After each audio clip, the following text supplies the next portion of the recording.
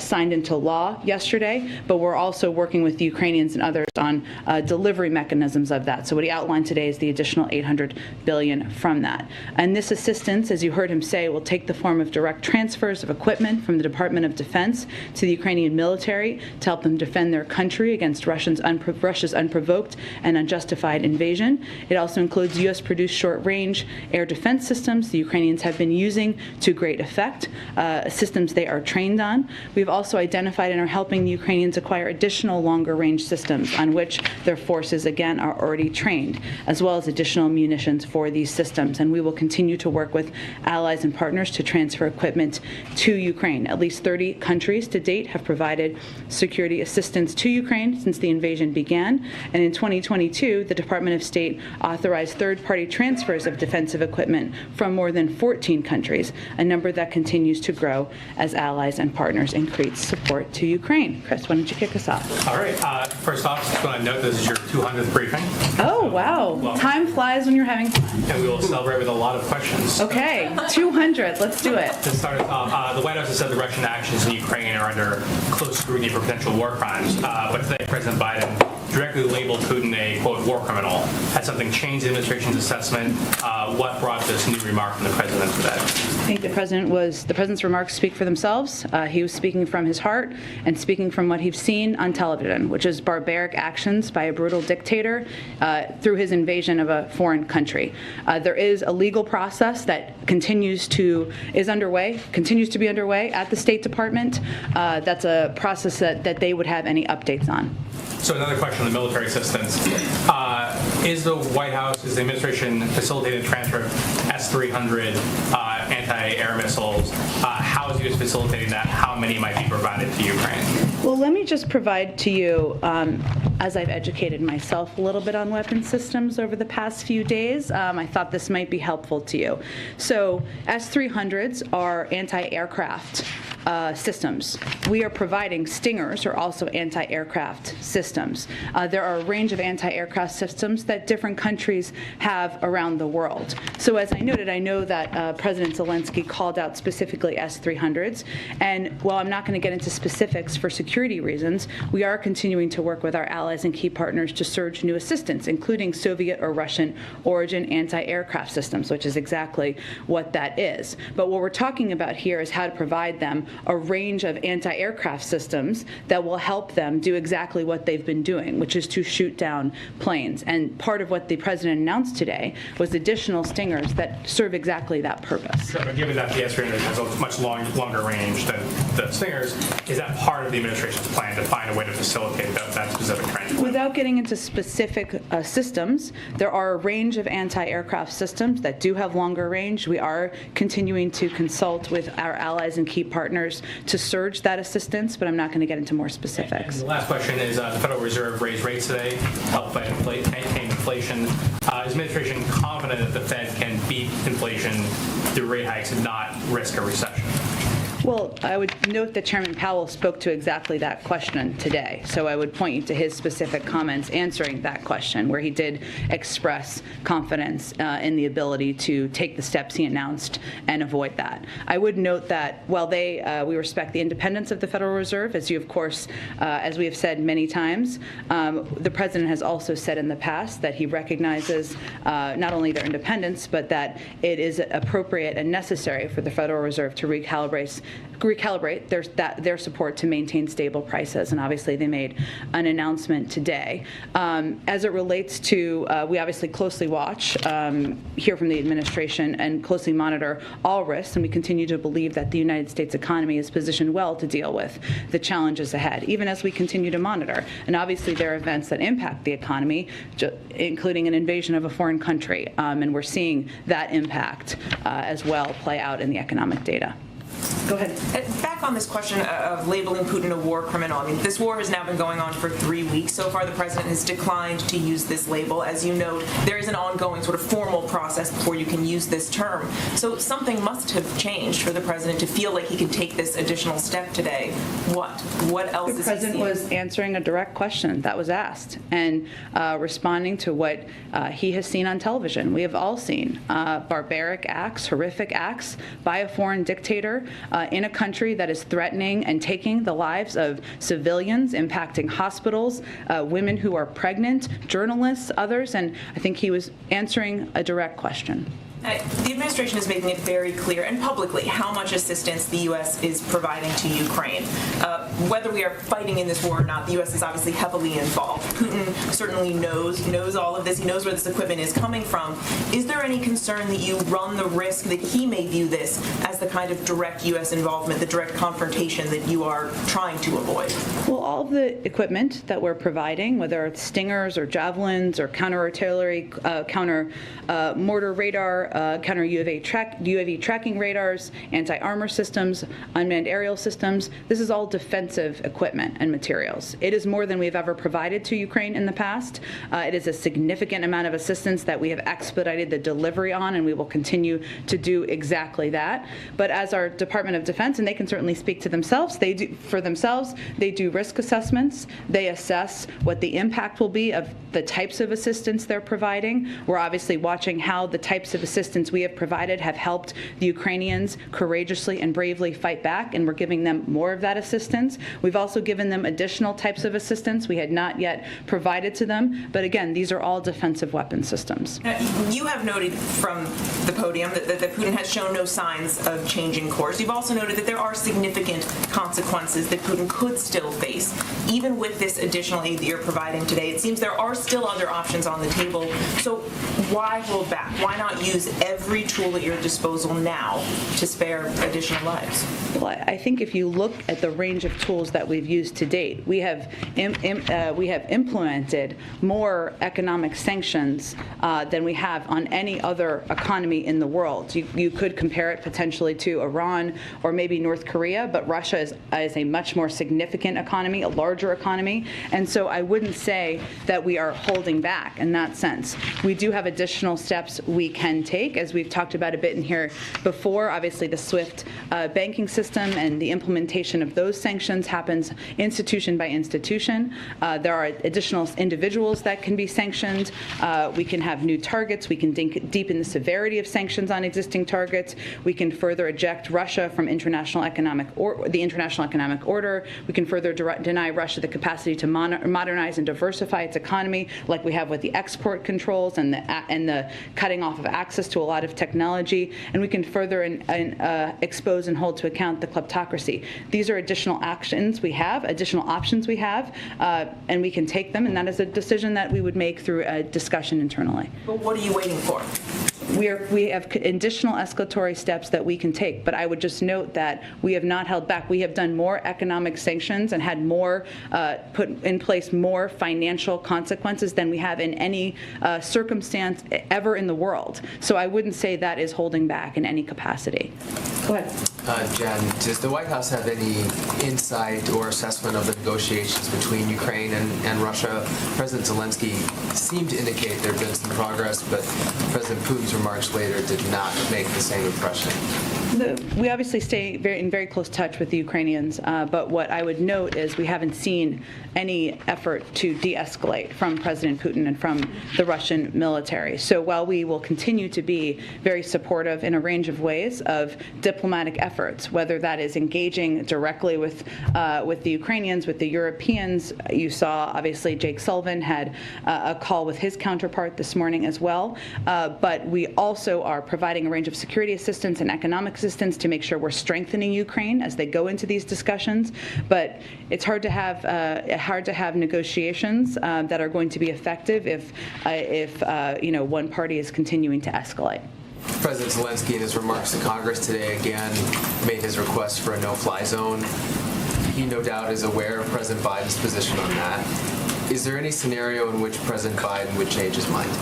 Well, first let me say that the president watched the speech. I know some of you asked this, so let me just do this now. He watched the speech from his residence in his private library. As you heard him say, he thought that President Zielinski was passionate, was powerful, and certainly he watched the totality of it. We are in very close touch with the Ukrainians. Nothing that he asked for or said today was a surprise in that sense. And if we were President Zielinski, we would be asking for everything anything possible as well, and continuing to ask for it, because he is watching his country and his people be attacked and brutalized by President Putin and the Russian military. But how President Biden makes decisions is through the prism of our own national security. And as we've said before, a no-fly zone would require implementation. It would require us potentially shooting down Russian planes, NATO shooting down Russian planes, and we are not interested in getting into World War III. Lastly, does the White House view Russia being ready to go back and allow the Iran nuclear deal to move forward? Well, we can't blissfully speak for Russia. I'm sanctioned. They especially wouldn't let me speak for them, I guess, now. I don't know if it's changed. But I would say that Russia does not want Iran to acquire a nuclear weapon. We don't either. While we have a range of strong disagreements with them, we can't speak for their intentions here. Certainly, we believe it's in both of our interests for this to move forward. Go ahead. Jen, does the president believe that it would be important for President Zielinski to be at the NATO summit next week, as long as it is safe for him to do so? I have not discussed that exactly with the president, but the president's going there to meet with NATO partners and allies. Obviously, President Zielinski is his country is in the middle of a war, so I have not talked to him about that specifically. And wanted to ask you about Jake Sullivan speaking with his Russian counterpart. The Russian readout said that this happened at the U.S.'s initiative, and the NSC's readout said that if Russia is serious about diplomacy, then Moscow should stop attacking Ukraine. You've obviously consistently said from the podium that the door to diplomacy is never closed. Are we seeing, though, a ramp up in diplomatic efforts with Russia right now? Well, this is the most senior conversation between the U.S. and Russian officials since Secretary Blinken last spoke with Foreign Minister Lavrov. I would note that we have maintained direct and indirect contact with the Russians through our embassy and officials there, including through Ambassador Sullivan, and we also have a military deconfliction channel. But we requested this call to clearly lay out our commitment to continuing to impose costs on Russia if they do not stop attacking Ukrainian cities and towns, and to warn them about the consequences and implications of Russia potentially using chemical or biological weapons in Ukraine. So it's important to convey those consequences directly, and this is an opportunity to do that. Just one final question on a different topic. The administration has marked the one-year anniversary of the Atlanta spa shootings and spoken about some of the actions that the federal government has tried to take. As you know, this week, an Asian woman in New York, a 67-year-old woman, was hit more than 125 times, was stomped on, was called a racial slur. Obviously, that video is very sickening to watch. Do you know whether the president has seen that video? And just what would the president's message be to anyone in the Asian American community who feels like, well, the actions that the government is taking are not enough to stop these attacks, and they say that they feel afraid? Well, I would say that our message to them, I have not talked to the president about this specific video. I have seen it, a number of us have seen it, and as you said, it is very difficult to watch. I would say that his message to them would be our work is not done, that we want to stand by your side and continue to stand up for you, to protect you, to call out this type of discrimination and horrific actions, including in the example you gave, and that what he has done is try to elevate this type of anti-Asian hate in this country so that people are aware of it, so that communities across the country can continue in that fight as well. But the work clearly is not done, and we need to be steadfast in it. Go ahead, David. Jen, a couple of questions on today's event. So first, in the conversation that Jake Sullivan had with his Russian counterpart, he issued a very specific warning about chemical and bio. There was no mention in the readout of nuclear, which is obviously a concern for battlefield weapons. Was that a deliberate omission? Has that conversation taken place in a different channel? I'm happy to go back to them and see if there's more we want to read out from the conversation. I think what the most important component here to take away, I hope, is that we wanted to have a direct conversation about what the consequences would be of further escalatory action. But I don't have more to read out at this point in time. And then on your answer just before about your concern about the MiG planes, we went through a little bit of this yesterday. I think you just said that you didn't want to have NATO pilots bringing down Russian planes.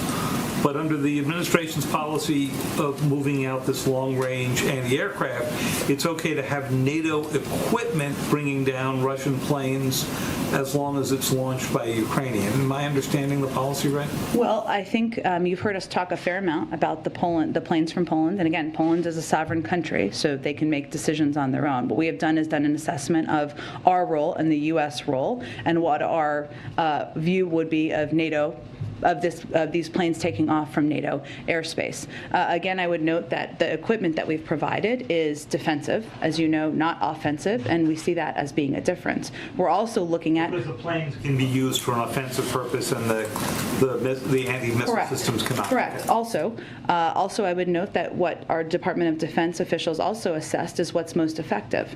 And while the Ukrainians still have squadrons of planes to utilize, as I think any military official could confirm for you, the types of assistance that we are providing today, including Stingers and other assistance that we're amping up support for, is exactly what we feel is effective in fighting this war.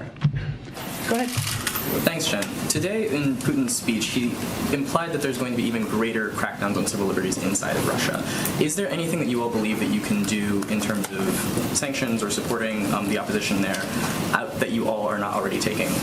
Well, we look at all of the actions that President Putin does, and we assess what responses we may have. I have nothing to predict at this point in time, but obviously as he has taken actions, we have taken actions in response. And specifically on the case of Alexei Navalny, prosecutors there just said that they want to sentence him for a 13-year prison sentence. Does the White House have a response to that? I think we've spoken a number of times in the past about the courage of Alexei Navalny, about the role he's played in being an outspoken advocate for freedoms in a country that has been void of them, and I would echo that response now. Go ahead. Thanks, Jen. Can you talk a little bit about what President Biden specifically hopes to accomplish in his trip next week beyond shoring up NATO allies? Well, that's a big part of it. That's a very important part, actually, shoring up NATO allies. Look, I think from the beginning, and even before this conflict began, we have viewed rebuilding alliances in the world as a key component of what the Biden administration and President Biden could specifically do on the global stage following his predecessor's actions. So what he'll be doing, while he's there, he's meeting with our NATO allies to coordinate our deterrence and defense. So they will obviously talk about where things are on the ground, coordinated responses, assistance we're providing. NATO at this point, as you all know, is more united and more determined than we've been in decades. So we certainly would be focused on continuing that unity.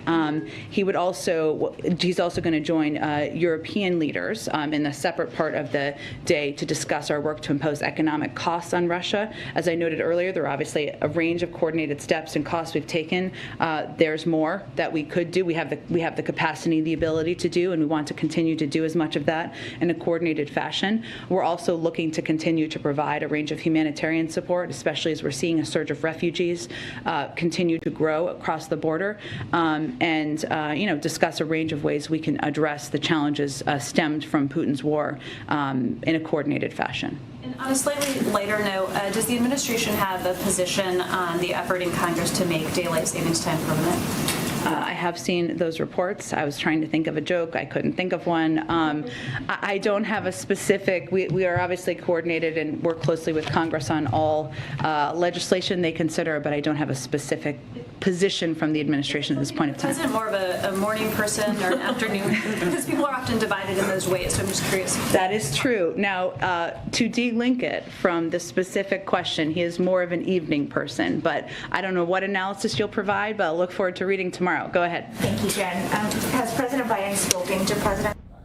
So you heard from the press secretary there getting asked questions about daylight saving time being made permanent. We'll have updates on that after this commercial break. Also, though, as we've been tracking weather through the whole day today, specifically out in Birmingham, Alabama, which seems to be sunny out there right now and road conditions looking better. But back out to Tampa, Florida, where we're seeing some destruction. They've had pretty bad weather out in Florida, and we're now hearing in Orlando, many people having to take cover because of inclement weather. This right here is showing downed trees on a home. So the damage in this particular area with our Skyfox, Fox 13 Tampa team overhead showing to be pretty extensive. So when we get more details on that, we'll go ahead and track it for you. We also have our radar system showing those temperatures as it's in the 70s. So kind of bizarre to be seeing this type of weather moving through, especially a little bit early, not necessarily storm season for them. But as we said, we'll keep our eyes on any more aerials from our teams that are trying to head into some of those neighborhoods that have been hit the hardest, and our Fox 35 team also on it too. So we're going to take a quick commercial break. When we come back, we'll go back into some of the news from yesterday. Daylight saving time possibly going to be permanent here. So that story after the break.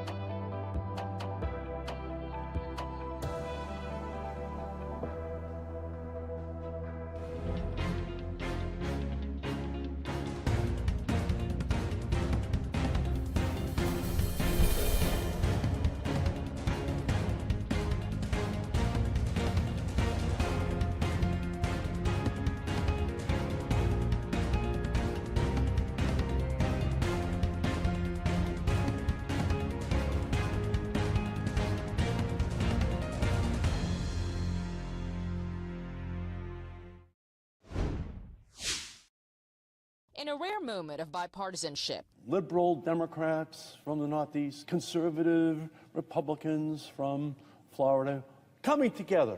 Senate lawmakers overwhelmingly agree the time has come to end the practice of setting clocks an hour back in the fall, unanimously passing the Bipartisan Sunshine Protection Act Tuesday. We have just passed the bill to end the return from daylight savings time to make daylight savings time permanent. The ritual of falling back in the U.S. started in 1918 during World War I as a way to conserve fuel. But times have changed. Lawmakers are citing the benefits of having more daylight. We've seen decreases in child obesity, a decrease in seasonal depression. As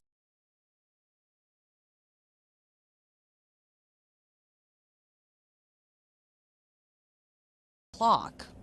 This chronic sleep deprivation, it's only made worse by having one less hour of sleep. The U.S. has tried to ditch switching time before. In fact, at least 18 states have already passed laws or resolutions to permanently switch to daylight saving time. But they can't adopt the changes until federal law changes. Many hoping there's momentum behind Congress's initiative this time around.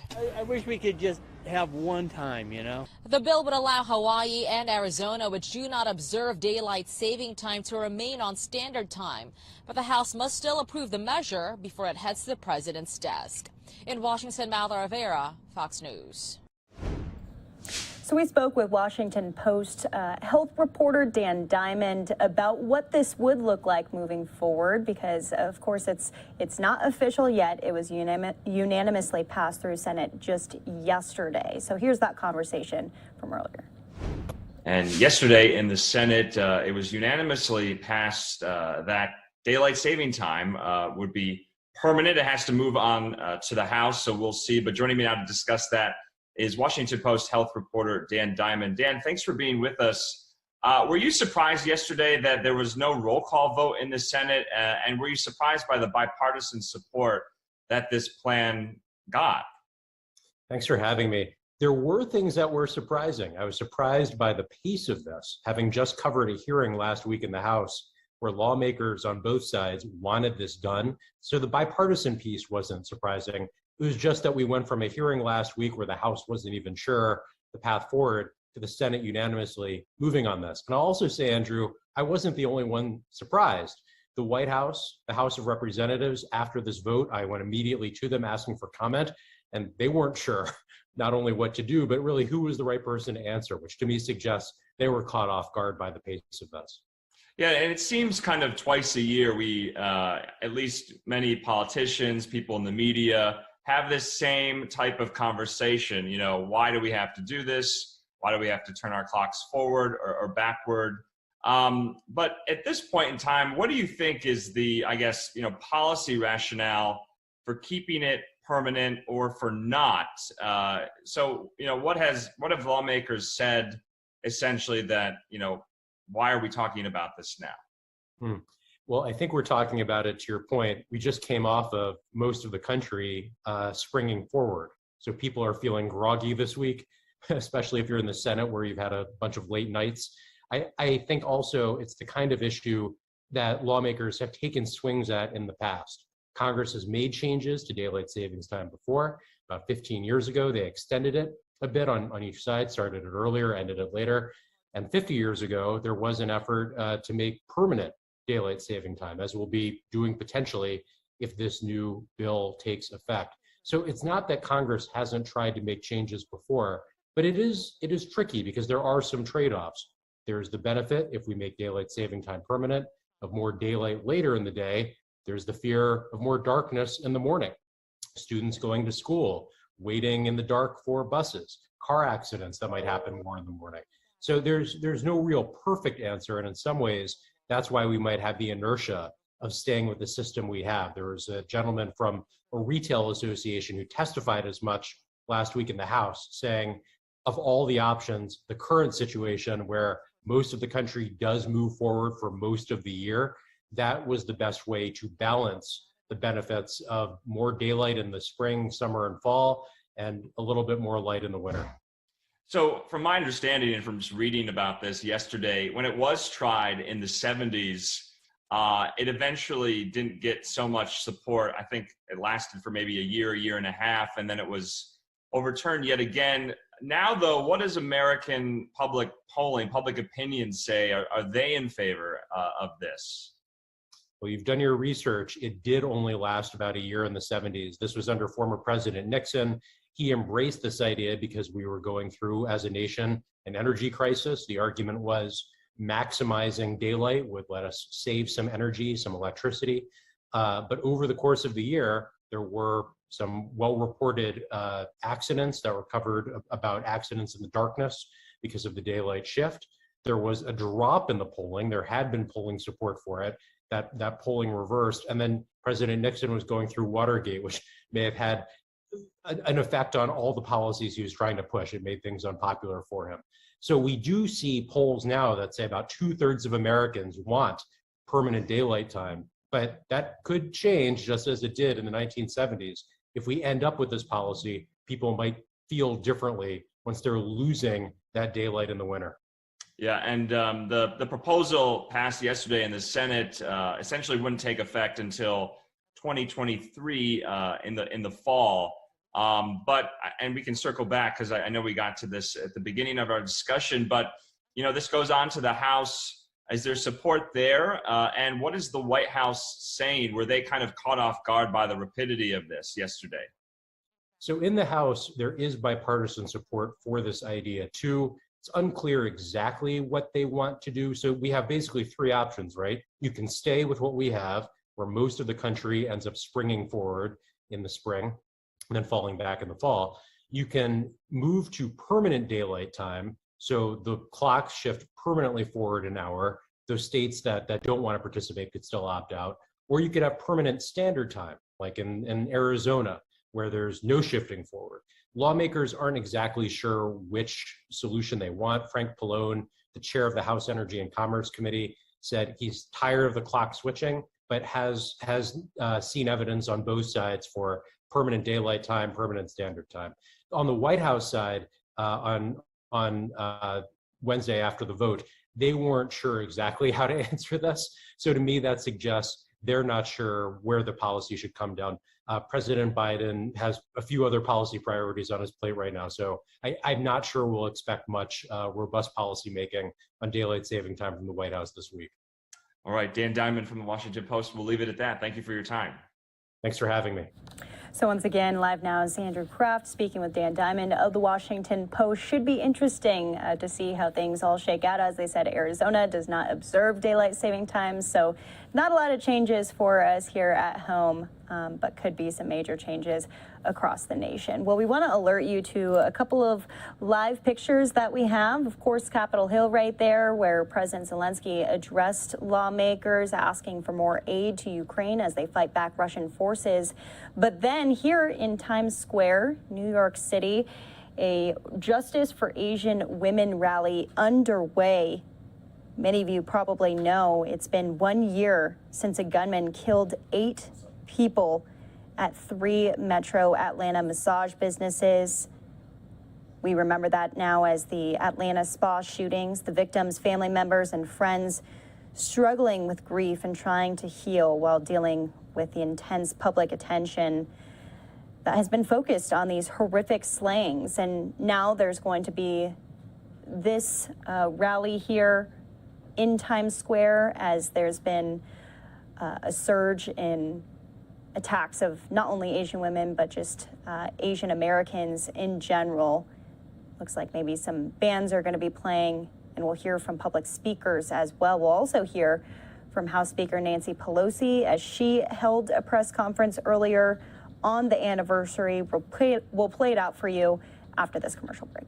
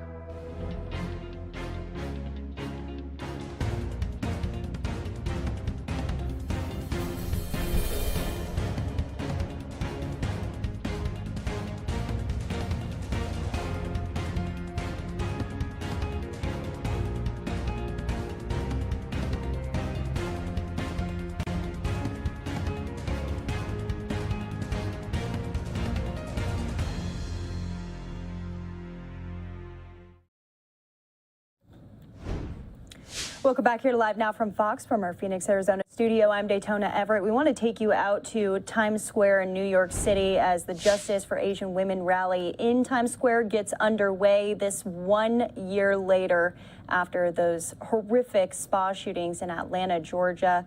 Also within the year, several hate crimes targeted at the Asian population. We'll hear from speakers, we'll hear from performers as they highlight this critical issue in the United States. Take a listen. Of our allies, of corporations, and those who can and should be doing more to help us stop the anti-Asian hate. So we have an amazing lineup of speakers, of performers who will tell us more about their personal experiences, their work, right? And their way of healing from this onslaught of violence. And I am extremely excited and honored to welcome our very first speaker, Joanne Yu, the Executive Director of the Asian American Federation, and also a personal mentor of mine. So Joanne, come up here and tell us all about you.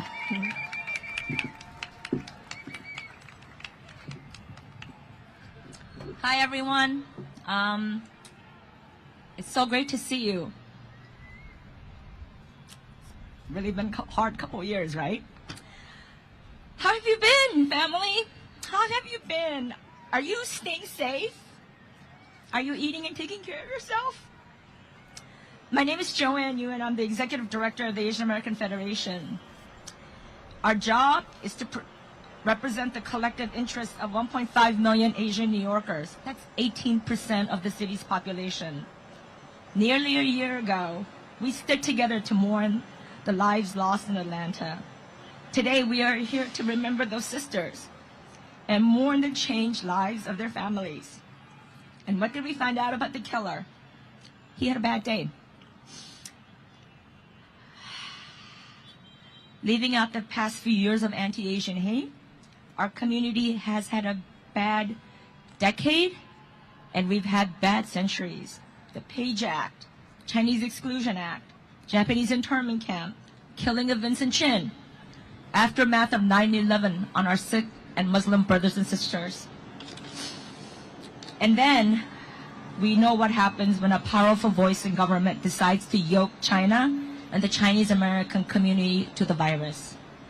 We are feeling the effects of the poison that was released into our nation's bloodstream.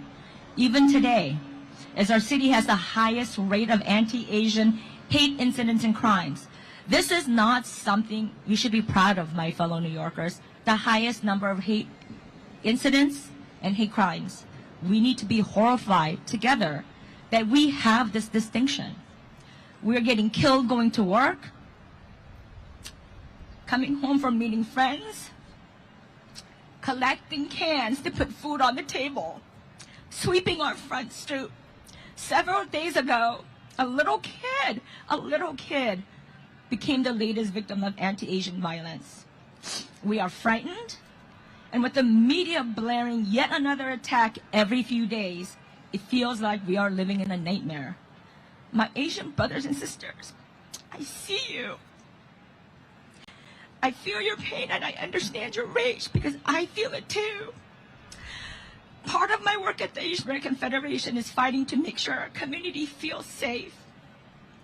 But I'm going to tell you that there are many days when I don't feel safe and I can't get work done because I stare out the window and cry all day long. I'm an Asian American woman and I feel like I have a target pinned on my back. Like many of you, I'm afraid to go out at night, to take the subway, to come home after seeing friends. So I've stopped going out. There have been many days when I just sit and stare and think about why this is happening. And I'm afraid of my own city. Like you, I too am at a breaking point. But this does not have to be our reality. I can not and will not let my grief stop me from demanding solutions so that we don't have to come together like this again and again. And you should make this resolve with me. We can't not be here every year to demand solutions. This is it, family. We have to stay strong. We have to stay angry. We have to work together to make sure we can go to school, we can go to work, we can live our lives as New Yorkers without fearing attack from our fellow New Yorkers. People have been asking me what the solution is. The solution does not come from our community alone. In fact, how often do you ask the victims, what is the solution to the violence that is being imposed on us? The solution will require all New Yorkers to realize the terror that we feel when we leave our homes.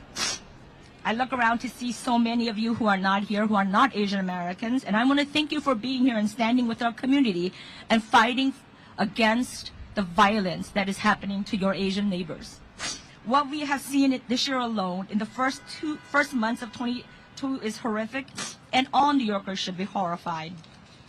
I have some asks of you, all of you here today. Young folks out there, look out for your elders. Look up from your phones and pay attention to the elders riding the subway next to you, walking down the street on your way to work. Stay alert. My fellow New Yorkers, take a class on how to be upstanders. We offer training on how to be upstanders and keep yourself safe. Have you ever seen a video of a grandmother taking a self-defense class? And do you know what that feels like? Watching that? That is insane. This is the world we live in. We cannot do this anymore. Make calls to your elected officials to ask what they plan to do about the rampant violence in our city, because they have the position of power. They have been elected to represent us, and we must demand answers. We, the community, must stand together to be at the table for conversations about our safety, and we must be the one to dictate what safety looks like for us. Emotional pleas coming from the Justice for Asian Women rally as speakers are calling on residents in New York City to call on their lawmakers to make changes and just look out for one another at this time, a scary time for a lot of Asian Americans. We want to step back into some of the other coverage of the day as the war in Ukraine intensifies. People there are using social media to fight disinformation about Russia's invasion. Fox's Stephen Goyen joining us live in Cleveland with more. And Stephen, what are we learning here tonight? Well, Daytona, we know that the fighting in Ukraine is taking place on two fronts. Of course, on the ground, but also online. That's where digital resistors are kind of growing and waiting and trying to spread the truth of what's happening in Ukraine. Thousands of miles away from Ukraine, the cruel reality of war is playing out in the palms of our hands. City bus just got hit. Social media showing the human toll of Russia's invasion in near real time. That's the war. These viral images of defiant Ukrainians are rallying cries, storing support in the U.S. and around the world. Try my best to just portray an accurate image of my experience. Content creator Christina Corbin has been posting updates for millions of people from the capital city of Kyiv. If they can relate to somebody emotionally, it will get them towards action, or maybe taking a stand, or, maybe sharing information. A digital resistance effort affecting the way we see war, with some using social media to share defense tactics, plan escape routes, or document potential Russian war crimes. That all adds to the credibility, it amplifies the news, adds the emotion, which always, adds human face. So it changes the stories and the narrative. A narrative the people of Ukraine are sharing, as experts warn, misinformation and Russian propaganda about the war is also spreading quickly online. Social media has provided alternative picture to the propaganda. The Ukrainian ability to counter Russian disinformation with its more organic, citizen-driven narratives has been impressive. Now, as Russia bans certain social media apps, keeping its people in the dark, the people of Ukraine are shining a light on the truth of the war. I have a voice for a reason. If I can spread it, I'm going to do that. I'm doing my part, just like everybody else in the country. Now, Facebook says they've already disabled dozens of accounts linked to Russian misinformation, but experts say we will see more, so we still have to stay cautious of what we are looking at and sharing online as it relates to Ukraine. Daytona. Stephen, you mentioned in your story that they are blocking certain social media in Russia. Can you talk about that more? Yeah, Russia has now, as of Monday, they blocked Instagram. A week before that, it was Facebook. They've also blocked Twitter. I think TikTok is still operational, but people aren't allowed to make new posts. They can only watch old posts. So yeah, that's part of the Russian disinformation campaign as well, not permitting people in that country to get on social media to see some of the things that people in Ukraine are sharing or things that people around the world are sharing. So not a great time to be in Russia right now if you love social media. I think most of us probably saw that viral clip of a woman running in the background of the top Russian news outlet there and saying that she is against war, which was an act of crime out in Russia, according to authorities out there, taken into custody immediately. So it's amazing to see these scenes out in Russia, protesters also out in the streets. And we're getting some of those images, luckily, right? Right, yeah, we're seeing a few things trickling out of Russia, because the thing to remember about Russia is not everyone is in support of Putin's aggression in Ukraine right now. There are even oligarchs, you know, the rich men in Russia who are pretty buddy and close with Putin. Even some of them have spoken out. Their kids have spoken out against what Putin is doing in Ukraine. So not everyone in that country is in support of Putin. So we are going to continue to see things like that woman who was on Russia's Channel 1 protesting and making a statement. We're going to continue seeing things coming out of Russia, just as we're seeing a lot more things coming out of Ukraine. Daytona. Exactly, and we'll be seeing those images, and we've been speaking with people who are down on the ground there. It's hard to fight against photos and videos of actually what's going on there. It is happening and it's real. All right, Fox's Stephen Goen, thank you so much for this story. We appreciate it. We're also getting a bit of breaking news out of the Chicago area. Wanted to pull up this tweet for you from our Fox 32 team. This coming in saying the court has ordered Jussie Smollett to be released from jail on bond during the appeal of his conviction. This is according to the Associated Press. We have details just really trickling in right now. We know he's been having some mental health struggles while he's been in custody, as he was found guilty on many of these counts and sentenced to 5 months in jail, but now, according to the AP, being released from jail on bond. So when we get more details on this, we'll bring it to you here on the show. We're bringing on legal analysis to explain how realistic this is, what the timeline of this is. So much national attention on that case and just that update coming in today. So more to come here on Live Now from Fox. Also, when we come back, we'll be going back out to Times Square as there is a Justice for Asian Women rally underway. Many of these speakers pleading with lawmakers in New York City, lawmakers across the nation to stop hate and to stop hate crimes against Asian Americans and especially Asian American women.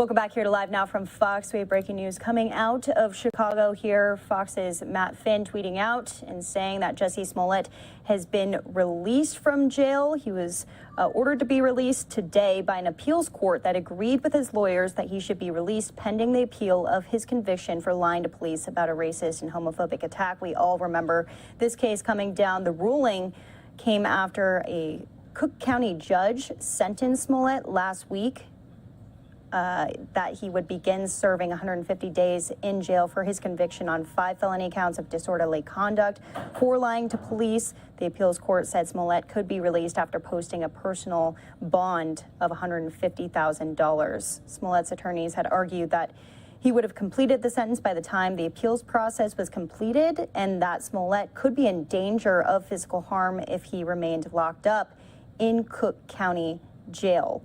We all remember the outburst from Jussie Smollett inside of the courtroom saying, quote, "I am not suicidal, I am innocent." So this is the latest development in this case here, and we'll be tracking it through the rest of the evening with legal analysis on what's next for Jussie Smollett. Until then, though, let's go back out to Times Square in New York City as a Justice for Asian Women rally is still underway. Let's listen. Under Corey called me back to say I did not have a case. The two of them told me maybe he was just being nice to you. You know, it is odd to be fist bumped by somebody you don't know, but maybe he was just being nice and you overreacted. You know, you sat next to him. It would have been one thing if he came to you on the train, but you sat next to him because, God forbid, it's my fault for finding the only available seat on the train. Your incident meets 2 out of the 3 requirements to be deemed a hate crime, but the only thing we cannot prove without a reasonable doubt in a court of law is the man's intent. Why did he do this to you? Why would he try to fist bump you? And I try to explain over and over again that if I had been a 6-foot man, he would not have done this to me, but it fell on deaf ears. And at one point during my conversation with Corey, she told me I should not have filmed him because I triggered him in reacting aggressively towards me. But then shortly thereafter, she said, you know, by the way, the hate crime unit loves it when there's footage so that we know who to go after. What are you supposed to do? You can imagine how frustrated I was. Hannah Yu, who by the way is also Asian, told me at one point, as a fellow Asian woman, I don't think you have a case, which was absolutely heart-crushing to hear. It was clear that my identity and my experience did not matter. And at this point, this is now October 27th, I told myself I would take this as far as I could and thought I had reached the furthest point of my journey. I was appalled that the basic definition of bias was a foreign concept to the NYPD. And after speaking to the top cops in New York City, it was clear that they were not going to help me. I thought it was over. Then in December, I received news that my case was reopened by the Civilian Review Panel, and after months of waiting, they labeled my case a hate crime. I got a call from a detective to get information about my incident on December 30th, but to date, I still don't know what's going on with my case. What's disturbing about my situation is that the higher up I went on the NYPD chain of command, the worse it got. The victim blaming, the lack of bias training, and their immediate dismissal of a situation that should have been properly investigated shook me to my core. If they were doing this to me, how many more women were being dismissed on a day-to-day basis? The stats reported on Asian hate crimes are clearly not accurate. That was when I reached out to Sefan Kim at ABC 7 News and told him my story. Thanks to his reporting, Mayor Adams heard it, and as we all know, Jessica Corey is no longer the head of New York's hate crime unit. Oh yeah, honey, I brought it. I would like to believe I'm a very strong woman and I'm generally clear and level-headed. I would usually see stories of people talking about trauma and would think it an overreaction. But friends, trauma is real.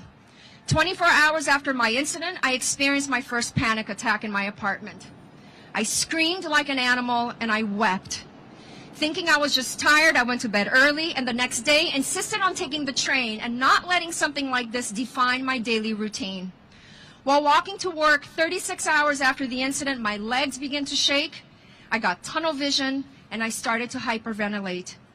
While stumbling down the street, I called my assistant and asked her to meet me because I needed physical help getting to my office. I sat in the middle of a sidewalk in the West Village trying to catch my breath while shaking and crying. In my Korean immigrant upbringing, we don't talk about mental health. You just deal with it. And it became clear well into January that I needed help. I was lucky to find a therapist who helped me understand that these physical manifestations I was experiencing, the hypervigilance, the overwhelming worrying, the lack of sleep, the sudden waves of sadness, the sudden bursts of tears in the shower, was due to PTSD from not just the incident, but also from the lack of support I got from the NYPD. None of this is new to any of us. How many of you today walk down the street looking over your shoulders or have your backs facing an oncoming train in case someone comes at you from behind? I am not overreacting. I consider myself incredibly lucky. Lucky the incident didn't escalate to physical harm. Lucky to have friends, colleagues, and resources. How lucky that I am able to speak English and that English is not a barrier for me. How blessed. What drove me to continue fighting all these months was not about finding the perp that spit on me and called me a carrier. It became important for me to shine a light on our system. Our local and state lawmakers and officers need to do better. Mandate DEI and bias training for all NYPD officers.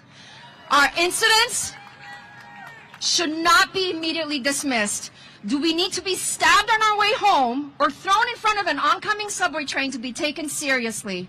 How many more of us need to be sliced with a box cutter, bashed on the head with a rock, or more recently punched over 125 times before it gets labeled a hate crime?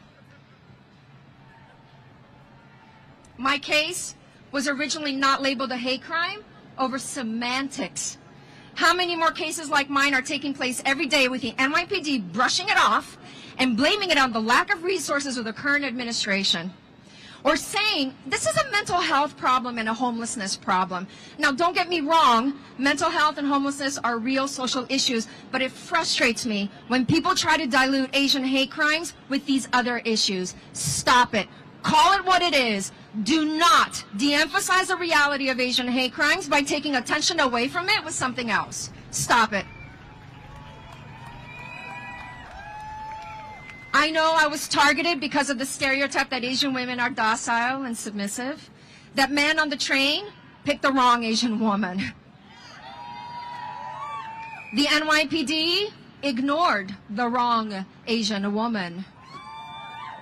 I speak today on behalf of women and girls who may not have the courage to speak up. Be silent no more. If you hear of an elderly neighbor who got attacked, go help them. Help them understand that reporting is not a nuisance and it won't create more problems. Go be a translator for them. At the next election, go vote for candidates that will support our Asian communities. Let's put more women who look like us in positions of leadership so we can have real change take place. And let's make sure our media outlets prioritize and amplify our stories by hiring journalists and reporters that look like us. That's my shout out to Sifan, by the way. If something like this happens to you, do not second guess yourself. It is a hate crime, and you have every right to report and to be heard.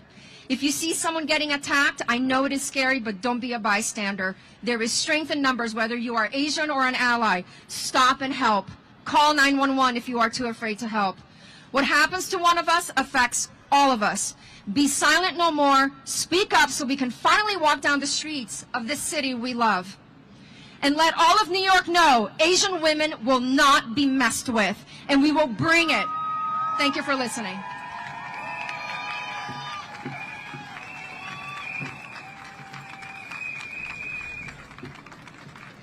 Thank you, Esther, for sharing your story. I don't know about you all, but it was incredibly empowering for me to hear her share her firsthand account and the way that she dealt with it. And, you know, coming up here and sharing that with us is not easy.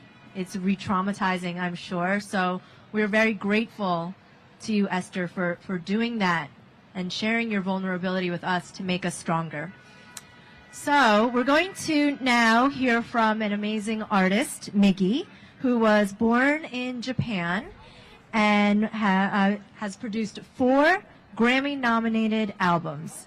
She also played at Lincoln Center last year as a representative of East Asia, and we are absolutely thrilled that she has actually composed a brand new special piece to share with us here tonight at Break the Silence. So welcome to the stage, Miggy.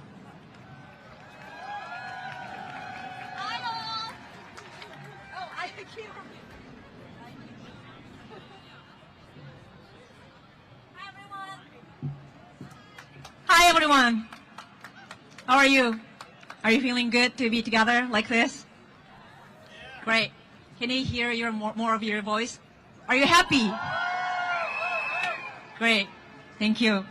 So I have a question. I have to call my members. I will play that piece that I composed only for this event. I will play together with my friends. David Smith on trumpet, Midori Larsen on taiko, Yu Nishiyama on saxophone, Keiko Tokunaga on violin, and Jasmine Yanase on violin.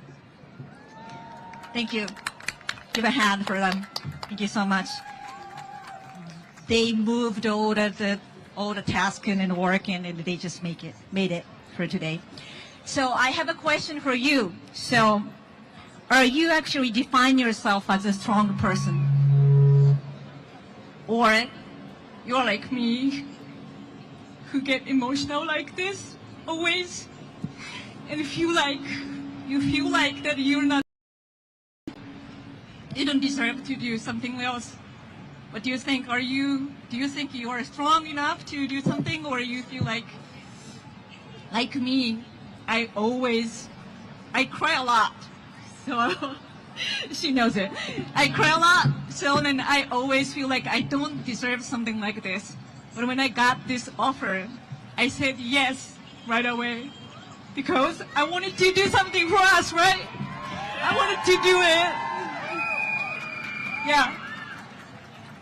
So if you feel like you don't deserve something strong like this, or you feel like you're still in pain, or you're worried about something, I'm here for you to show you that we can do something great while we are crying, right? We can cry, we can mourn, and we can still move forward together if we get together like this. So I'm so happy that I'm showing something great with you. So I want you to sing together with me. So just to note, so I will go left side and right side. I will conduct to you. So the first note for the left side is this. Sing with me.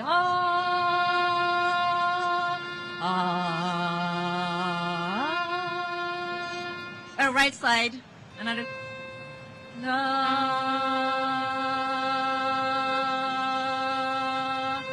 Together.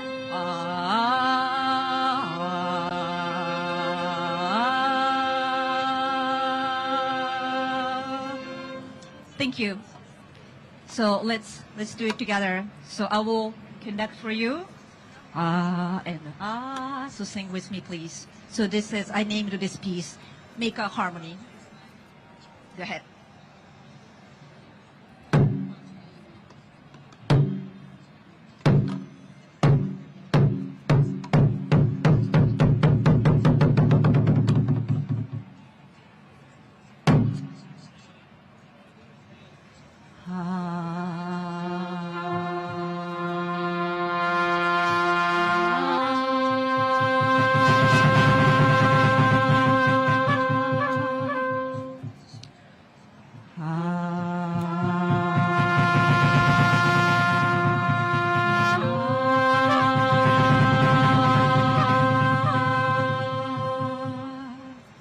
Together.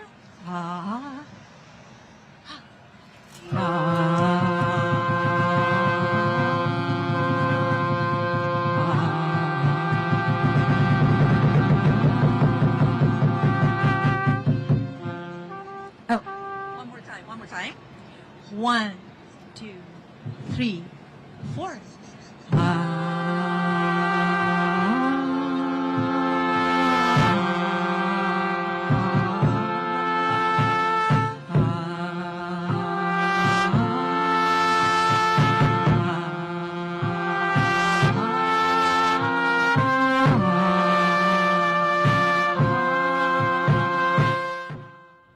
So you've been listening in to this rally, Justice for Asian Women rally in Times Square. We wanted to listen in to some of the speakers who shared their stories of what they have endured in New York City as violence against Asian Americans and Asian women specifically has been on the rise, and that was highlighted by President Biden earlier today as he put forth new legislation to try to prevent and create awareness for violence against women, and also House Speaker Nancy Pelosi, definitely an advocate when it comes to this topic in general. Well, we want to bring to you some breaking news that we told you before the break here. Jussie Smollett going free, at least for now, while he tries to get his sentence overturned. The appeals court ordered Jussie's release during the appeals process. He will first have to post a bond of $150,000 before he's let out of Cook County Jail, although it's unclear when exactly he'll be able to walk free. Jussie started serving his 5 months last Thursday, and immediately after the judge sentenced him, he started shouting that he was innocent and raising his fist in the air as he was taken out of the court in handcuffs. You can see those tense moments inside of the courtroom in this video. His defense team and his family members never stopped asking for his release, claiming that Jussie was in physical harm while behind bars. They cited racist and homophobic threats that they had received, and also said Jussie was highly susceptible to contracting COVID-19 while in jail. So that's the latest when it comes to the Jussie Smollett saga here. And we'll listen in to some of those moments from court in case you missed them, because this was a tense time for Jussie Smollett, for the family here. As we said, he stormed out of the courtroom as he was taken off into custody, immediately raising his fist, saying he was innocent, saying he was not suicidal. Now the question is, what is next for Jussie Smollett? We'll have details on that through the rest of the evening here on Live Now from Fox.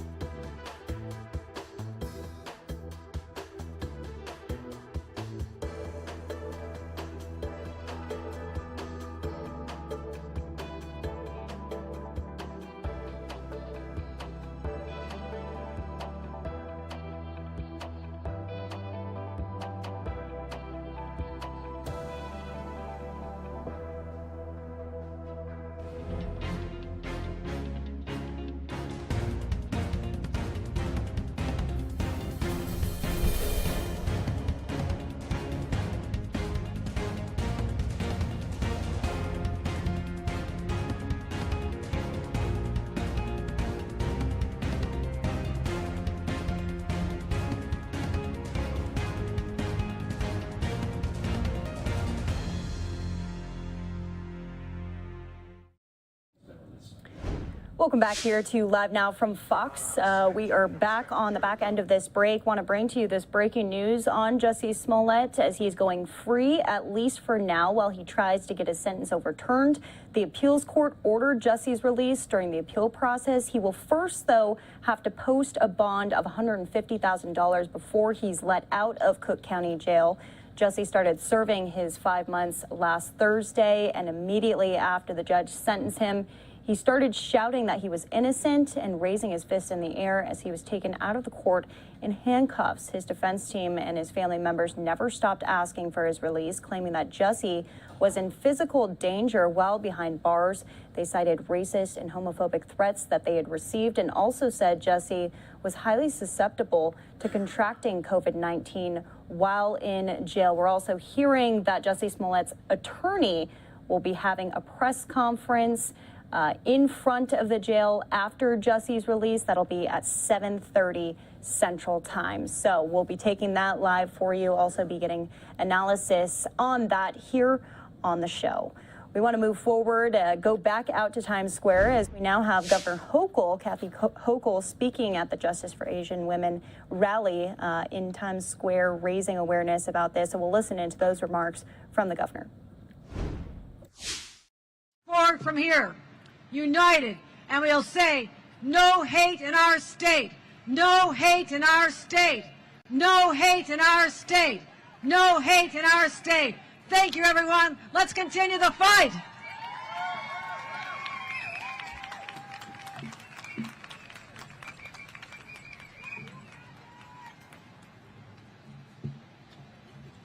Thank you, Governor Hochul, for those inspiring remarks and for your support of our community and this event tonight. I am now going to introduce an incredible author and supporter of the movement, Min-Jin Lee. She, as you obviously know, she is awesome, and she is the author of Free Food for Millionaires and Pachinko, a National Book Award finalist, and is the writer-in-residence at Amherst College, serving on the boards of PEN America and the Authors Guild. And I think more than anything, I feel like I can speak for us when I say that she's really shown up for us as a community over the past couple of years. And for that, we thank her for being so visible and so vocal about what we are experiencing. So, Min-Jin, please. So as they move into some of the other speakers of the night here, we want to go out to remarks from President Biden earlier today, talking about and highlighting the Violence Against Women Act, the reauthorization of it, and the celebration underway. All right. Well, first of all, as I was standing there listening, I should say that thank all of you, everyone in this room. It didn't change the law. We set out, and remember, some of you way back when I first wrote this legislation, to change the culture. Change the culture. For real. So it's great to be with you all. And Ruth, it's been an honor to stand with you through these years. And she was a serious victim of violence, left for dead, basically, before this law was written. And you make me think of the women who were willing to come and testify before the whole world when I first started those hearings. It wasn't viewed, even among the advocacy groups, as necessarily a particularly positive thing to do. It was because, anyway, you know. Thank you for your courage, for being a hero, sharing your powerful voice, and standing up for thousands of women. And that could be said about most of you in this room. I want to thank the members of the Senate and the House, members of my cabinet, for all you've done. The idea that this took 5 years to reauthorize, I was out of office those years, and it drove me crazy. No, that's not why it didn't happen. But it drove me crazy. It drove me crazy, the rationale for why we weren't going to. Anyway, I want to get into that. I know some of you think maybe I should be out of office for another 4 years, but the point is, it's wonderful to see so many brave survivors and dedicated advocates and truly old friends. So many have worked so hard to modernize the Violence Against Women Act, to make it stronger and make sure that it endures. And the reason we've been able to do so much, make so much progress in the past 20 years is because of all of you. I know some of you aren't even 28 years old, so it doesn't count for you guys. But all kidding aside, it really does. Again, I keep coming back to you. Change the culture, not just the law. And I want to thank the bipartisan members of Congress who helped get this latest reauthorization done. Brian Feinstein, Joni Ernst, Lisa Murkowski, and in the House, Representatives, nobody worked harder than Sheila Jackson Lee. And, thank you. I learned a long time ago when Sheila wants something, just say yes. It saves time. And Jerry Nadler, a great friend and a great congressman, and Brian Fitzpatrick. Brian, thank you. Look, thank you for coming together and never giving up. You know, the fact is, it really wasn't so long ago this country didn't want to talk about violence against women, let alone as being a national epidemic, something that government had to address. As a society, we literally looked away. We looked away. In many places, it wasn't a crime, and I recall how many times I was told in the prelude to writing the legislation, this is a family affair. You don't understand, Biden. It's a family affair. When I began, along with others, to pursue this legislation that changes this issue, we were told that we would literally be responsible for the disintegration of American families in major press. It wasn't just the wackos. It was in the mainstream press. And we talked about creating shelters, give survivors a way out, because so many don't have a way out, and their children. By the way, the vast majority of children on the street with their mothers are there because she's a victim of domestic violence.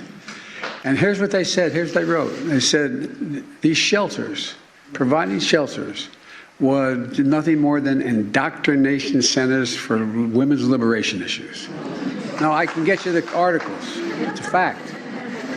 Not a joke. Not a joke. And calling the police meant having to stand in front of your abuser, your significant other, your husband, whomever, and say he did it. And I used to say when I'd get heat on this, when I spoke, I remember making a speech to the Chamber of Commerce, and someone said, "You're going overboard here." I said, "Let me ask you, Jack."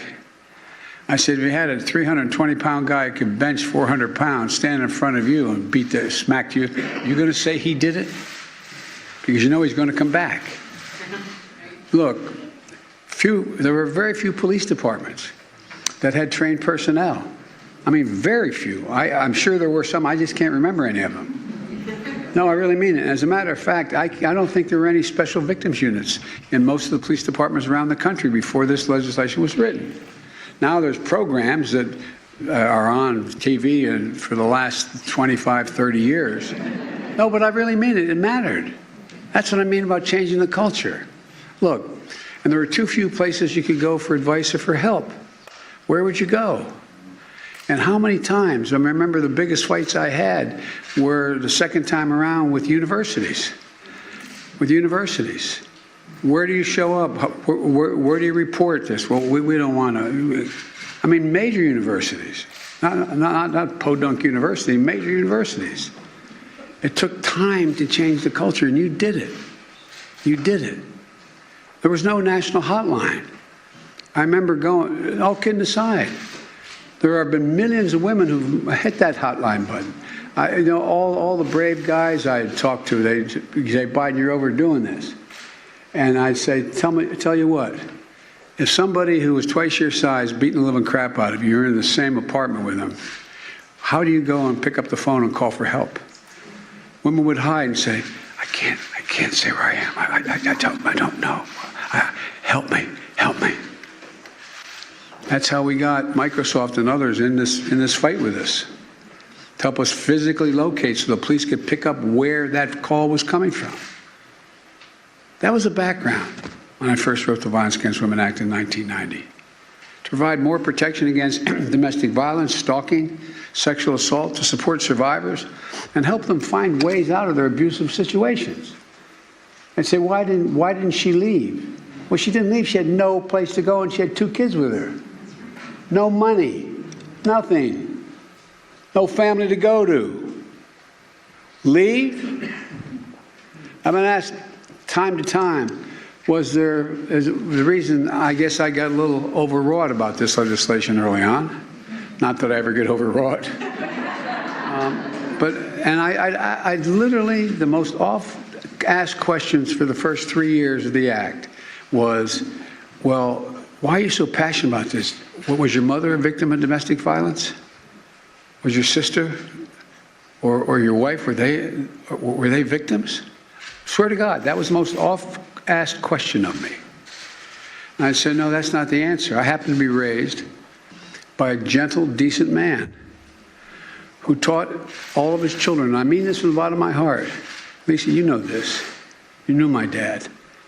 My dad would say the greatest sin of all that anyone could commit was the abuse of power. And the cardinal sin was for a man to raise his hand to a woman or a child. That's what this law has always been about, the abuse of power. Whether it ends in a rape or just a physical beat, it's about the abuse of power. So I believe that many of you in this room did, that I believe that too. And the only way we could change the culture was by shining an ugly, bright light on it and speaking its name. Make all the speeches you wanted. But until those women had the courage, and I remember I'm in the back room holding and saying, it's going to be okay. It's going to be okay. Can you imagine being among the first to stand before the whole damn world? And millions of people hear you recite how you were abused? It took enormous courage. At the time, Majority Leader may remember, we both got criticized for wanting to make it public. We don't want to do that. We don't want to do that. That's why we held public hearings for this law. When there were senators and others who said it was too salacious for this to be public, for people to see. You know, but I believed, and a lot of us did, that we had to let America know what was going on. Take the blinders off. Make them look at it square in the eye, all the ugly side of it. Because I believed, as all of you did, that Americans are basically decent, honorable people. But they didn't want to get involved. Didn't want to get involved. How many times have you been in a crowded airport or in a circumstance where you see a man not physically beating, but abusing a woman? You just, I don't want to hear that. I don't want to. I don't know what to do. Well, I believe that if they could see the truth of what was going on, we could begin slowly to make change. And that's exactly what you all did. That's what happened. This law broke the dam of congressional resistance and cultural resistance. And it brought this hidden epidemic out of the shadows. Its introduction, it introduced our nation and so many brave survivors. Those stories changed the way America saw the issue. I mean, in a literal sense, it's hard to believe, even when I go back and think of how it started, where it was. As a practical matter, things began to shift. The legal and social burdens away from survivors and on to perpetrators and where they belonged. Made addressing gender violence a shared priority with a determined, coordinated response. We created a hotline, as I said, for millions of women who have used the hotline. And again, I'll never forget being told the first time, I said, what did you do? She said, I got behind the drapes. I held the phone. And I said, pray God, don't let him hear this. Pray God, pray God. It supported shelters and rape crisis centers, housing, legal assistance, creating life-saving options for women and children all across the country. And it helped train police officers, advocates, prosecutors, judges, court personnel to make the entire justice system fair and more responsive to the needs of survivors. I'll never forget, Chris, I went to the family court when I was writing this, and the family court in my state's like many of yours. And I watched, because I was told this would happen, I watched a woman come up to the desk and say, I want to report my husband's beating me up. Well, why don't you have a seat over there? Not a joke. Go back and check your family courts back in the day. That's what happened. That's okay. You go over here. We'll get to that. No. I need help now. Now. You know, the law has saved lives. It's helped women rebuild their lives. The hardest thing to get done was arrest on information. Because what used to happen is, a cop may be in the street and see a husband or a boyfriend or a man, anyone, smack his wife. And he'd come over and say, do you want to bring charges? What the hell is she going to say? Yeah, I want to bring, we got the law changed to say the cop can arrest on information. He saw it happen. He saw it happen. And all these tough guys. Even in 1994, we knew there was much more we had to do. You know, that was only the beginning. That's why, because of all of you in this room, every time we reauthorize this law, it's been improved. It's not like we didn't know we wanted to do these other things in the beginning. As we did as much as we could and keep trying to add to it. You remember, you were sat at my desk a lot of time with me on this. Broadening from domestic violence includes stalking, sexual assault in 2000. That was the change made. Expanding access to services for immigrants and communities of color in 2005. That was the change. Restoring jurisdiction to tribal courts.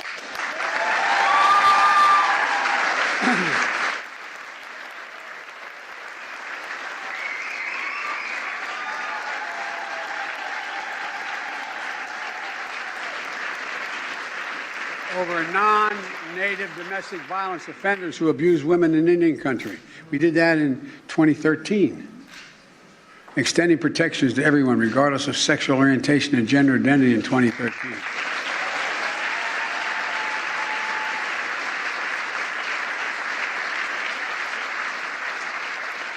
And I'm sorry to go on, but you all the country owes you. All of you. I really mean it.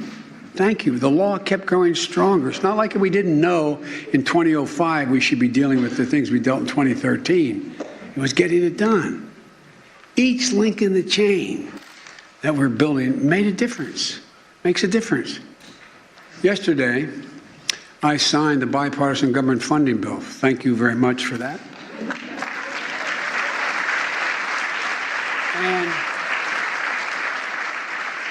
consequence, we forward the next link in the chain. Not only did we reauthorize the Violence Against Women Act through 2027, and I often wonder why the hell we can't reauthorize it. It's like the Voting Rights Act. I thought we had won when I got Strom Thurmond to vote for it and extended for 25 years, and then the court came along. But at any rate, that's another issue. But look, you know, just think about this. If this affected manhood, men, I don't think we'd have a problem, you know, doing it for even longer, making it permanent. But anyway, that's a different thing. Look, we delivered more help to survivors in rural areas. We understand and underserved communities for a simple reason. There's no place to go. You know, whether it's Arizona or whether it's Michigan, wherever it is. You're in a rural area, you call, you get help, you do get help, and then they leave, and the next nearest the next nearest town is 20 miles. How long does it take for the cop to get there? Tribal courts will now be able to exercise jurisdiction over non-native perpetrators of sexual assault, child abuse, sex trafficking, and so much more.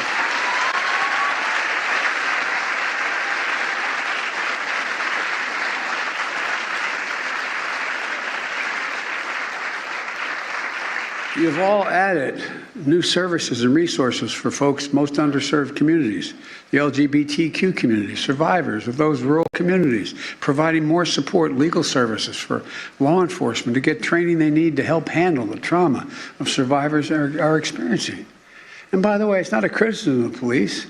For all the mistakes police make and all the things they do wrong, we expect them to be everything from a counselor to an expert on sexual violence to an expert on all these things. But, you know, these are vast majority people with, you know, degrees that are 2-year degrees after school. I mean, they're smart, but we expect them to be psychologists. We expect them to be everything.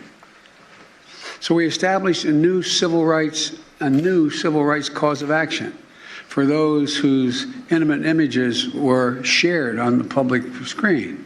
How many times have you heard, I'll bet everybody knows somebody somewhere along the line, that in an intimate relationship, what happened was the guy takes a revealing picture of his naked friend or whatever in a compromising position, and then literally, in a sense, blackmails or mortifies that person. Send it out, put it online, giving survivors real resources against abuse now. Ex-partners and stalkers who seek to humiliate and hurt them. You've created new programs to help end the backlog of the rape kits. And those rape kits, by the way, I don't know, you ought to go to your major cities, those of you in the House and Senate, this group probably has, which I have done. And this backlog is so significant. You could solve literally a significant portion of, look, the only thing I learned that's worse than for a woman, worse than a woman who is abused or raped and says it's Charlie who did it and no one believes her, him against her. And when you can take a look, if you take a look at those rape kits and went through them all, you could identify and arrest probably 40, 50% of the rapists in America. They're all there. Their DNAs are there. It's all in line. And run it against the whole panoply. Very few rapists rape only once. So look, there's a lot that goes unprocessed. And we have to make sure survivors get compensation. And if there have been delays in their cases, we've made improvements in the National Criminal Background Check System to help states investigate and prosecute cases when abusers who are barred from purchasing firearms attempt to do so. That we've done federally. Quite frankly, that's one of the things that held up this bill for much too long. Much too long. There's just a few of the ways we've strengthened you've strengthened the law, because I just came I'm back on the range again. But look, it comes on top of the work we've done together over the last years to make progress. We know the pandemic only exacerbated instances of domestic violence and sexual violence. It shot up like a Roman candle. And through the American Rescue Plan, the administration directed $1 billion in supplemental funding for domestic violence and sexual assault services.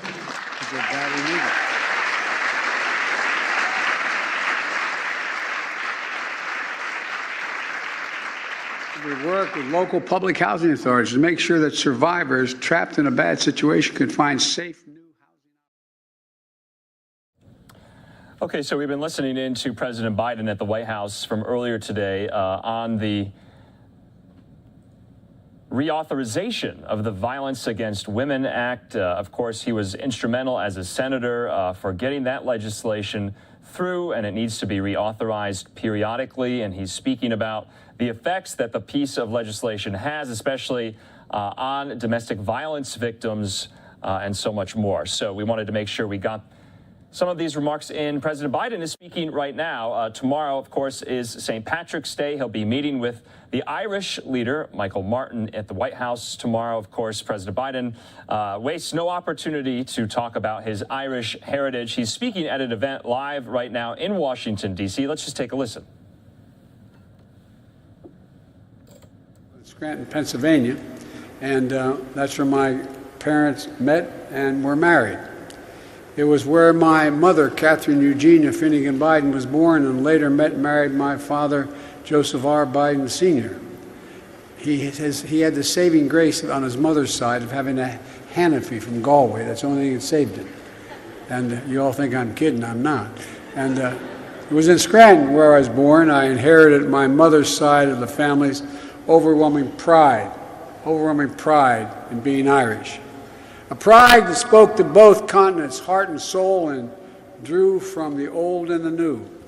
One of my great-great-uncles wrote his Amerique letter back to his loved ones in Ireland, yearning to be home, and he wrote, if the road was made of furs, which is a yellow flower with thorns, he said, if a road were made of furs from America to Ireland, I'd walk it in my bare feet. My great-grandfather, Edward Francis Blewett, was only the second Catholic in the history of the state of Pennsylvania to be elected to the state Senate at that time in 1906, at a time when many Catholics weren't elected to office, especially coming out of the coal mine regions of Scranton. You know, he had an engineering degree from Lafayette College and the heart of an Irish poet. In 1919, one of his over 100 poems that he wrote, and thankfully my uncle left them to me, he wrote of his Ireland. And the concluding stanza he wrote was, "From the fairest land except my own, 'neath stars and moon and sun, a citadel of liberty, my mother's land a ruin." Well, lots happened since his mother's land a ruin. Things are so much better in Ireland today. Like so many Americans, that pride has been passed down in every generation of our family. And I might add, my family, I don't know where they're sitting, my brother Jimmy, his wife Sarah, and my niece Missy. Where are you guys? They're here. What table are you at?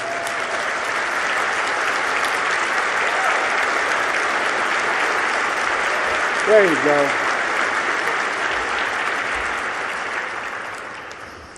Unfortunately for Jimmy, we're often mistaken as the same person. Early on when I was vice president, true story, there was a threat as I was driving from the vice president's residence to the White House to work, and they suggested that Jimmy ride in the front limousine. You're a hell of a brother, Jim. You're a hell of a brother. As a matter of fact, Taoiseach, or Mihail, when I was vice president, I hosted one of your predecessors, Edna Kenny, who I got to know in the Naval Observatory. I'd always have a St. Patrick's Day breakfast. And afterwards, I took him to the Oval Office to meet with Barack, which was the usual deal, and he turned to Barack after, I think it was the 50th or 60th year in, he turned to Barack and said, "God, Barack, let the boy come home. Send him home, will you?" And Barack said, "Get the hell home to Ireland." I'd been to Ireland many times, but never to make a connection with my heritage and my family. In fact, 6 years ago, 3 generations of my family walked along Garden Street in Ballina in County Mayo, like our forebears, the Blewetts, did. We visited a church in County Louth where the Finnegans were baptized, the Cooley Peninsula, down the tip near Carlingford, where they made their living in both the land and the sea. And we also went to Lily Finnegan's pub for spirits and meet some of my distant relatives. You know it. And I got to speak to the Irish people at Dublin Castle and thought about my Grandpa Finnegan. We also visited Trinity College, and my Grandpa Finnegan was a student of Irish history, a magnificent place, but he always would point out to me Trinity College was built to wipe out Catholicism in the island. And so I had a great honor of being given an honorary degree, an honorary doctorate degree, and I spoke to the graduating class in a magnificent place.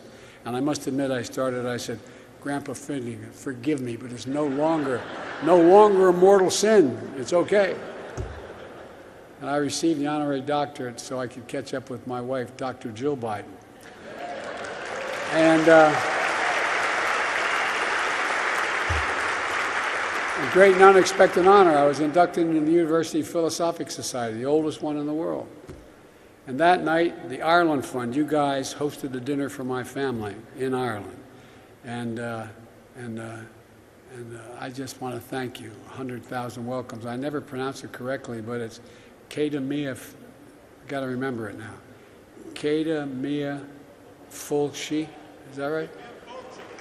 Fulci, thank you. 100,000 welcomes.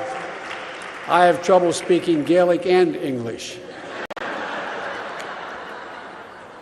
Well, it was a trip I'll always remember. It even made clear what my mother and imbued in her children and her grandchildren.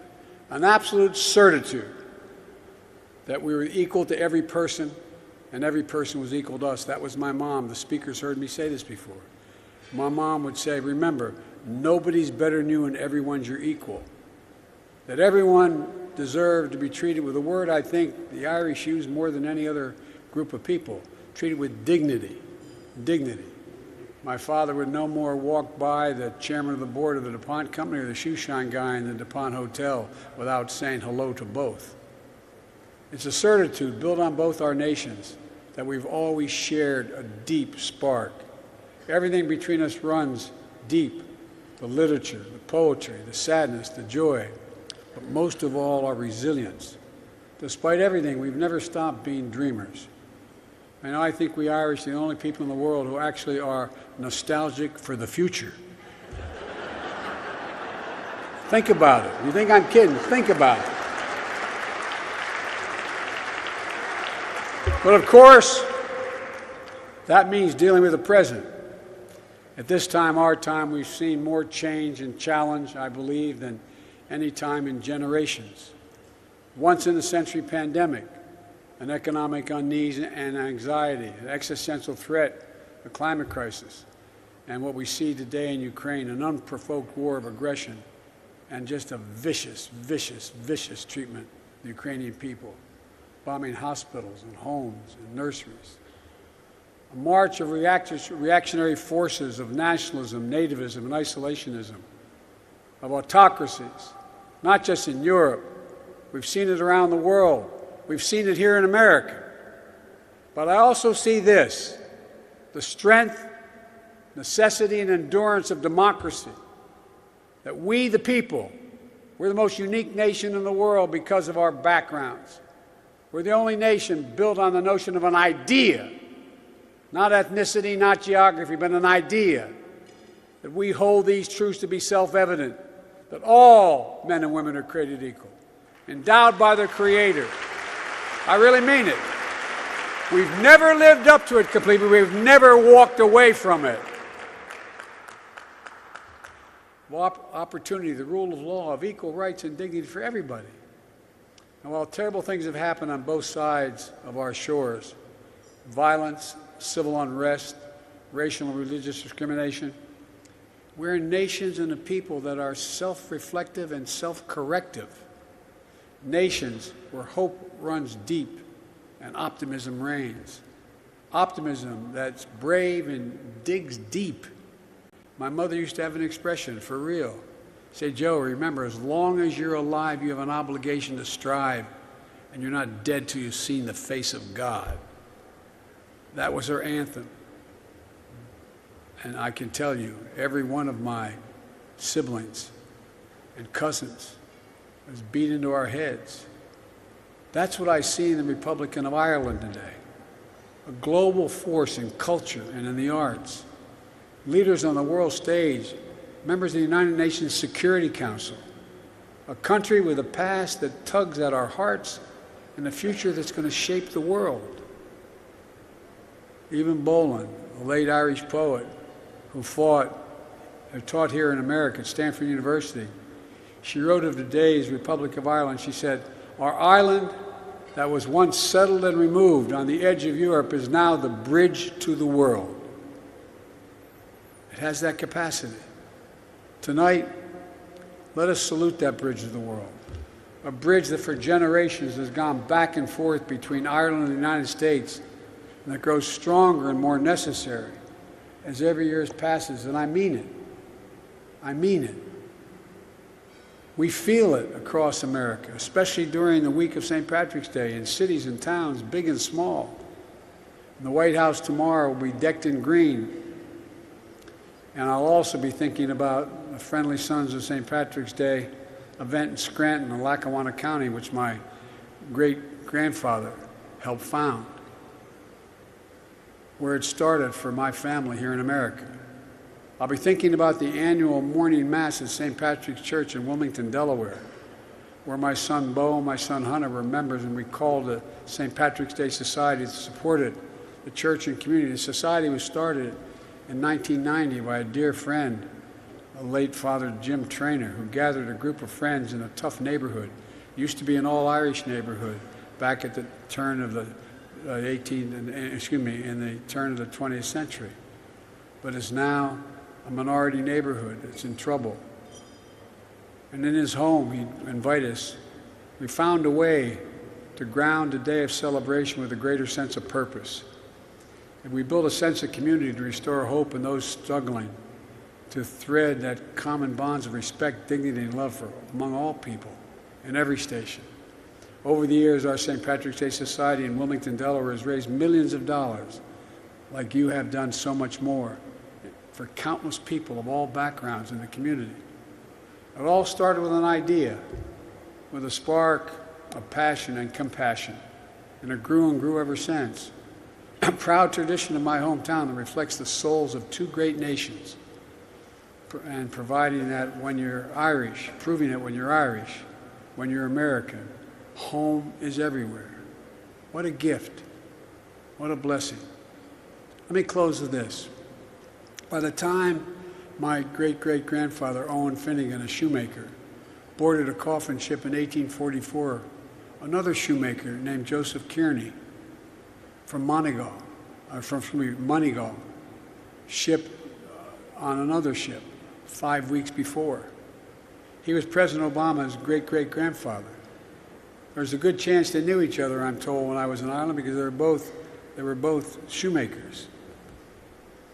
They left everything behind for an uncertain future. But I wonder, in all their dreams, whether they could have ever dreamt that each of their grandsons would one day be President of the United States of America. That's America. That's America. Or, as my grandfather Ambrose Finnegan would say, that's the Irish of it. And now, it's up to all of us to keep the sense of possibility for every person who gives up everything in search of a better life. That's been our history. It's our present. And if we're lucky, will be our future. 1,000 thanks to all of you. One night in advance, happy St. Patrick's Day. May God bless you all, and may God protect our troops. Thank you so very much. Thank you.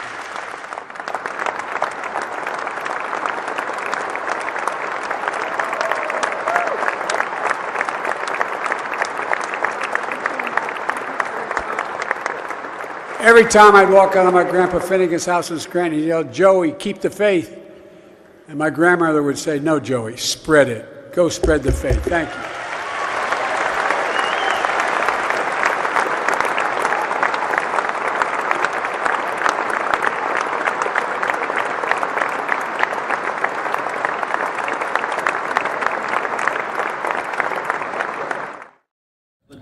Okay, President Biden there in Washington, D.C., speaking at the Ireland Funds Gala. This is the 30th anniversary of this event. Of course, President Biden speaks about his Irish heritage and his Irish roots so often on the campaign trail, when he was a senator, and now as president. And of course, tomorrow, what is a custom that was somewhat interrupted by the COVID-19 pandemic is every St. Patrick's Day, the leader of Ireland, known as the Taoiseach, his name, Michael Martin, will be coming to the White House, kind of resurrecting this post-pandemic meeting with President Biden in the Oval Office and talking about Ireland and the United States' shared commitments going back many, many decades. I'm Andrew Kraft. Thanks for being with us here on Live Now from Fox on this very busy Wednesday. We have a lot going on. Just want to preview some of these other live looks that we have for you, especially out of Chicago, Illinois. And this is a live look outside of the jail there in Cook County, and we're expecting a press conference from Jussie Smollett's legal team, as we just found out an appellate court ruled that Smollett was to be released from jail pending an appeal of his conviction. You'll remember just last week, I believe it was Thursday of last week, the judge there in the courtroom in Cook County in Chicago sentenced Smollett to 5 months in jail, $25,000 fine, $120,000 in restitution, and he was remanded right into custody in the courtroom. There were efforts by his legal team to stay that sentence, to appeal that sentence right on the spot. The judge didn't have any of it, and we just learned about an hour ago that he is released from jail. His legal team will have a press conference talking about this, and we'll air that live here on Live Now from Fox. We're going to take a quick 2-minute commercial break. We'll be back in a moment.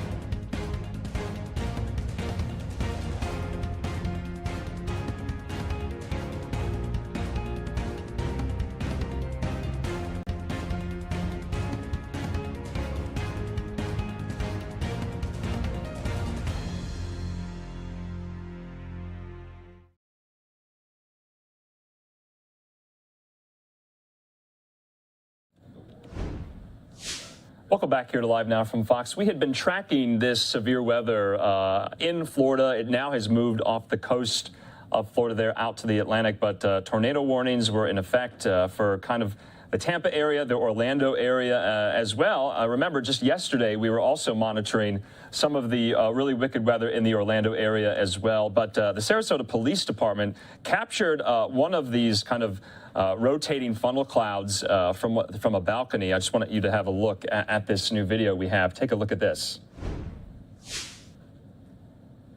And so you can see the rotation there. I don't believe it actually touched down. I'm not entirely sure. It doesn't look like that in the video, but still a lot of severe weather in the Sunshine State in the last 48 hours. And you can see there just the cone and the tornado forming. And so earlier we had some aerial pictures of some of the damage. Trees toppled, a lot of debris. If we get any more updates on if there have been injuries or other social media videos and the like of some of the damage from these string of storms, we'll bring that to you here. Just want to let you look at the state of Florida and the radar there. It looks like that storm system, though, is moving out to sea for now. I'm Andrew Kraft. Thanks for being with us. We did want to get into some more of the Russia-Ukraine news. Of course, Volodymyr Zielinski, the Ukrainian president, had a address to Congress today virtually. It was quite powerful. We're going to play that in full in case you might have missed it. But I do want to play for you President Biden's remarks after that address, making this announcement, almost $1 billion in military hardware going to Ukraine for the war effort. Let's just listen to that right now.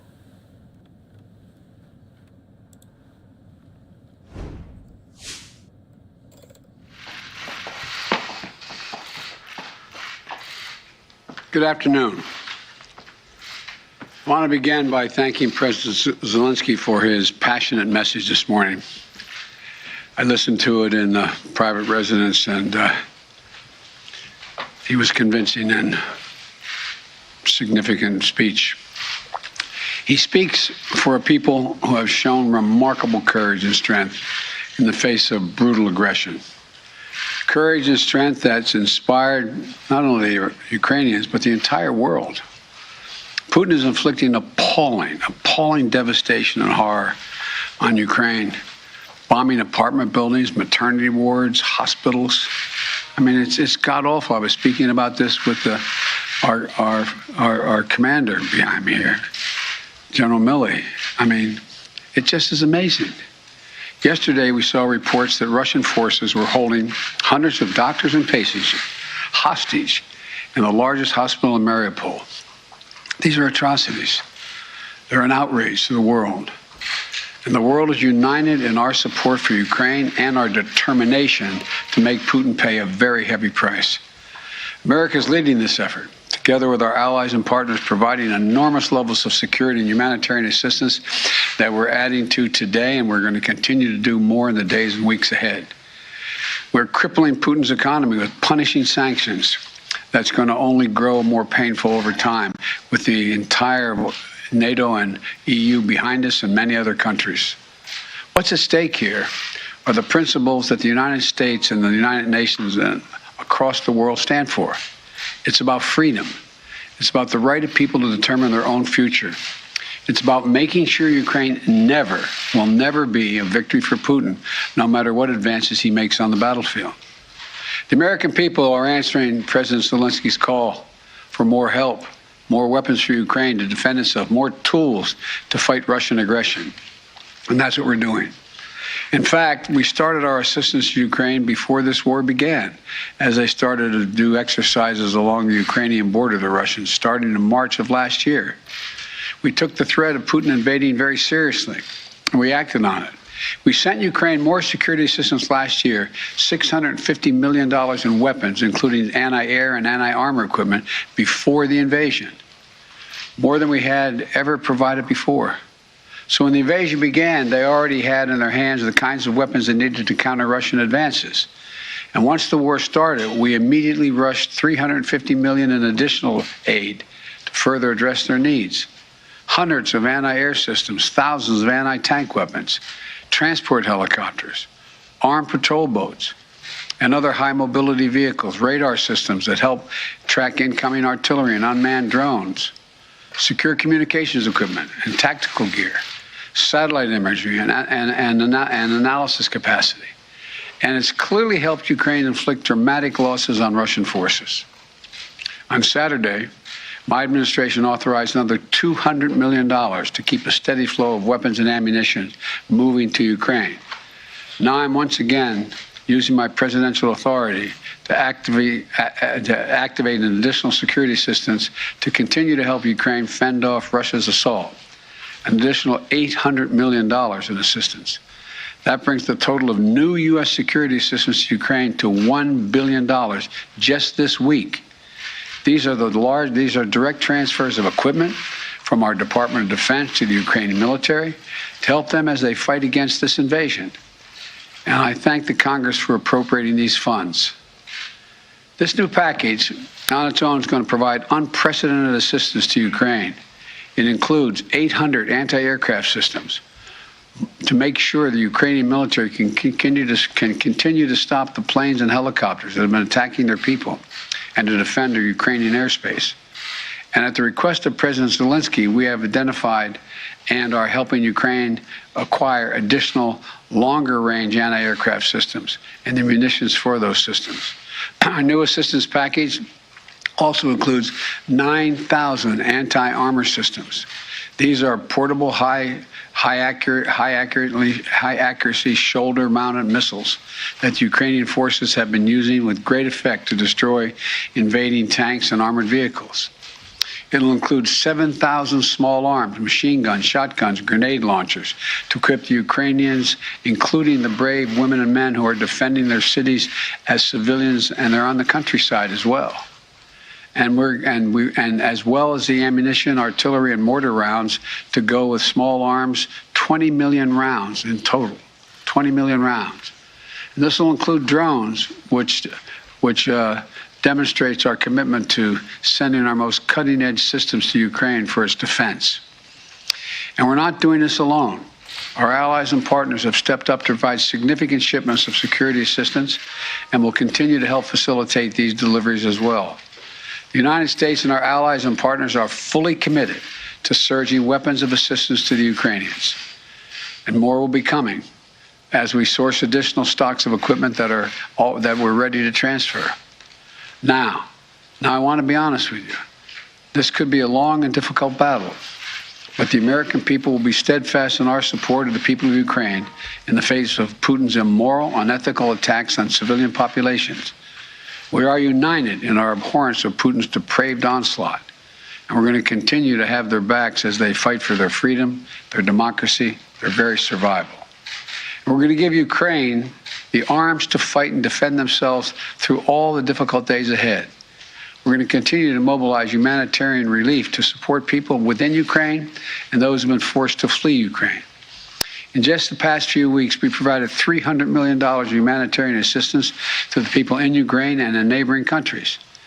Tens of thousands of tons of food, water, medicine, and other basic supplies to support the people in need. Our experts on the ground in Poland and Moldova and other neighboring countries are there to make real-time assessments of the rapidly evolving crisis to get urgently needed humanitarian supplies to the people in need when they need it. And we will support Ukraine's economy with direct financial assistance as well. And together with our allies and partners, we will keep up the pressure on Putin's crumbling economy, isolating him on the global stage. That's our goal. Make Putin pay the price, weaken his position, while strengthening the hand of the Ukrainians on the battlefield and at the negotiating table. Together with our allies and partners, we're going to stay the course, and we'll do everything we can to push for and end this tragic, unnecessary war. This is a struggle that pits the appetites of an autocrat against humankind's desire to be free. And let there be no doubt, no uncertainty, no question. America stands with the forces of freedom. We always have and we always will.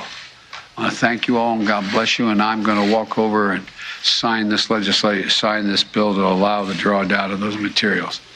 And may God protect their young Ukrainians who are out there defending their country.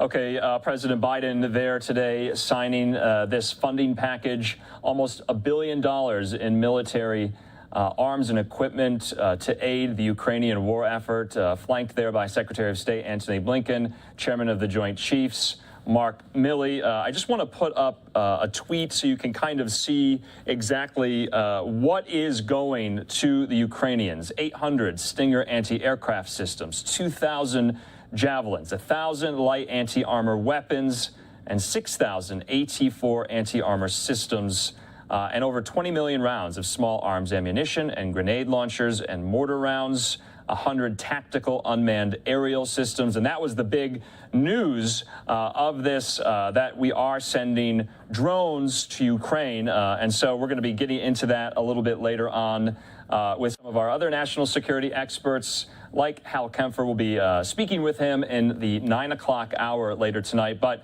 we've been hearing from President Biden a lot on this subject, and he went to great lengths today for the first time and called Vladimir Putin a war criminal. Right now, though, we want to talk to someone who's been directly affected by the war in Ukraine, who has family in Ukraine, in a town that you might have heard by now known as Mykolaiv. You can see there. You can kind of make it out on the map, but that is her hometown. Her name is Yulia Zimmerman, and she's joining me right now. Yulia, thanks so much for being with us. You know, Mykolaiv is your hometown. It's a city in the south. It's right in between, really, Odessa and Kherson. But you grew up there. What's happening to Mykolaiv right now?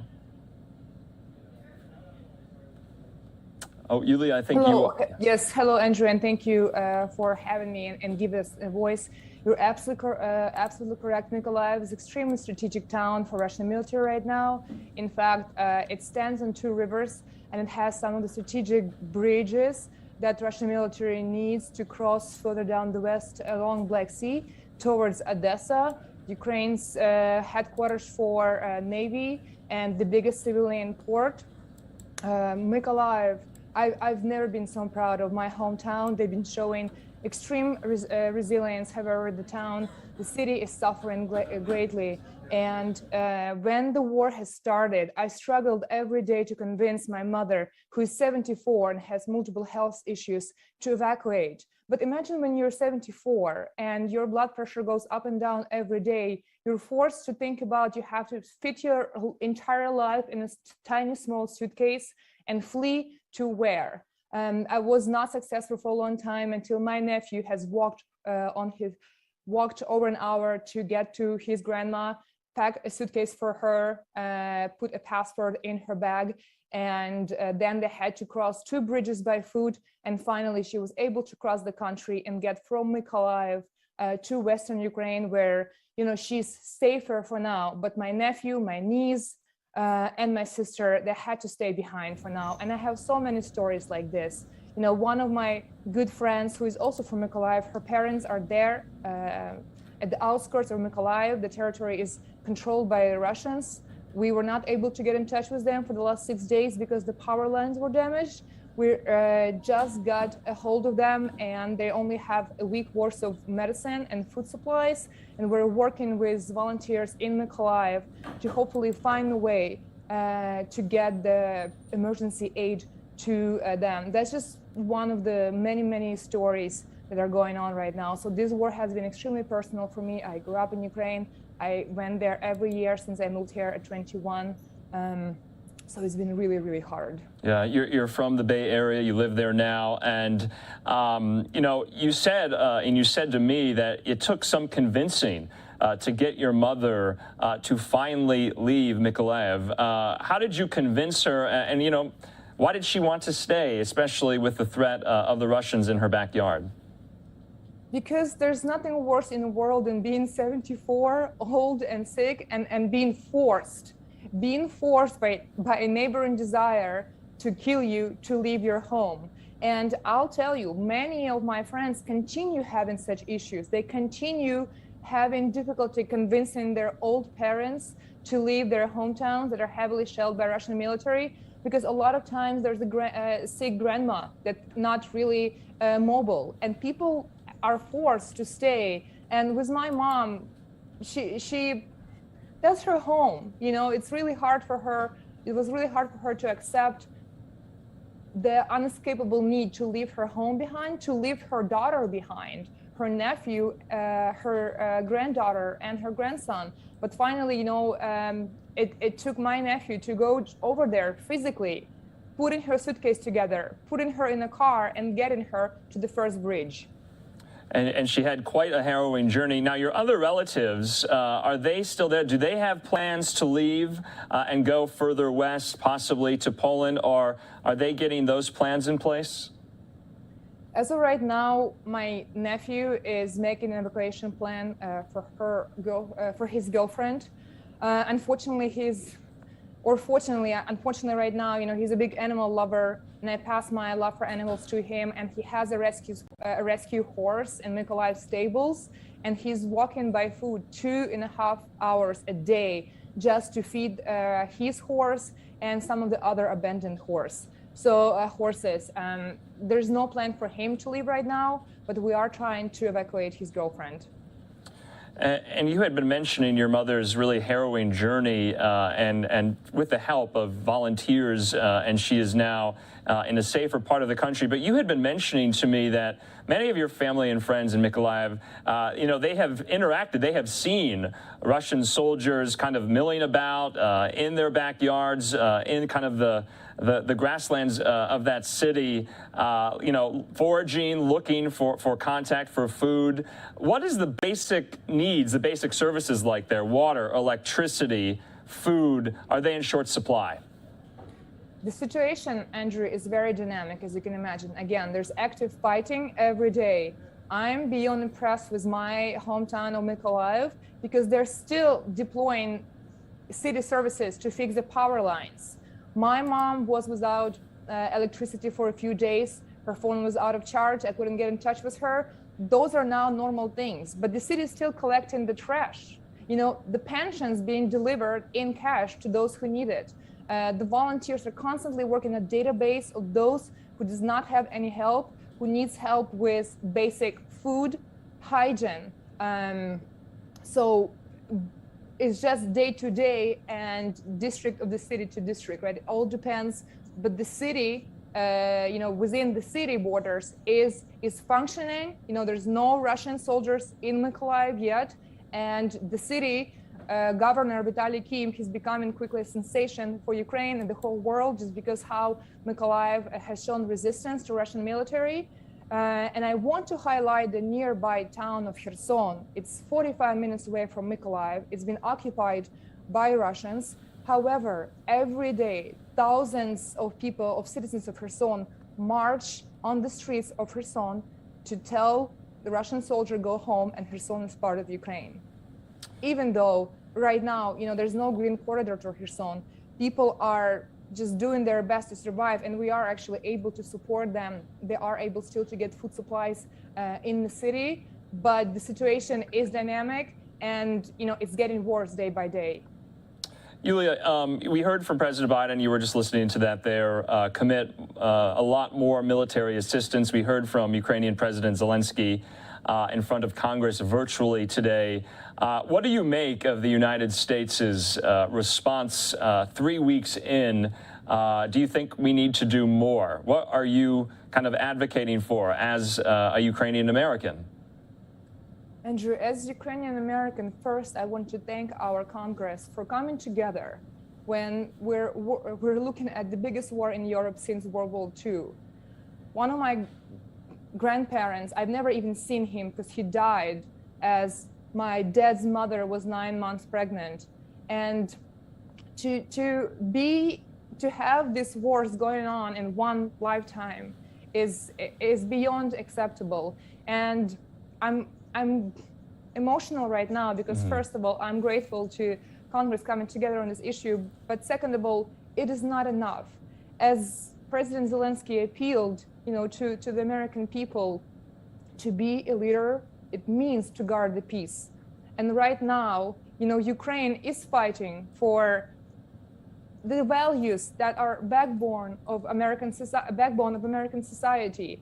And when I hear the number of 100 children dead, with all the amazing help that's been sent to Ukraine and is planned to send to Ukraine, it is not enough. We have to try and do more. And we do hope United States and allies continue to release economical sanctions, release the aid that's needed for Ukraine to protect itself from this evil. We have to come together to stop this war. Yulia, last question for you. Do you think Mykolaiv will ever be the same? Do you think they'll ever get back there? Andrew, I will tell you, I am convinced the war will be over and Ukraine will win. And I myself will go back to my hometown in Mykolaiv that now is going to be having completely different image in terms of the global positioning. And I hope I will welcome many American friends there as well. And I will help Mykolaiv to rebuild its infrastructure, its culture. I will make sure Nova Ukraine is providing any humanitarian assistance for years after the war until Mykolaiv and Ukraine reaches the goal of becoming a prosperous European country. And Yulia, yes, of course, Nova Ukraine, which is a great nonprofit helping out with humanitarian assistance as well during this very, very tough time. We appreciate you coming on here to LiveNOW to tell your story, and there's so many stories that are happening right there, and we wish you well. Thank you, Andrew. And right now, we do want to take the opportunity to replay in full President Volodymyr Zielinski's joint address to Congress today, albeit virtually, but it was gripping. It was powerful. He invoked 9/11. He invoked Pearl Harbor. He invoked Martin Luther King Jr.'s I Have a Dream speech, trying to get to the hearts of lawmakers to provide more and more military aid and humanitarian assistance. And we saw that from President Biden today, almost $1 billion worth. We're going to be breaking that all down about what it means and will it help on the field of battle. But first, let's hear from Ukrainian President Zielinski talking to Congress earlier this morning.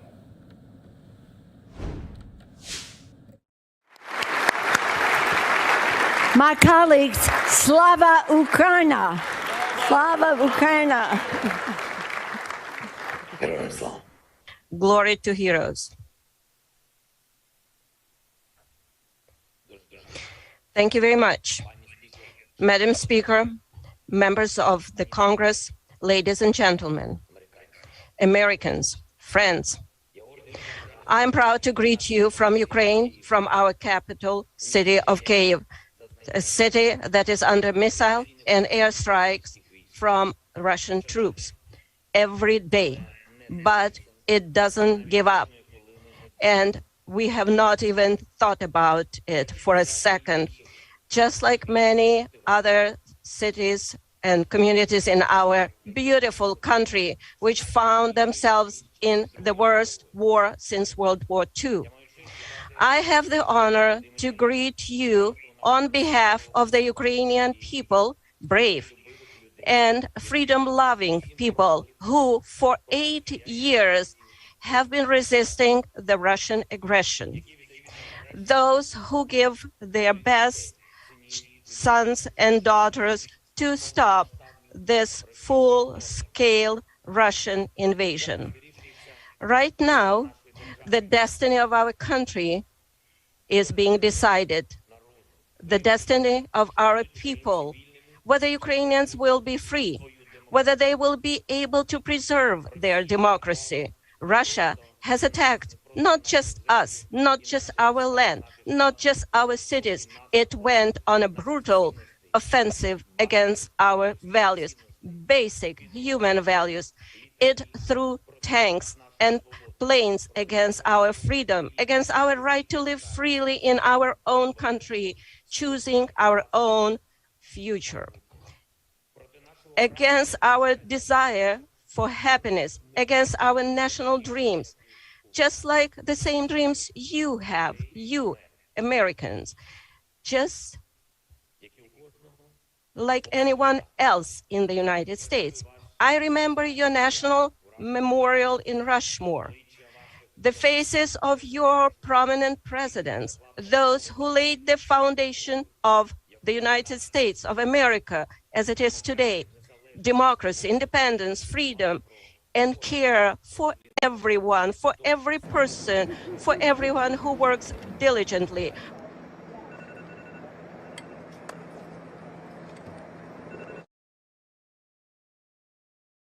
All that is normal part of your own life.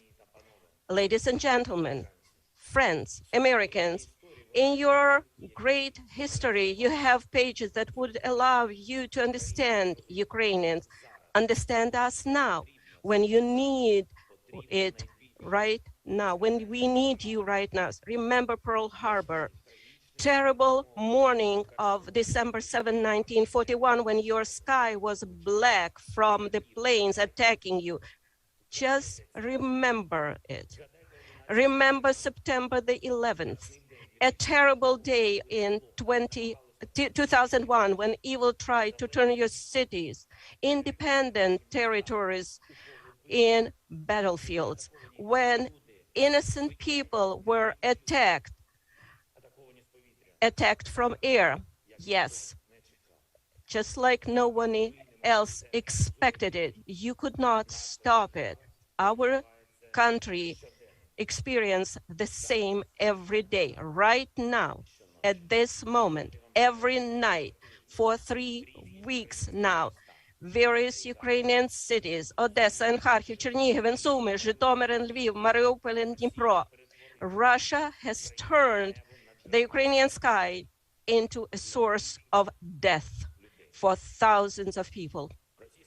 Russian troops have already fired nearly 1,000 missiles at Ukraine, countless bombs. They use drones to kill us with precision. This is a terror that Europe has not seen for 80 years, and we are asking for a reply, for an answer to this terror from the whole world. Is this a lot to ask for, to create a no-fly zone over Ukraine to save people? Is this too much to ask? Humanitarian no-fly zone, something that Russia would not be able to terrorize our free cities.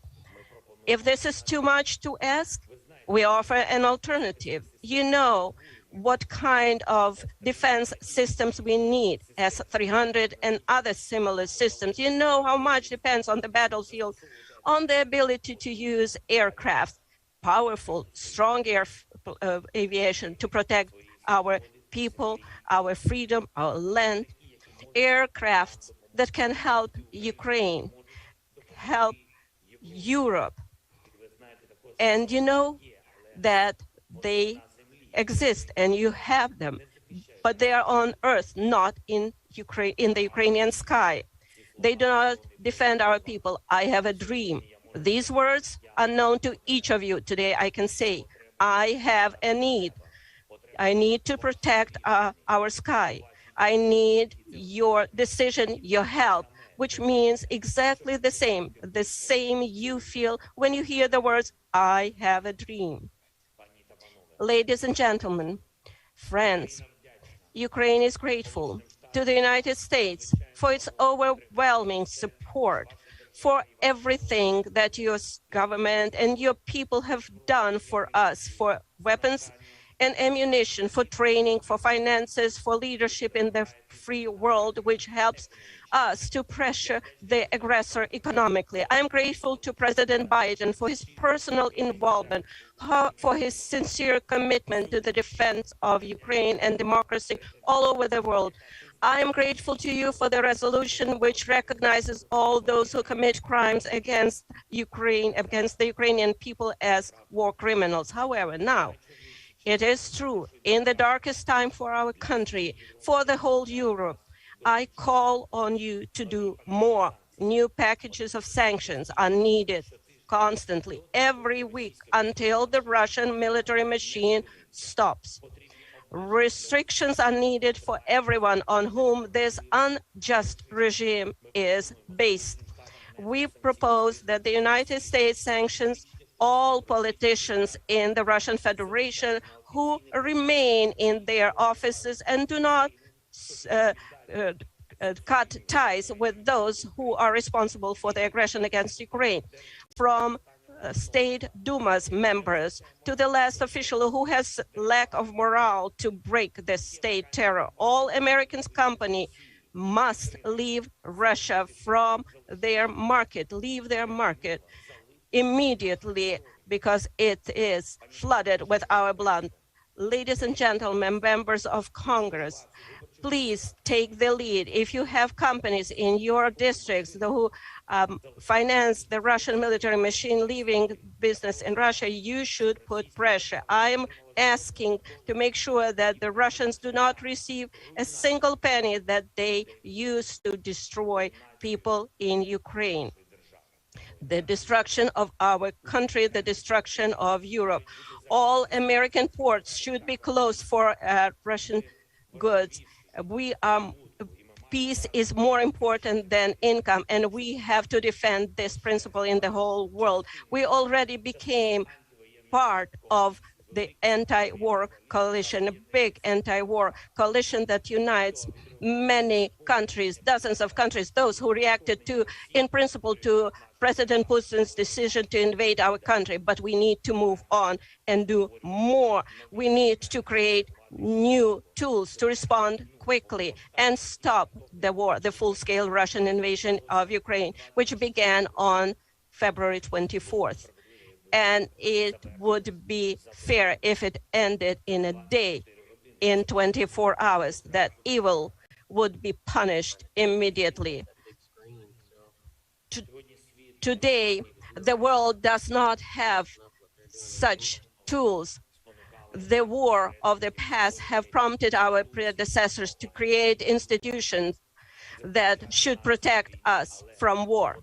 But they, unfortunately, don't work.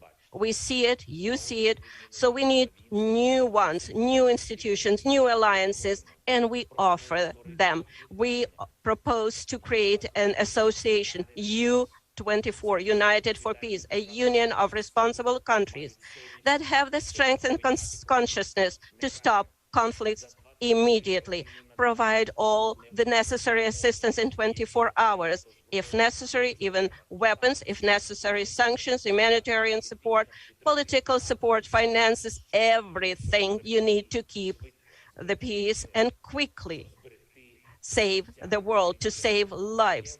In addition, such association, such union could provide assistance to those who are experiencing natural disasters, man-made disasters, who fell victims to humanitarian crisis or epidemics. Remember how difficult it was for the world to do the simplest thing, just to give vaccines against COVID to save lives, to prevent new strains. The world spent months, years doing things like that, much faster, to make sure there are no human losses, no victims. Ladies and gentlemen, Americans, if such alliance would exist today, that is U24, we would be able to save thousands of lives in our country. In many countries of the world, those who need peace, those who suffer inhumane destruction. I ask you to watch one video of what the Russian troops did in our country, in our land. We have to stop it. We must prevent it, preventively destroy every single aggressor who seeks to subjugate other nations. Please watch the video.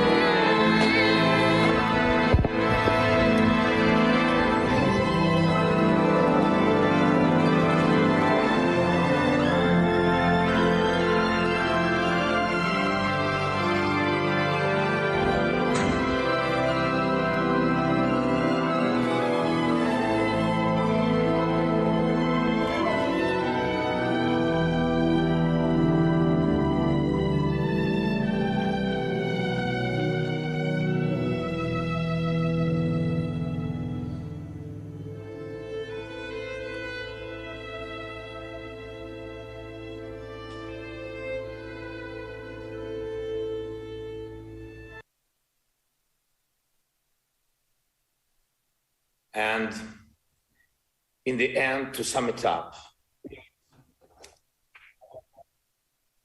today it's not enough to be the leader of the nation. Today it takes to be the leader of the world. Being the leader of the world means to be the leader of peace. Peace in your country doesn't depend anymore only on you and your people. It depends on those next to you, on those who are strong. Strong doesn't mean weak. Strong is brave and ready to fight for the life of his citizens and citizens of the world, for human rights, for freedom, for the right to live decently and to die when your time comes, and not when it's wanted by someone else, by your neighbor. Today, the Ukrainian people are defending not only Ukraine, we are fighting for the values of Europe and the world, sacrificing our lives in the name of the future. That's why today the American people are helping not just Ukraine, but Europe and the world to keep the planet alive, to keep justice in history. Now I'm almost 45 years old. Today my age stopped when the hearts of more than 100 children stopped beating. I see no sense in life if it cannot stop the death. And this is my main mission as the leader of my people, great Ukrainians. And as the leader of my nation, I am addressing the President Biden. You are the leader of the nation, of your great nation. I wish you to be the leader of the world. Being the leader of the world means to be the leader of peace. Thank you. Slava Ukraini. Glory to Ukraine.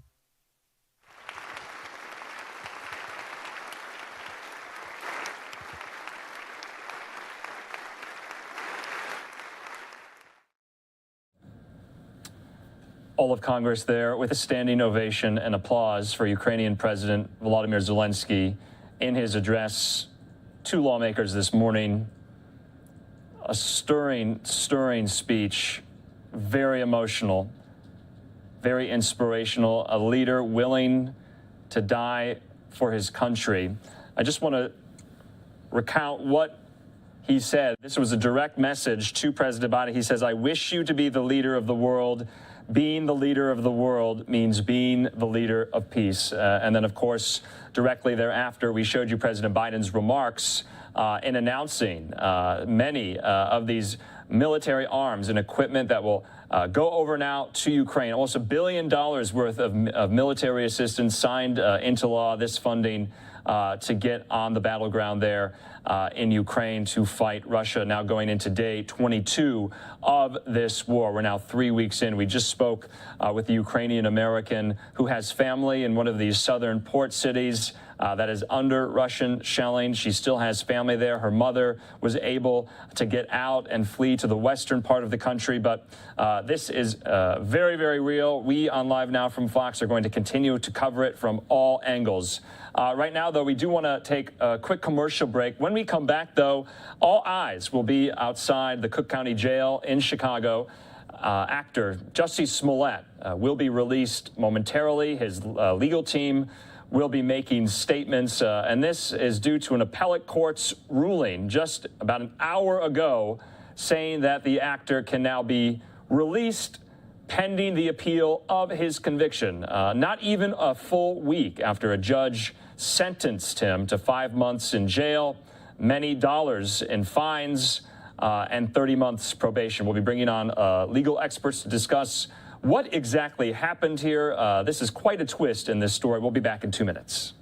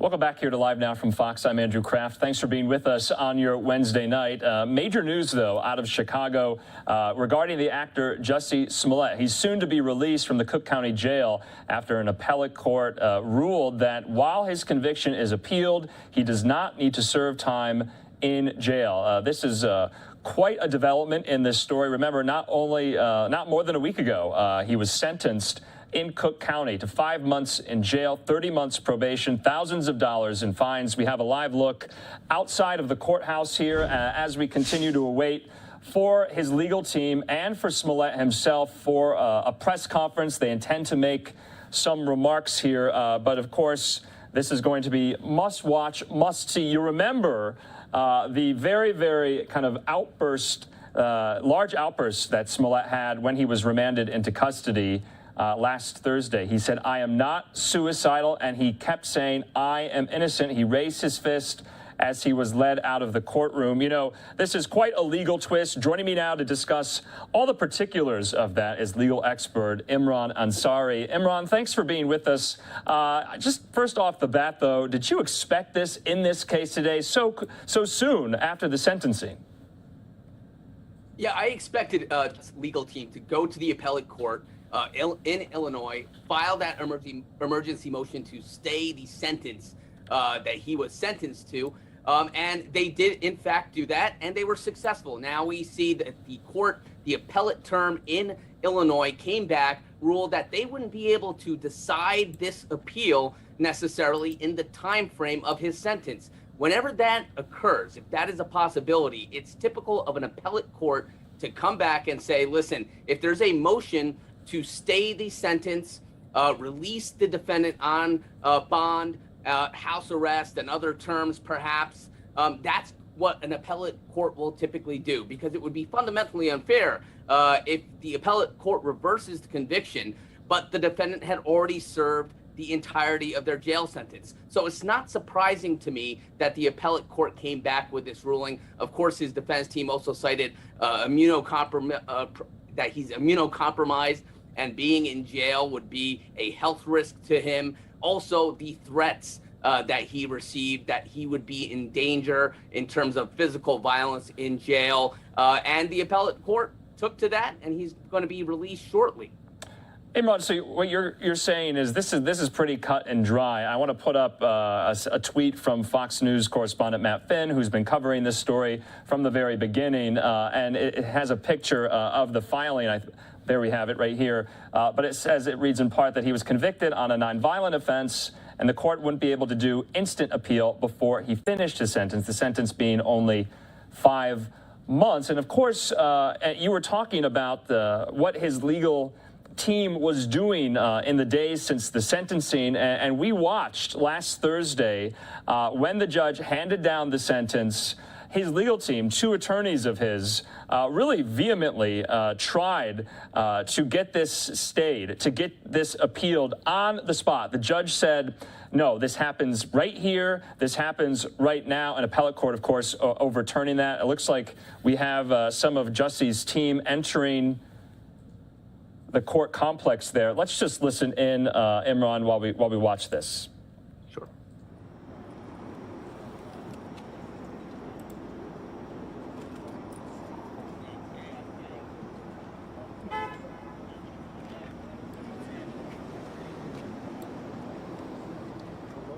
Okay, so I'm not exactly sure who that was. Of course, Jussie Smollett, his siblings, his family, his friends have been with him throughout the duration of this. Many of them spoke post-sentencing and really were opposed to this. They called it an outrage of justice. But Imran, let's talk about the fact that when Smollett was sentenced, this was a very peculiar outburst in court as he was remanded right into custody. He said, "I am not suicidal, I am innocent." And then that kind of caused everyone to believe, he could be a harm to himself.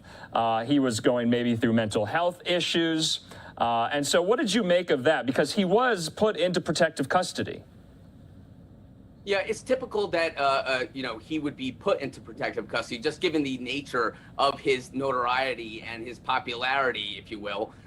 through the course of this case. And of course, he proclaimed in that courtroom, very outspoken, and letting the judge know that although he respected the process, respected the sentence, respected the decision, he again reiterated his innocence in that courtroom. Of course, a jury has spoken otherwise, and again said, if anything happens to me, I'm not suicidal. I'm not suicidal. And basically setting up the foundation that if God forbid something did happen to him physically, it would not have been something he did to himself intentionally, and it would be an act of violence. And of course, his defense team did hone in on those threats and did bring that to the appellate court to say, listen, there are threats that have been made against his safety. The protective custody that he was put in was that, set forth for his safety. I know his defense team did refer to it as solitary confinement, but in fact, solitary confinement, as many of us think of it, as the public usually thinks of it,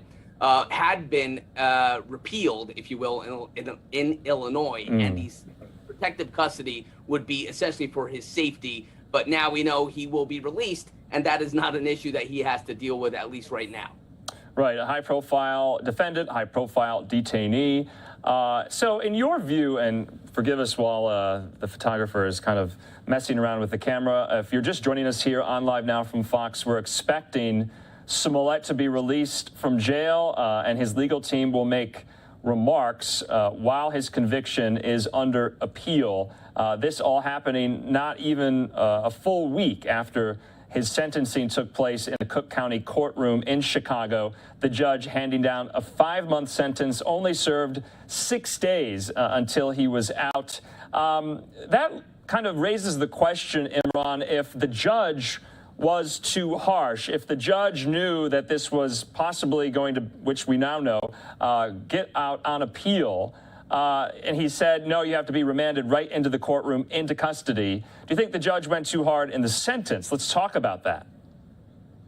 No, this is what we call a split sentence. I'm a former prosecutor, and there was many times where we would recommend a jail term for a defendant, as a prosecutor would do, but that defendant may not have had a criminal history or their nonviolent offense. And the judge would be essentially, to use the term, split the baby. And rather than giving straight probation, would give this split sentence where there would be a term of incarceration and a term of probation. To be honest, in my opinion, I think that this was sort of excessive or out of the bounds, given the history of this case and the litigation before the courts in that area. I'm talking about the investigations, the civil cases, and also, of course, the criminal case. I don't think it was excessive. I don't think that an appellate court reviewing that sentence would find it excessive. But again, there's going to be an appeal before an appellate division in that state. And it may be very well that on another, point during the course of that trial, this defendant is successful on appeal, and therefore that sentence may never be served. But we will see. At least it's going to be stayed for now for the appellate process to play out. That's right. He was convicted on 5 felony counts of disorderly conduct in this fabricated hate crime hoax. Let's just listen in, Imran, to the sights and sounds on the ground there. Stay with us, so we just don't want to miss it.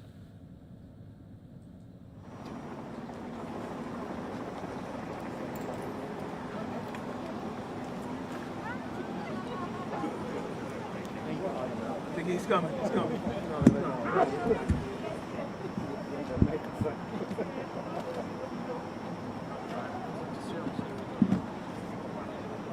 They gonna block me anyway, yeah?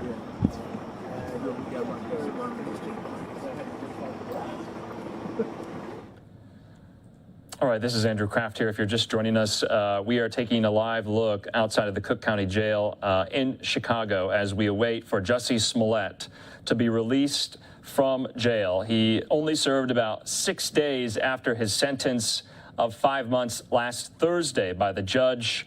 And so his lawyers have been working, no doubt, around the clock to try to get him out while he appeals his conviction. And an appellate court judge ruled that today, indeed, that he can stay out of jail while his conviction is appealed. And so we're just waiting to hear from his legal team and from maybe Smollett himself will make comments. He was quite outspoken, you'll remember, in court after the sentence just last Thursday. And for those of you, for those of our viewers who were watching that all unfold, you'll remember that two members of his legal team right away pleaded with the judge to issue a stay while the appeal was ongoing, so he did not have to serve jail time. The judge denied two of those attempts outright. And so we're just waiting to see Smollett, to see possibly his brothers, some of his other friends, and his head lawyer on his legal team. Let's listen back in.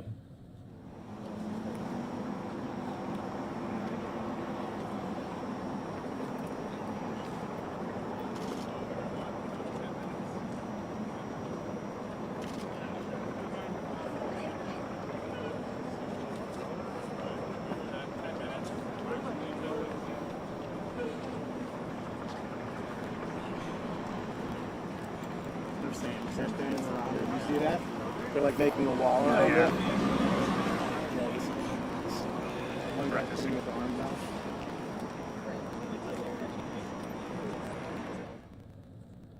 Okay, and while we wait, we are being joined by legal expert Imran Ansari just for some more commentary about this case, which has really captivated the country for the duration. And I think, Imran, it's safe to say that the saga, the Smollett saga, is not over, even though many people probably thought last week that it would be. Of course, the appeal process goes on. Were you surprised by the rapidity of the appeal ruling today? Did that surprise you, or is that customary? It's customary in the sense that it was an emergency motion. So when the lower court denies a request such as a stay from an attorney, the usual next step is to file an order to show cause, an emergency motion, if you will, before the appellate court. And that gets that reviewed right away. And the emergent nature of that motion, getting it before the judge in that sort of form, that procedural vehicle, if you will, it didn't surprise me that they would rule on it this fast, because you're essentially asking for emergent relief for your client. And you get it before the appellate division, and they render their decision. So the process, the speed, the rapidity of the decision did not surprise me, and it's really customary. You do this process in many cases on a criminal nature and even on a civil nature. If you need emergent relief before the court and the lower court has denied it, you can seek that emergency relief before an appellate court. Now, my firm, we represent a lot of high-profile individuals. We were attorneys for Harvey Weinstein in the criminal case here in New York. And same thing, if there were emergency requests that were denied in the lower court, we would go to the appellate division to seek relief. And that's pretty much an ongoing procedural vehicle if you're in that situation as an attorney for your client and the lower court has denied a request that needs that sort of emergency attention by the court. Imran, too, let's talk about, because I'm sure there must be conditions for this release. Of course, it was on bond. We don't know how much. I'm hearing $150,000, but I have to confirm that. What could the other, I guess, release conditions be for Smollett? Yeah, so as far as I know, the information that I have is that it's an I-bond. So an I-bond is, as you stated, it's the amount of $150K for Jussie Smollett. He doesn't necessarily have to post that money. This is a particular bond which allows him to be released. And if he doesn't appear for his court dates, then he's going to be on the hook.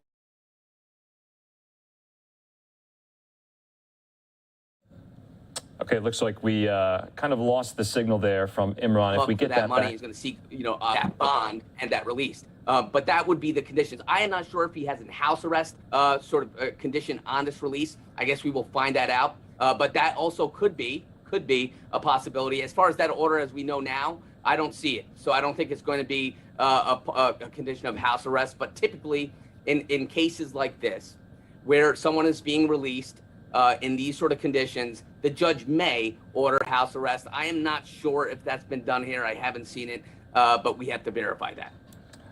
All right, interesting there, because that's probably what a lot of people will be thinking. How long will this appeal take? Will the conviction be overturned? All these hypothetical scenarios, and what will Smollett be doing in the meantime? Of course, it'll be interesting to see if he has to undergo certain electronic monitoring. But for those of our viewers, we're coming up on the top of the 6 o'clock hour here on the West Coast. It's almost 8 o'clock there in Chicago. We now have 2 vantage points here outside of the Cook County Jail as reporters and the media are gathering to catch a glimpse of Smollett. His legal team says that they will be having a press conference. Maybe this is them walking up. Let's just listen, and we're going to take this full.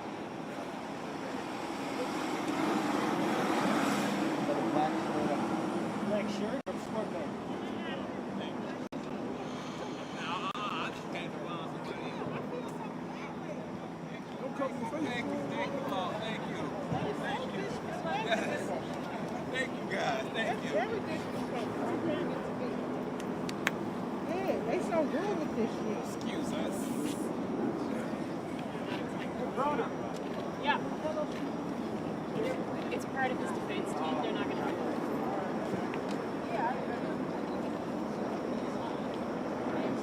Who said here he comes? He's hugging people.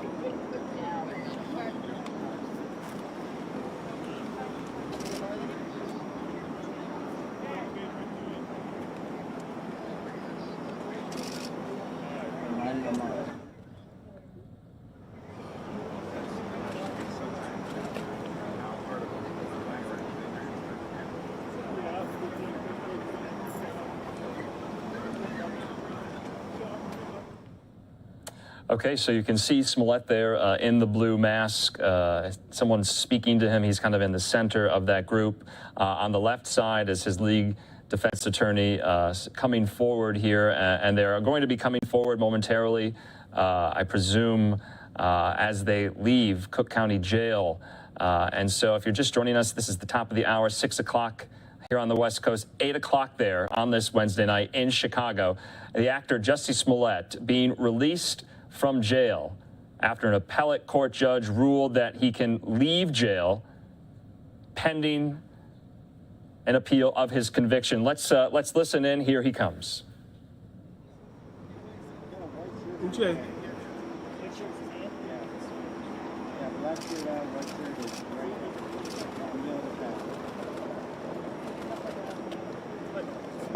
he comes.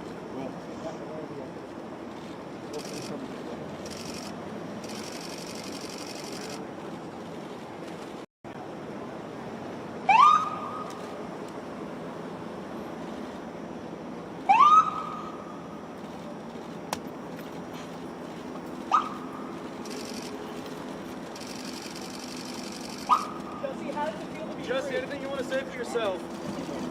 How does it feel to be free? Jussie, anything you want to say for last yourself? week has been like?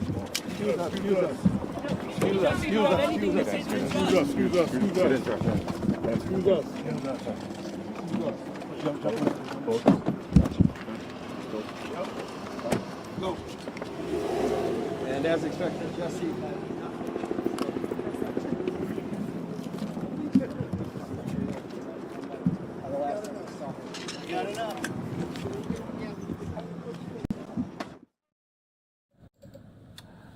Okay, very, very brief as Smollett was kind of whisked into that black SUV waiting for him as he left Cook County Jail there. No comments made. Of course, reporters were trying to ask, how does he feel after he was released? We know the camera is kind of moving all around there. We were told we will have a press conference of some sort by Smollett's legal team. So if we do get that, hopefully we can bring that to you live in the next couple of minutes. But again, joining me now to discuss kind of what we just saw. I know it was very, very brief, but Imran, that was probably on the advice of his attorneys not really to say anything. Maybe it could jeopardize the appellate process. What did you make of what you just saw? You know, Andrew, I was gonna say the same thing. That was probably on the advice of his attorneys. We saw him very outspoken in court. So you may have expected him to come out and make a statement, again, reiterate his innocence, maybe comment on the fact that he's being released. But I'm sure his attorneys, because now you don't want to jeopardize what the judges just gave you. You know, the appellate judges, you don't want those judges thinking, you know, okay, I didn't want to give this individual a podium. Imran, I just have to cut you off there. I'm sorry. We have the press conference. Let's take it live.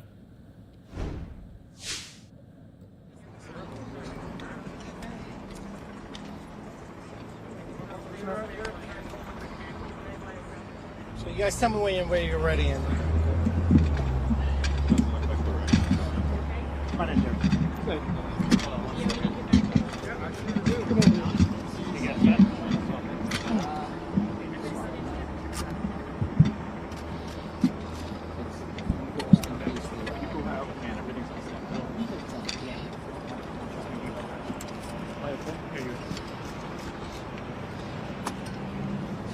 Does this sound okay? Does this sound okay?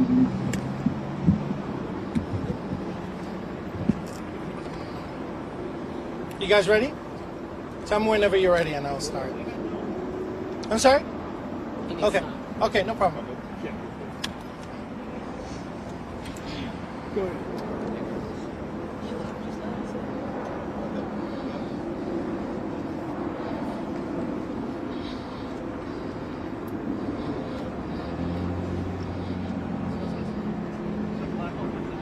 Sound okay, or you want a hard wire? There's two. Which one? The bottom one. You want a hard wire, or it sounds okay?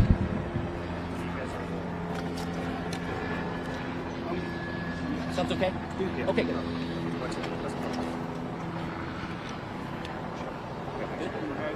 Going good? One second, guys. Check.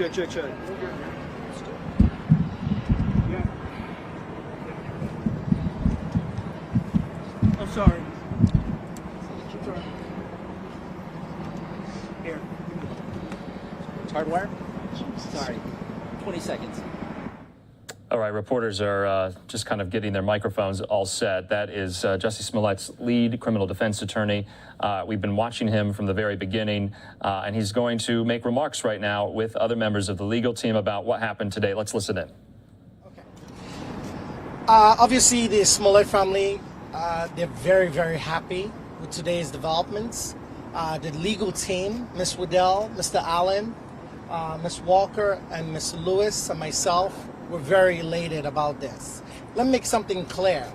There is no room for politics in our court system, and our appellate courts in this great state do not play politics. Let me make something clear. When this case was initially re-indicted, when this case was prosecuted, when this case was sentenced, at each of those steps, I wondered to myself whether Chicago has seceded from the Union. Because in this country, you cannot punish a person twice. And while everyone was focused on the sensationalism surrounding this case, people were not focused on the constitutionality of the prosecution. And we've been trying to tell everyone that. It is unconstitutional to charge someone twice. Mr. Smollett paid a $10,000 fine. Let me repeat it again, because our appellate courts are listening. Paid a $10,000 fine and did community service. Now, there's no time machine to go back in time to undo those things. His $10,000 fine hasn't even been returned to him, right? And then you re-indict the case and you give him 30 months probation for a class 4 felony with a man with no criminal record, felony record. 30 months probation, you give him 150 days in jail. You give him what else? You make him do restitution of $120,000, and then you give him the maximum fines. You know, and there's something wrong with that. We've been complaining about the disparate treatment of African Americans in the judicial system, regardless of what you think about this case. Some people might think Mr. Smollett is guilty. I disagree. We all disagree. But that's okay. You're entitled to your opinion. But the real question is, should black men be walked into jail for a Class 4 felony? Shame on you if you think they should. That's a disgrace. It's wrong. We're talking about decarceration in this day and age. The Trump administration, the Obama administration, the Rauner administration in Illinois, and people are still trying to lock black men up, and it's a disgrace. Now, the judge's sentencing, I couldn't disagree more with it. The judge spent a great deal of time chastising, berating my client. I've never seen that, and I thought it was unprofessional. That's my personal opinion. Not happy with that. And we look forward, now that this case is gone to the appellate court, to actually having finally an intellectual conversation about the constitutionality of this case. I'm not playing politics. That's all I'll say for now. Oh, how's everybody doing? Could you spell your name? Sure. Shay Allen is S-H-A-I. And it's no coincidence that we're here today. I think we're here because the appellate court realized this was the right thing to do. I hope everyone realizes that the persecution that went on in that courthouse was absurd, and that the sentence was a draconian sentence. It was excessive, and I've always called this case a Class 4 murder. Apparently, this case was more important than the 20% clearance rate of the murders that are here in Chicago. Apparently, any citizen in Chicago, if they want to, if they don't like the decision that this duly elected official makes, can saunter into the courtroom and ask for a special prosecutor. I hope every citizen of Chicago realizes how important this case is, because this could be you. You may think, oh, that's ridiculous, I would never do these things that he's accused of. But you can definitely be charged for something you didn't do. You should never, ever be charged again for something that you had already been prosecuted for.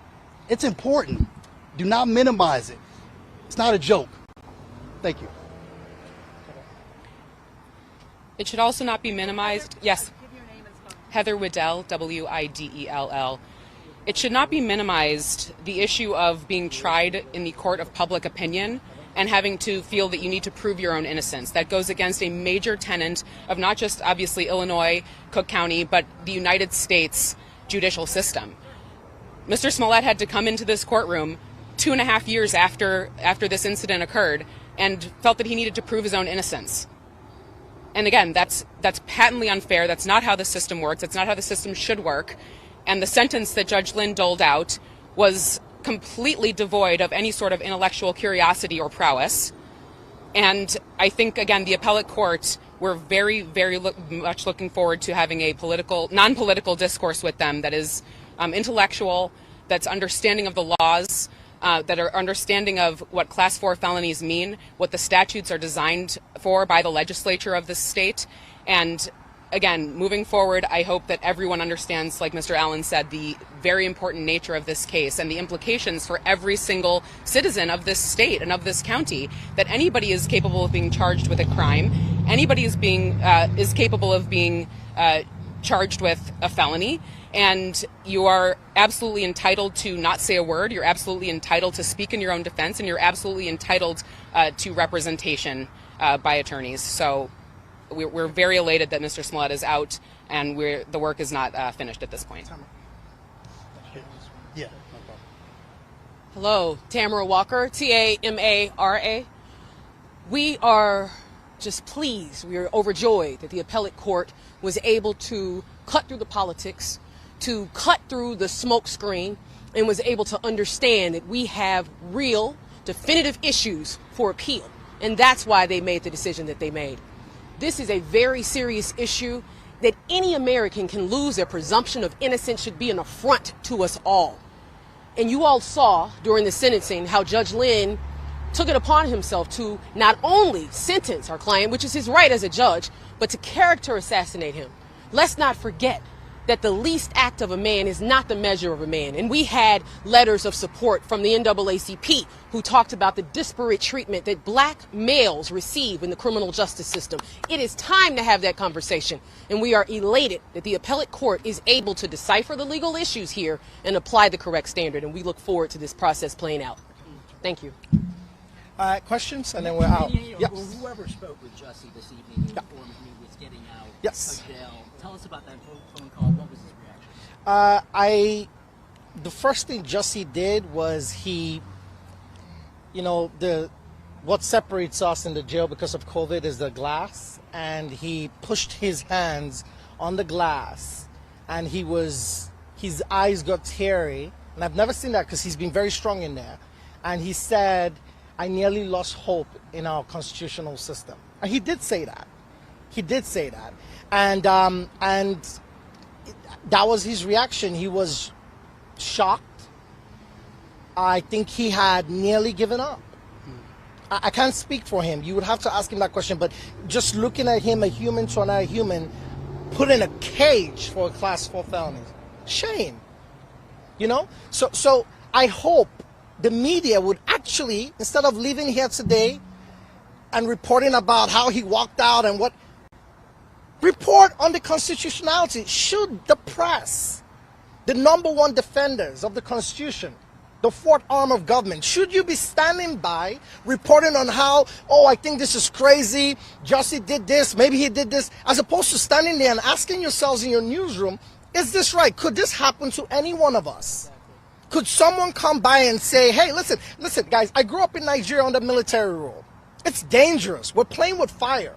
The idea that a person can be charged twice, report that. Talk about that. The appellate court took a look at our emotions. We submitted it to them. Focus. Stop focusing on sensational stuff. These are not tabloid papers. Focus on the real stuff. Is it right for a person to be punished twice? And I'm going to say it. Is he getting all this attention because he accused 2 white men? Or according to the media reports, is it because somehow the accusations were about, Jussie said it was a white guy? Is that what's really going on? Because multiple reports, false reports, are made against black men all over the country. Nobody cares. They're under-prosecuted, non-prosecuted. Nobody cares. Why is it this one? What's really going on? Why are people so charged about it? Right? This is ridiculous. And you guys have to start doing your jobs. I've said it before. My father had a Fulbright scholarship in journalism. He was a professor of journalism. Do your job. Get out there. Ask the right questions. I'm tired of reading the papers and reading tabloid stuff. Talk about the Constitution. Ask the question, should he be charged a second time? I mean, it's frustrating. We've been through a year and a half of nonsense. And it has to stop, guys. Please. Focus on the Constitution. Focus on whether this is right. Any other questions? Sorry, it's been long. Well, of course, we are going to, right now he's out. We're waiting for further ruling from the appellate court, and we're going to, of course, begin a normal appeal. Right? What we did initially was an emergency appeal, and now we're going to start the will for a regular appeal. And they release a schedule once I make that application. So that's coming soon. Good question. Did you talk about the timing of this and how getting him out of jail, because the appeal process is so long and he would have easily spent his sentence? Isn't that scary? Isn't that scary? Isn't that scary? Shouldn't that be frightening to everyone? Because tomorrow it could be anyone's family member. It was really, if I'm understanding your question right, it was a scary moment for us. And even a day spent in jail is scary. He's been here for how long? 6 days? That's scary. Right? That's scary. And he hasn't eaten. Guys, he hasn't eaten for 6 days. Maybe he knew spiritually something we didn't know, right? So he hasn't eaten for 6 days. Why? Well, I'm sorry? Why hasn't he eaten? I'm going to find out from him. But maybe being in a cage for a class 4 is enough to make you not to eat. I wouldn't eat either. I'll be upset. So hold on, Charles. So.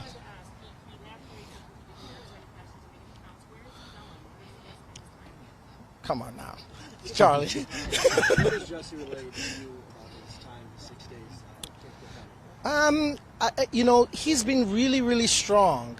Each time we've all seen him every day, and each time we've gone in there, he's been very strong. Honestly, I expected, going in there. Most clients I see in custody, they're usually broken, but he wasn't broken. He isn't broken either. And he's a very strong leader type personality, and he held up in there. he held up in there, you know. Is he allowed to leave the state? Is he allowed? I'm not gonna answer that. Well, just wait. He's going. I'm sure somebody from the family is going to talk soon. Well, yes. When the judge gave him probation, he allowed him to travel and stuff, right? So the answer to that question is an absolute yes. So he has not eaten, or he's eaten very little? No, he's been drinking ice cold water.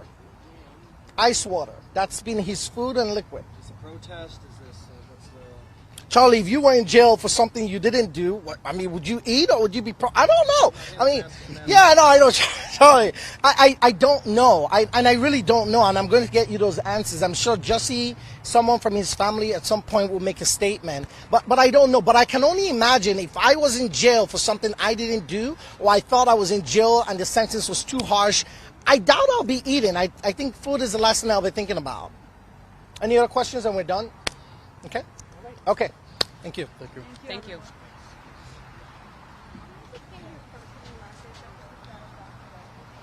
How's your knee, bud? Okay, Jussie Smollett's lead defense attorney there, talking to the press after Smollett was just released moments ago, and the attorney there said a lot. Let's talk about what was said. And so I'm being joined by legal expert Imran Ansari, who has been following this alongside me for about the last 30 minutes as we've been watching this all unfold. The attorney, I thought, which was interesting, saying that there's no room for politics in our court system. It's kind of an implicit dig on Special Prosecutor Webb, on the judge who made this sentence. What did you make of that? Essentially saying that this was all based on political motivations. That's what his implicit charge was. Yeah, no, absolutely. Well, it had the taste of flavor that politics was somehow involved. I'm not going to comment whether that's correct or not, but we know that there was a certain amount of sensationalism with the Smollett charges and the charges against him. And all the claims against him, both in civil, criminal court, and all these actions that have really unfolded since this has taken the public eye. And it has the political flavor in many ways. There was pressure, the city of Chicago losing money and then trying to recoup that, the investigations, police pressure, agency pressure. So it did take that flavor on. But what really struck me here was bringing it back to what likely will be the crux and essence of the appeal for Jussie Smollett, and that would be the double jeopardy clause of the Fifth Amendment. We know that they tried to get this tossed early on in front of this judge based on that double jeopardy argument, and the judge did not buy it, went to trial. And I think that's going to be the crux of that appeal, that this was a violation of Jussie Smollett's double jeopardy clause. Of course, the judge, Judge Lynn, found previously that he never was punished for those original charges that the state ultimately dropped, and therefore there was no double jeopardy attaching. But I think that's going to be the crux of this appeal. And you see the attorney's really passionate there. He's really passionate. He's getting out his frustrations perhaps with the media on the sensationalism and really highlighting for you what will be the crux of the appeal, the double jeopardy clause. And I would also imagine of the sentence being unduly harsh. Yeah, of course, he went after the media. He essentially said, do your jobs. So that's interesting to note there. He also called the judge, Judge Lynn, unprofessional for berating Jussie. And you probably saw it was about 30 minutes peroration from Judge Lynn, laying out in fine detail almost a history of the case. And underline it with the rationale of why this was happening, why Jussie was convicted, essentially setting up the justification for the sentence he ultimately handed down. I also thought it was interesting from the lawyer there. He said, should black men be walked into jail for this type of felony, a class 4 felony? That's the lowest degree of felony there in Chicago and in Illinois. What do you think about that? Is that normal? Do people have to spend 5 months in jail for committing 5 class 4 felonies and being convicted? Yeah, again, that this issue has also been permeated here, right? Whether there was some desperate treatment for Jussie Smollett based on his race. And, like I said earlier, the split set sentences is typical in many cases where there's a conviction, and these are multiple counts. I get that they are low-level felony counts, but they are still felony counts. But you know, when there's a conviction, there's a lack of criminal history. A judge, in his or her discretion, will do these split sentences. There's that argument out there. If this was someone who was not necessarily a minority, an African American, would they have had the same treatment? Well, we can't look into that speculation there. But his attorneys, of course, are putting forth that argument. People are reacting to this sentence, saying that it's unduly harsh and that it may be based on a decision to show that, there is that desperate treatment for African Americans. But again, there's a whole other side to this Jussie Smollett case. It's you have cases like Derek Chauvin, Kim Potter, cases that really have polarized our nation on political sides, on the discourse. And interestingly, the Jussie Smollett case has had that same effect. There are people who feel the conviction is correct, that he is guilty, that they're outraged at the amount of expenditures that have gone into the legal process for Jussie Smollett. There's a lot of people who have that sentiment. But yet again, there are also people who feel that he's gotten an unfair shake of the legal justice system with the sentence, and of course also with that double jeopardy argument. So you have two sides really at this, really polarized. And again, we're going to have to see what the appellate process pans out. And there may very well be an overturning of the conviction, or it may hold. We'll have to see. All right, and Imran, we're just watching this again for our viewers who might have missed it. We're going to kind of play it on loop here, but it remains to be seen. I also thought it was interesting that the lead defense attorney says that Jussie hasn't eaten in 6 days. He's only been having ice water to quench his thirst. He also said the work is not finished, and of course, the appeal goes on. This was an emergency motion, and so we'll kind of watch out and monitor what a judge issues on the appeal. What do you think will happen with that? That'll not happen for many weeks and months from now. But where do you think the judge will come down on the core issue of the appeal itself? Well, we're going to have to see. I wish I could give you more insight, but we have to see the papers. We've gotten a little insight into what those papers are likely going to be highlighting, the double jeopardy aspect of things, the lack of constitutionality in the prosecution of Jussie Smollett. And then the prosecution, of course, are going to come with their opposition. But if the judges find that there was a violation of Jussie Smollett's constitutional right and that double jeopardy attached at the dropping of that initial prosecution by the state, that's going to be grounds for overturning that conviction. And ultimately, with that ruling by the appellate court, it's not going to go back down to the lower court for a retrial, because they're going to deem that prosecution was tainted, void from inception, because double jeopardy attached. Okay, Imran, I want to talk about another trial that's underway or about to be. That's why we asked you to come on today, and then all of this Smollett news broke. But let's take it out west to Northern California, because we are also following the fraud trial of Sunny Balwani. And we remember that name. We know that he is the ex-confidant and business partner of Elizabeth Holmes, who was convicted on these fraud counts. We have just some video of Sunny Balwani walking into court today. The court and the trial opening statements were put on pause because of a COVID-19 exposure. So opening statements couldn't take off just yet. They're expected a little later this week. There's Elizabeth Holmes, and we saw and followed that case quite extensively. She was convicted on fraud. Imran, are these two cases near identical? Can we expect what we saw with the Holmes case in the Balwani case, or will there be slight differences or major differences? What say you? Okay, so the charges are similar, if not the same. And what else I believe will be the same is the finger pointing. So during the Elizabeth Holmes trial, she, of course, sort of pointed the finger at Sunny Balwani, recounted a series of alleged sexual abuse and emotional abuse and torment that made her, according to her defense theory, make certain actions or take certain actions during the whole Theranos time frame. And I think Sunny Balwani during his trial, his defense team are going to be doing similar. They're going to be saying, well, Elizabeth Holmes, who's already been convicted, it was the mastermind behind this fraud.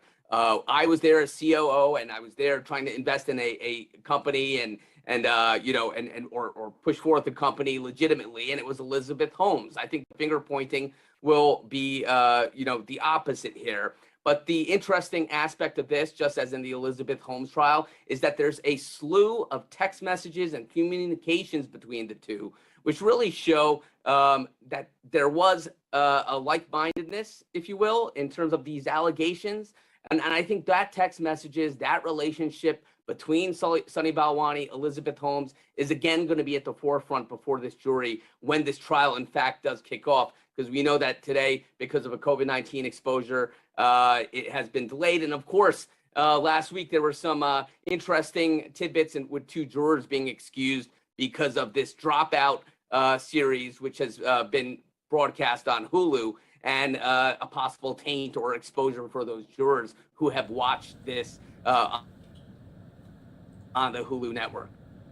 Well, that was my next question, because is a judge going to have to take this into consideration? The Dropout on Hulu, Elizabeth Holmes is being portrayed by actress Amanda Seyfried. And so, there's been a lot of kind of media depictions of her in some of these TV shows. But this one happening and premiering specifically around Sunny Balwani's trial, that is a question. Jurors will have to at least shield themselves or answer for the fact that this show's going on. Do you see it being much of a factor in this? Are you if you were defending Sunny Balwani, would you be concerned about it? I would. And, the court of public opinion that's been brought up, it was just brought up by Jussie Smollett's attorneys at that presser. The court of public opinion is something that we attorneys have to deal with consistently. And as the information age sort of grows and people have streaming content, news at their fingertips, that possible taint is something that attorneys have to deal with on highly publicized cases more and more and more and more. And we always have to be cognizant that a potential juror or a juror may have had access to content, or in this case, a streaming series like this, and it would affect their ability to be a fair and impartial juror. And we saw that, last week, where 2 jurors did bring up the fact that they have seen, or they were in the same room while their girlfriend was watching the Dropout, and that may have had an effect. And in the abundance of caution, those 2 jurors are no longer on this jury. So it's something that all attorneys, particularly the ones here defending Sunny Balwani, have to be concerned about in order to get a fair and impartial jury for their client. Yeah, and of course, the Dropout referring to the fact that Elizabeth Holmes dropped out of Stanford while a student there. But Sunny Balwani, he's 56. He was the COO and president of Theranos from 2009 to 2016. And prosecutors allege that he misled patients and investors about the capabilities of that blood testing technology. And so we will see what happens. We followed the Elizabeth Holmes trial closely. We'll follow this one very closely. And we thank Imran Ansari for your expertise. I know that was a lot, but we got to it. And so we'll talk to you again. Thanks for being with us. Thanks for having me. Okay, right now we do want to take just a quick 2-minute commercial break. When we come back, though, we'll be jumping into some of these other top headlines, major stories on this Wednesday, including the Russia-Ukraine war as it enters into day 2022. Day 22, rather.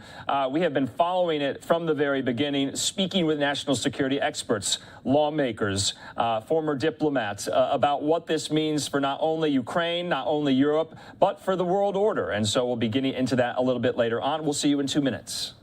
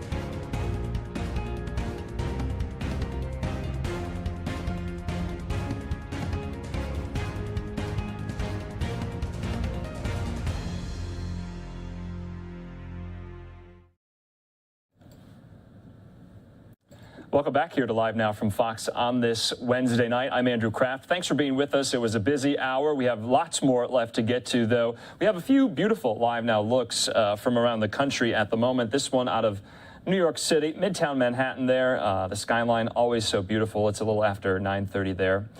We also have a Live Now look at the White House at this hour. We heard from President Biden 3 times today, speaking about this almost $1 billion of military aid and assistance that is going off to Ukraine. We also heard him at an event there at the White House today for the reauthorization of the Violence Against Women Act. And so he was instrumental back in the 90s getting that passed for the first time. It has to get reauthorized periodically. And then, of course, later tonight he spoke at a gala commemorating, of course, tomorrow, which is St. Patrick's Day. And President Biden is very, very proud of his Irish heritage and his Irish roots. And he was speaking there as well. So we'll be playing some of the president's remarks at all 3 of those events a little bit later on tonight, but we want to get to more of the Russia-Ukraine news. We heard from Ukrainian President Zielinski in his virtual address to Congress. It was so stirring, but we got reaction from the former U.S. ambassador to NATO, also the former special representative to Ukraine. His name, Kurt Volker. I spoke with him earlier about Zielinski's speech, what Ukraine needs, and what the United States needs to do. Here's that conversation.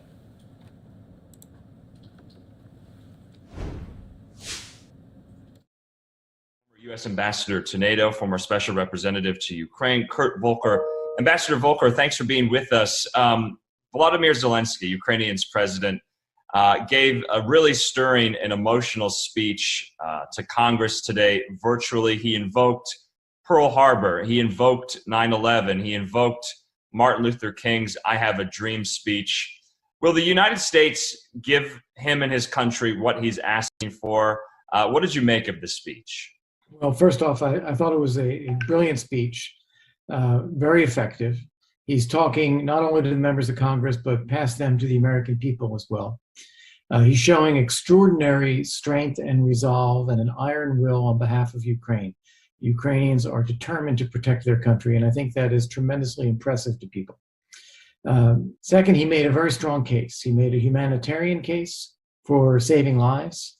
He made a moral case, asking us, basically, how will we look at our role years from now when we think, did we do everything that we could to have saved lives or help Ukraine when it would have mattered?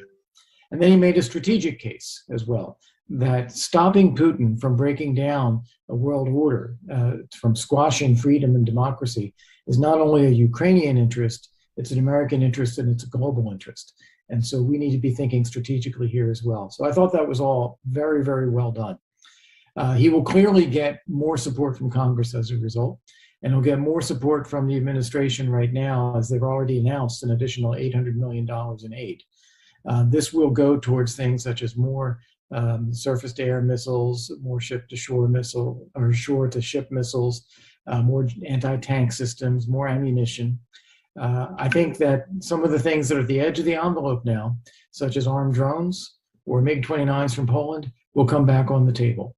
I think that it is very hard to find a justification why we should not give those types of systems to the Ukrainians. The one thing he pressed on that I don't think the administration is ready for yet is a no-fly zone, and that's because of the risk of putting U.S. and Russian fighters in direct contact, and I think the administration still wants to avoid that. But all of these other measures would avoid that, and I think they're quite realistic. You know, it seems like some things are almost off the table as well. Zielinski kind of conceded the fact that the United States was not going to budge, NATO was not going to budge on the no-fly zone. And he said, you know, if this is not going to happen, if this can't be a possibility, we will accept other ways, means, and avenues of military support. So I thought that was interesting as well. I thought in the past couple of days from some of his comments, especially about a possible NATO membership in the future, we've heard from Zielinski saying that essentially, you know, Ukraine was not even anywhere close to joining NATO. Of course, that was one of Putin's pretexts for the invasion. What do you make of that? Yeah, it's very interesting because, first off, we have to start from the balance of forces on the ground. Russian forces are still pounding Ukrainian cities, but they are not advancing. So Russia is not winning this war. And as the sanctions take a bite on the Russian economy, I think Russia's going to start running out of time. And so I think Zielinski is in some ways throwing this out there, this idea that he recognizes NATO is not going to take in Ukraine, as maybe giving Vladimir Putin a way to justify, okay, I achieved something and then I'll get my forces out. So I think he's throwing it out there for that reason. And as you said, he's a little bitter about this as well.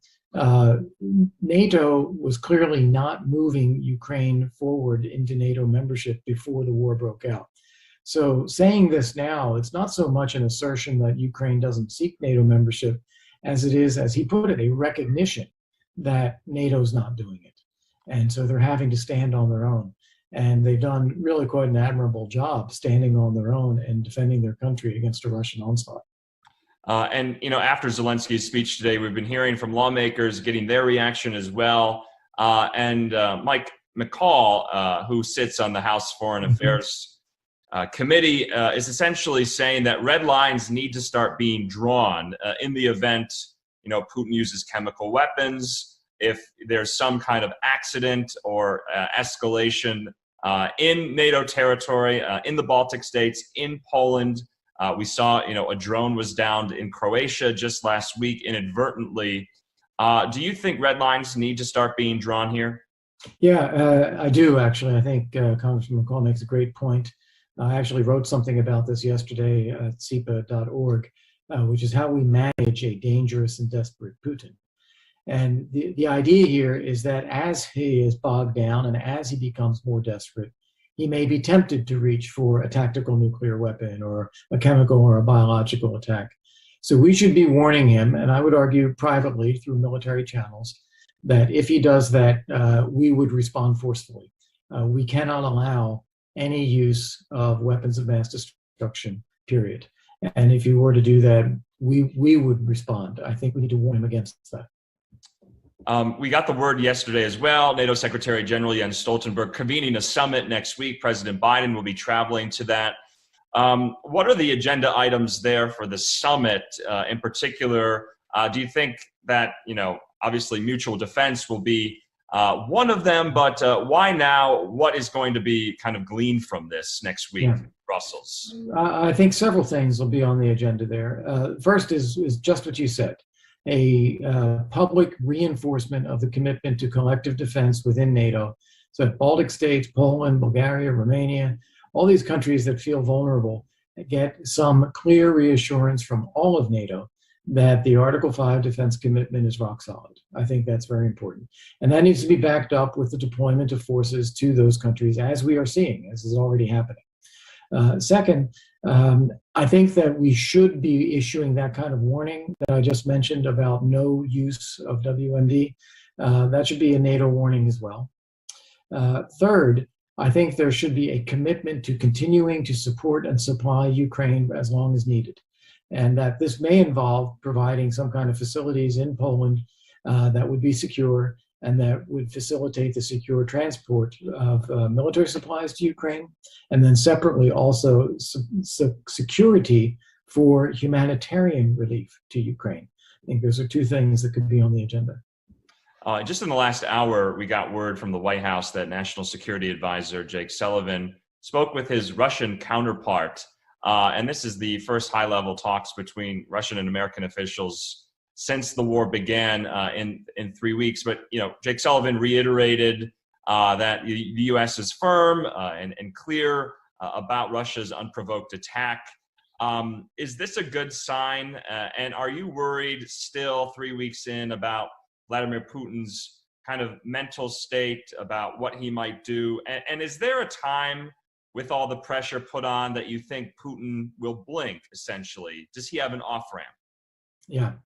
Well, it's a tough question, and I don't have a readout of the Sullivan call, so I can't speak to exactly how that went or even why it took place. So I'll pass on that one. But on Vladimir Putin's state of mind and what he's doing, I think he has got himself into a very difficult position. He is squeezed by a failing military on the one hand and a failing economy on the other hand. And this means he's going to be running out of time. It also means he probably feels he cannot leave Ukraine without achieving some kind of victory. So he is going to keep driving and pushing and turning to even more extreme means in order to try to achieve that victory. And think of the things we've seen recently. We've seen him suggest that they're going to bring in fighters from Syria. He's asked for help from China. He has put some of his intelligence leaders under house arrest. He has fired some of his generals. He has changed tactics from engaging primarily the Ukrainian military to bombing civilian targets deliberately. So he is, and he's mentioned BWCW use or even threatened to attack the NATO supply chain to Ukraine. So he is acting in a rather desperate way because I don't think he sees that he has anywhere else to go. This is driving Russia into the ground, both militarily and economically. And whether it's him or whether it's people around him, at a certain point, I think they're going to have to stop. They won't be able to sustain their country if he keeps going in this direction. And Ambassador, just lastly, there have been many diplomatic overtures in the past several days, especially from the Turks. We've seen that Turkish foreign ministers traveling to both Russia and Ukraine. We've seen prime ministers of Slovenia, Poland, and the Czech Republic travel to Kyiv yesterday. Are you seeing any progress, and do you have any confidence in some of these diplomatic outreach efforts to get the parties to the table? Yeah, well, there's no issue about getting the Ukrainians to the table. It's about the substance of what the Russians are doing, which they don't want to do. They need to get their forces out of Ukraine and stop killing Ukrainians. They are not prepared to do that yet, so I don't see any of these diplomatic efforts producing any results at the moment. I do want to praise, however, the Czech and the Polish and the Slovene leaders for going to Kyiv and meeting with Zielinski in this embattled capital. That's a tremendously important symbolic show of support for Ukraine from EU members. And I'm sure they are taking that meeting now to lobby for accelerated EU accession for Ukraine, greater assistance for Ukraine. And I think Zielinski, while he is saying that he recognizes Ukraine may not be a member of NATO, he is looking for other security guarantees. And I would bet you that was part of the conversation as well. And just lastly, Ambassador, what will you be kind of watching for or monitoring in the next couple of days as we get almost a month into this war? Yeah. So the first thing is going to be this U.S. security assistance package. What is the administration going to announce today in detail? How quickly does it get there? And are they pushed to do more by Congress? And I would expect that they will be. So that's the first thing. Second thing is the Ukrainians have been doing a great job of going after Russia's supply lines. And do we start to see even further indications that the Russian forces in Ukraine are bogging down, grinding to a halt, unable to continue? Because that is what's needed for any kind of negotiation or diplomatic track to become effective, is the Russians have to realize that they have to negotiate a settlement to get out. All right, Ambassador Kurt Volker, we appreciate your time here on Live Now from Fox. We'll talk to you again. Okay, Andrew, thank you. Thank you. So a great conversation right there, responding to, of course, the address from President Zielinski today, an emotional address in which they showed a video detailing the severity of those attacks down on the ground in Ukraine. And we'll probably be playing that again for you a little bit later in the evening. And we're also going to be having some live reports from down on the ground in Chicago. As we just showed you, Jussie Smollett has walked free from that Cook County jail. These were those pictures. Also, his legal team holding a press conference afterwards, shifting a lot of the blame to the media members, also saying Jussie Smollett has not eaten for 6 days. So we'll be speaking with one of the reporters who was there during the press conference, getting her key takeaways and what's next for the famed actor. So that and more after the break.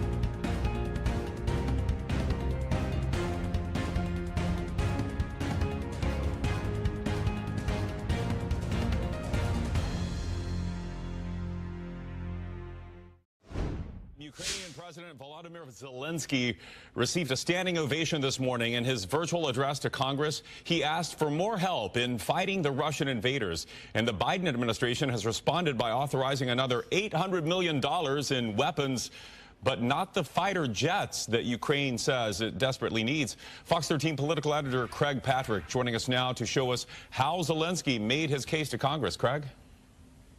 Well, Zielinski started by saying the destiny, the fate of Ukraine, and with it much of the world is being decided as we speak right now. And he likened the war on Ukraine to two of the darkest days in American history.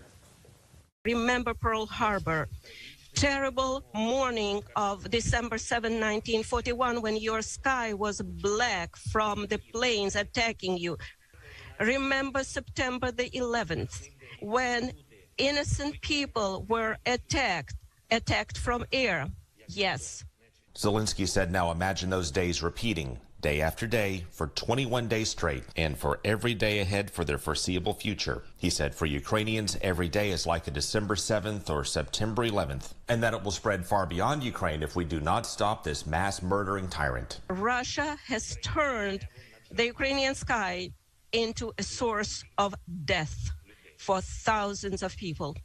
As expected, he repeated his call to impose a no-fly zone in the skies over Ukraine. Is this a lot to ask for, to create a no-fly zone over Ukraine to save people? Is this too much to ask? Well, the position of NATO is that it is too much to ask because that would require engaging Russian warplanes, which would likely trigger World War III. Zielinski knows this, so he suggested Plan B. If this is too much to ask, we offer an alternative. He asked for air defense systems more advanced than the Stingers we've been sending, and he once again asked for those fighter jets from Poland. You know how much depends on the battlefield, on the ability to use aircraft. Poland wants to donate its entire fleet of MiG-29s, and the Biden administration initially said it would work to facilitate that, but then changed course and said it cannot support sending Ukraine fighter jets because it could trigger Vladimir Putin to use chemical weapons and or expand the war beyond Ukraine. To that, Zielinski invoked Dr. Martin Luther King Jr.'s I Have a Dream speech. I have a need. I need to protect our sky. And he closed by addressing Congress in English. Being the leader of the world means to be the leader of peace.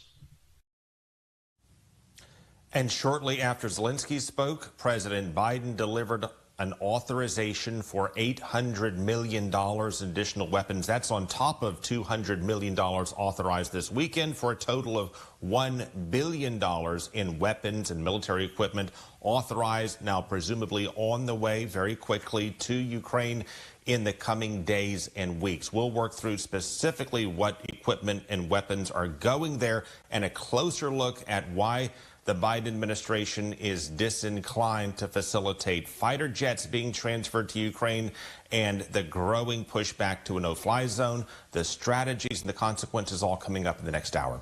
Craig, how is Vladimir Putin presenting this aid from the U.S.? How is he presenting this to the Russian people? Well, to the Russian people, by repeating the fiction that this is all about the United States overthrowing the rightful government of Ukraine by way of a coup and then installing Nazis to run Ukraine because the U.S. is pro-Nazi and that Russia is going in to liberate the Ukrainian people from the Nazis that the U.S. installed. That is the story that the Kremlin, Vladimir Putin, is repeating today over and over again. And with that, Vladimir Putin is also issuing additional threats to Russian people who would speak out against him, dissidents, stressing that there would be very severe consequences. And the Kremlin is also further cutting off access to outside sources of information. For example, it cut internet access to the BBC and other organizations as well as in Russia so that the Russian people more likely will only hear those stories coming out of Vladimir Putin and the state-run media. Yeah, walling them off from the rest of the world. All right, Craig Patrick with the latest on the Ukraine-Russia situation. Thanks, Craig. And we're going to learn more about the propaganda underway in Russia and how Ukrainians are utilizing social media to spread those stories from down on the ground after this break.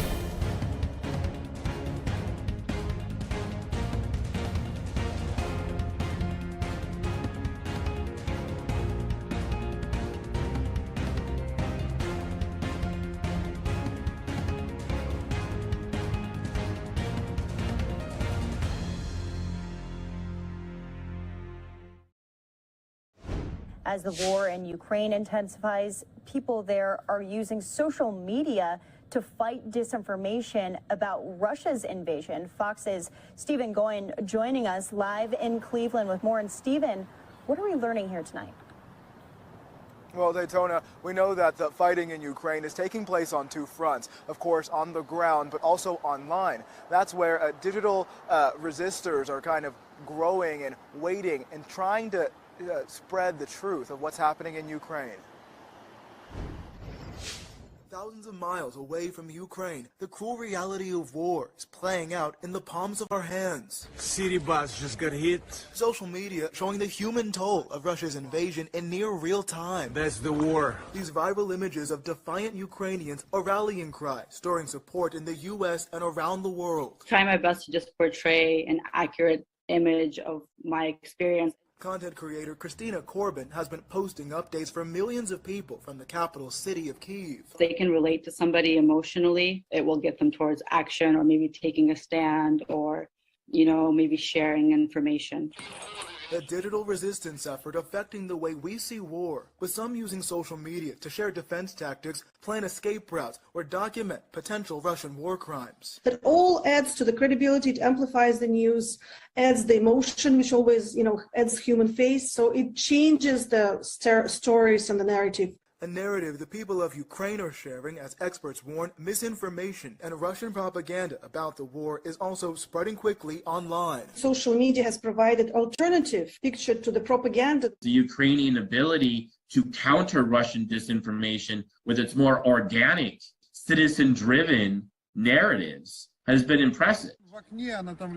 Now, as Russia bans certain social media apps, keeping its people in the dark, the people of Ukraine are shining a light on the truth of the war. I have a voice for a reason. If I can spread it, I'm going to do that. I'm doing my part, just like everybody else in the country. Now, Facebook says they've already disabled dozens of accounts linked to Russian misinformation, but experts say we will see more. So we still have to stay cautious of what we are looking at and sharing online as it relates to Ukraine. Daytona. Stephen, you mentioned in your story that they are blocking certain social media in Russia. Can you talk about that more? Yeah, Russia has now, as of Monday, they blocked Instagram. A week before that, it was Facebook. They've also blocked Twitter.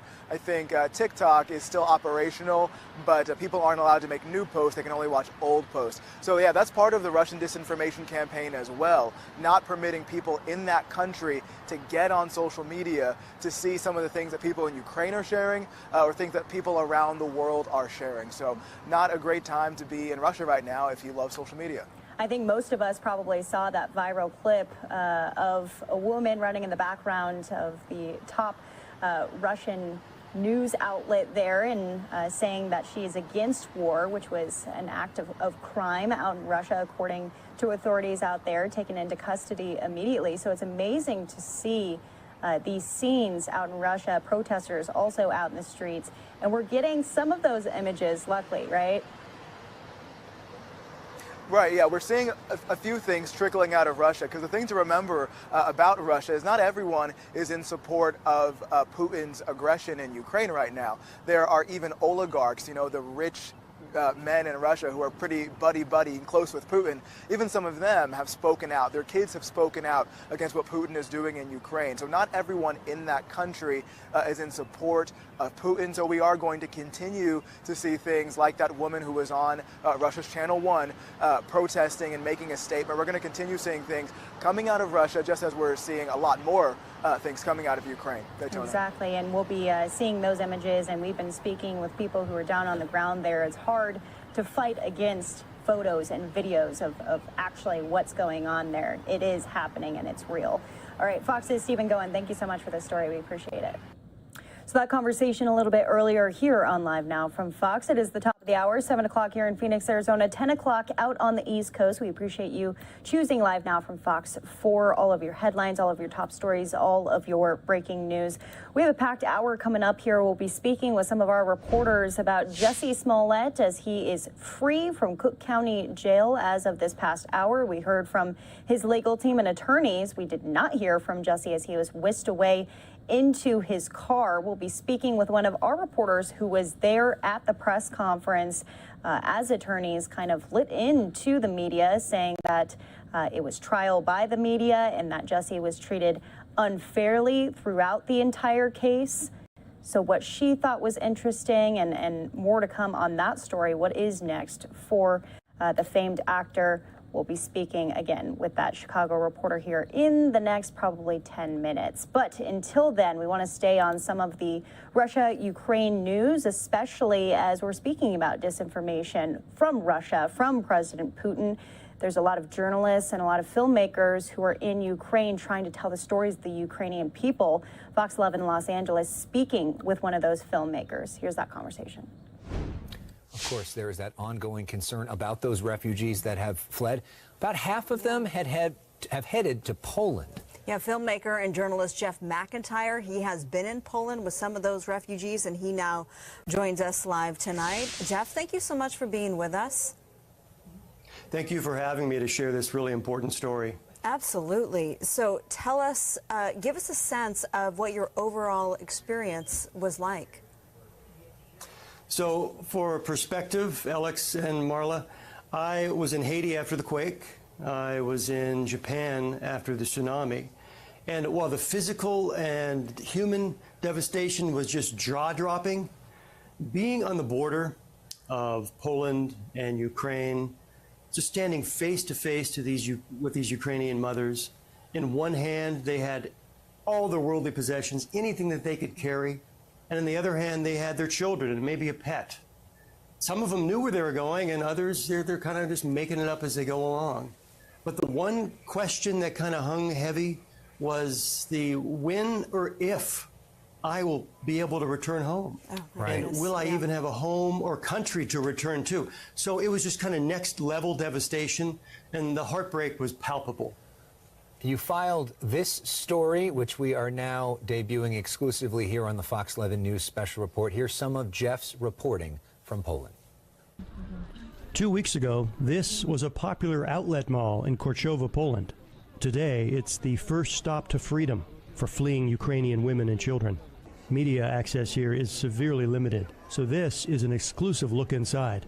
This is a refugee processing center next to a major border crossing here in eastern Poland, and they tell me this is a light period with only about 2,000 Ukrainians. At times this could easily swell to 5,000, and here they get a temporary respite. There's food, playroom for the kids, clothes, medical supplies, whatever they need.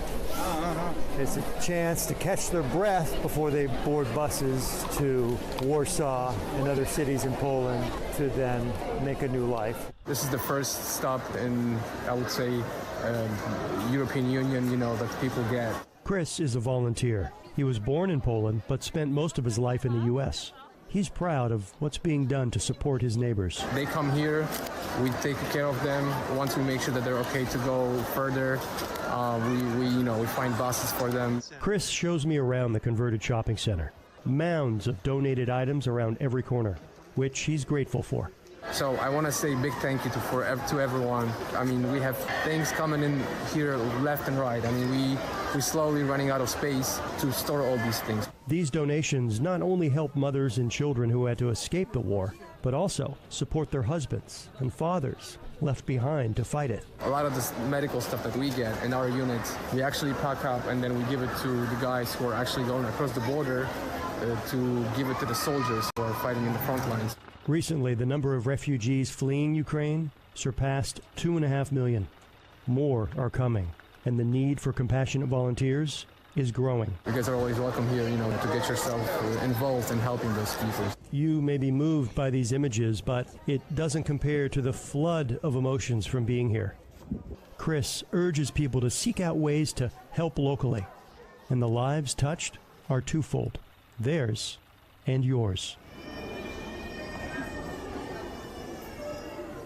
It's Jeff McIntyre reporting there in Poland. Now he's made his way back home to Southern California. Jeff, what did the refugees themselves tell you? The real profound sense I got was their incredible strength in probably the biggest nightmare situation of their lives. They all put on their stoic face, and they, you know, one actually through a translator and kind of rough Ukrainian told me, I asked about how she was able to stay so strong, and she said, silly boy, there's no time for tears when you're trying to save your children. And this silly boy got the message pretty quick. Yeah, for sure. I'm curious, though, for all of these, because that shopping mall turned refugee center is just a stopping point onto the next one. So do most of these refugees have a destination? Good question, Marla. In this particular center, they get 2 kind of free nights there, and then they have to board a bus and take off to either family and friends who are in Poland or destinations elsewhere. So some of them, like I said, they do have a plan.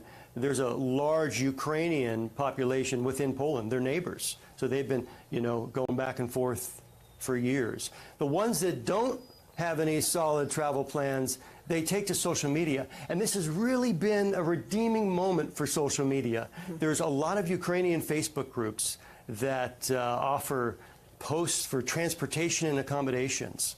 And just let me give you 2 examples of the generosity, the compassion and action that we're seeing. Will in Madrid, he can offer a fold-out couch. And then there's a family in Sweden who's offering accommodation for 6 people with a beautiful garden to play in. Now, these are complete strangers, at least now. Soon, they're going to become lifelong friends.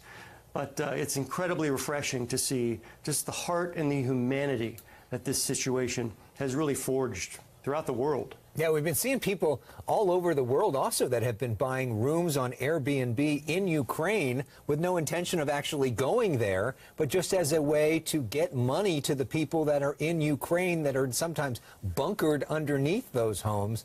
It has been interesting to see as one of the first real large-scale wars that we've seen during this social media age, the way that people have used those tools to try to bring people together as well has been striking. Jeff, your reporting is always striking all over the world, and we do appreciate you bringing it to us here tonight on Fox 11, and look forward to talking to you more in the days and weeks ahead. Thank you both. A great segment by Fox 11 in Los Angeles. We'll get back into war coverage after this. We want to bring to you this breaking news. Jussie Smollett walking free out of Cook County Jail. You can see those images from just within the past hour. His legal team addressing the media. Here's a portion of that. Ask the right questions. I'm tired of reading the papers and reading tabloid stuff. Talk about the Constitution. Ask the question, should he be charged a second time? I mean, it's frustrating. We've been through a year and a half of nonsense. And it has to stop, guys. Please, focus on the Constitution. Focus on whether this is right. Any other questions? Sorry, it's been long. When is your next court date? What's the next step? Well, of course.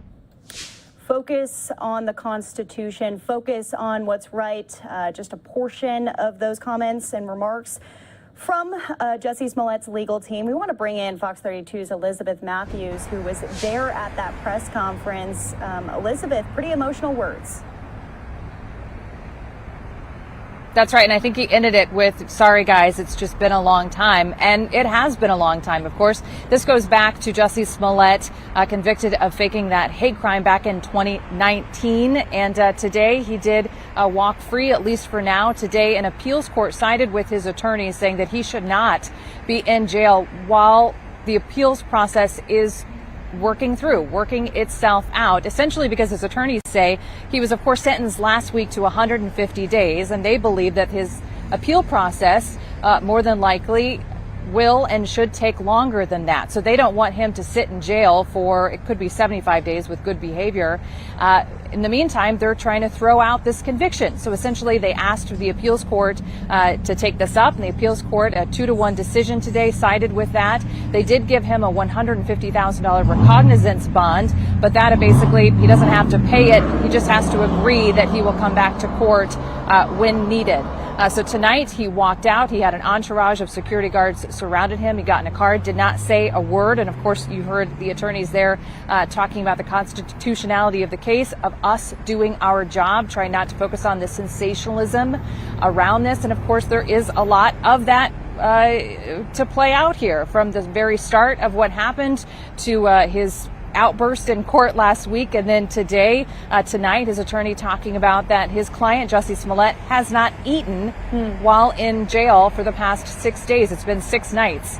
So there is a little bit, there's a storyline to this also. But I think I am no legal expert, but I think what the attorney is doing is he's setting up the next part of this, which is the appellate court process, and hoping, even talking tonight in that press conference about hoping that the appeals court takes the politics out of this and really looks at the facts and tries to determine whether or not to throw out that conviction. That's right. The legal team saying the work is not over, and even going as far as to take a look back at that day when sentencing came down and saying the judge was, quote, berating Jussie Smollett.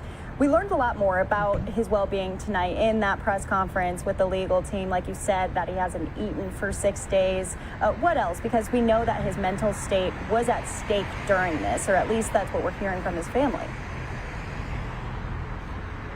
And that's one of the reasons why they asked for him to be let out of jail, for safety, worried about his security here at the jail, worried about his health. Of course, there was, talk about him being in a psych ward, then him being put in just a regular jail cell. Yesterday, we got word of that. And of course, now we know that he hasn't eaten. He's only been drinking ice cold water. That has been his, quote, food and drink. That's coming from his attorney tonight for the past 6 days. And I asked why. And he said, I don't know. I'm going to have to talk to the actor about why he's been doing that. But he also said, what would you be eating if you were in jail, locked up in a cage like this? So I'm sure we will learn more. He did kind of promise that maybe we will be hearing from Jussie Smollett's family within the next couple of days. That's not scheduled at this point, but they have been vocal in the past, so we shall see. So we thought that this was over, but seems to be far from over. Anything you'll be watching, Elizabeth, as we move forward? No, we asked about the next appellate. They've put a lot into the appeals process, right? We're trying to appeal a lot in this case.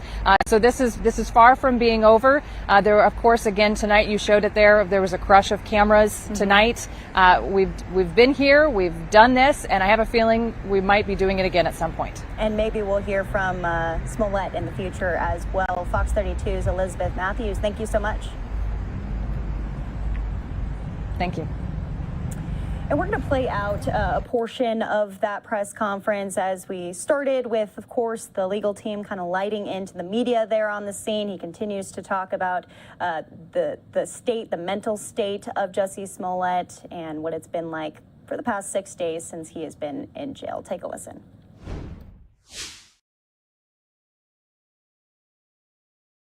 Talk about the Constitution. Ask the question, should he be charged a second time? I mean, it's frustrating. We've been through a year and a half of nonsense. And it has to stop, guys.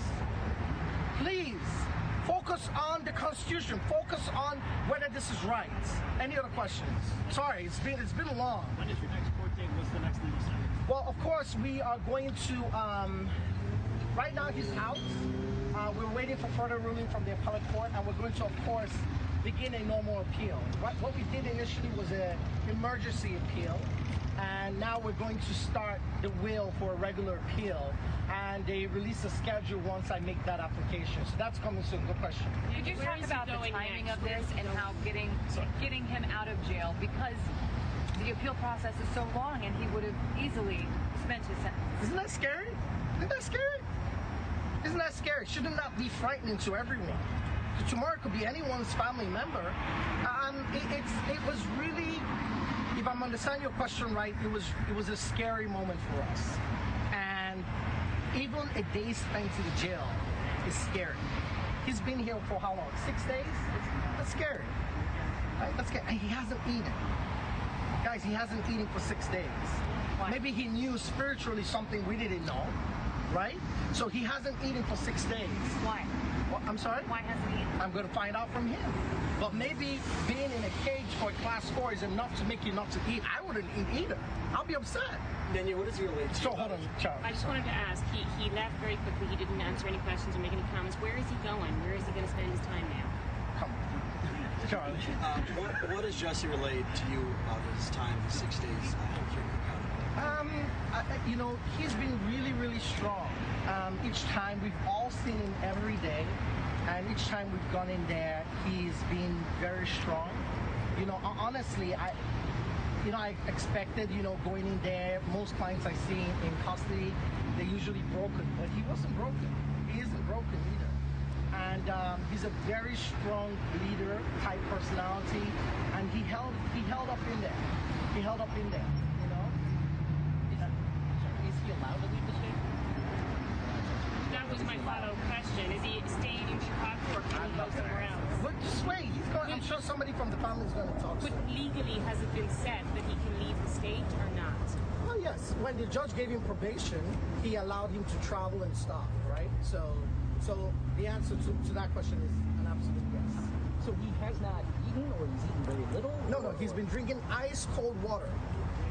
Ice water. That's been his food and liquid. Is this a protest? Is this, what's the... Charlie, if you were in jail for something you didn't do, I mean, would you eat or would you be... I don't know. Not him, Yeah, I know. Charlie, I don't know. I really don't know, and I'm going to get you those answers. I'm sure Jussie, someone from his family at some point will make a statement. But I don't know. But I can only imagine if I was in jail for something I didn't do, or I thought I was in jail and the sentence was too harsh, I doubt I'll be eating. I think food is the last thing I'll be thinking about. Any other questions and we're done? Okay. Okay. Thank you.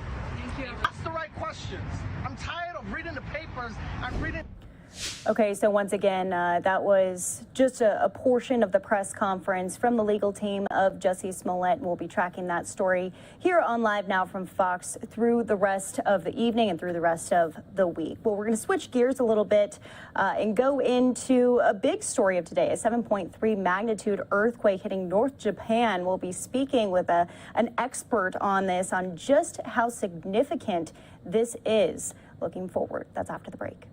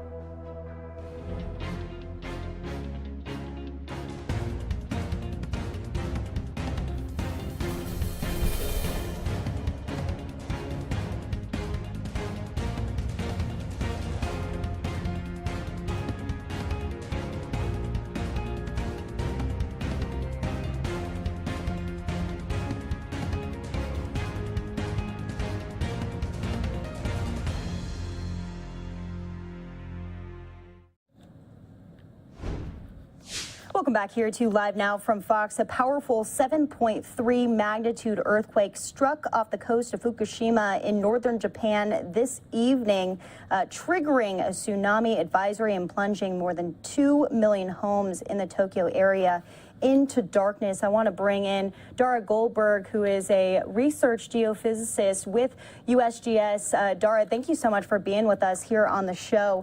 Explain how significant of an event this was today for North Japan. So Japan is very used to large earthquakes. Significant earthquakes generally happen where we have two tectonic plates, which are the rigid blocks that make up the Earth's surface, moving past each other.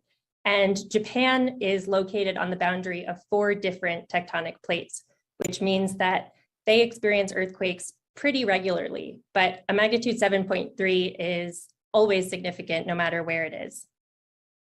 And we know that once it struck, there was a tsunami advisory. Can you explain what goes into declaring a tsunami warning or advisory too? Yeah, so the most important factor is the earthquake's location and its size. So any earthquake that's bigger than about a magnitude 7 and occurs offshore is likely to get some attention from our partners at the tsunami warning centers who issue these warnings. And then on top of that, details about the direction of motion get used to decide how significant the tsunami might be. So earthquakes that have a vertical component of motion that can displace water upwards are more likely to cause significant tsunamis.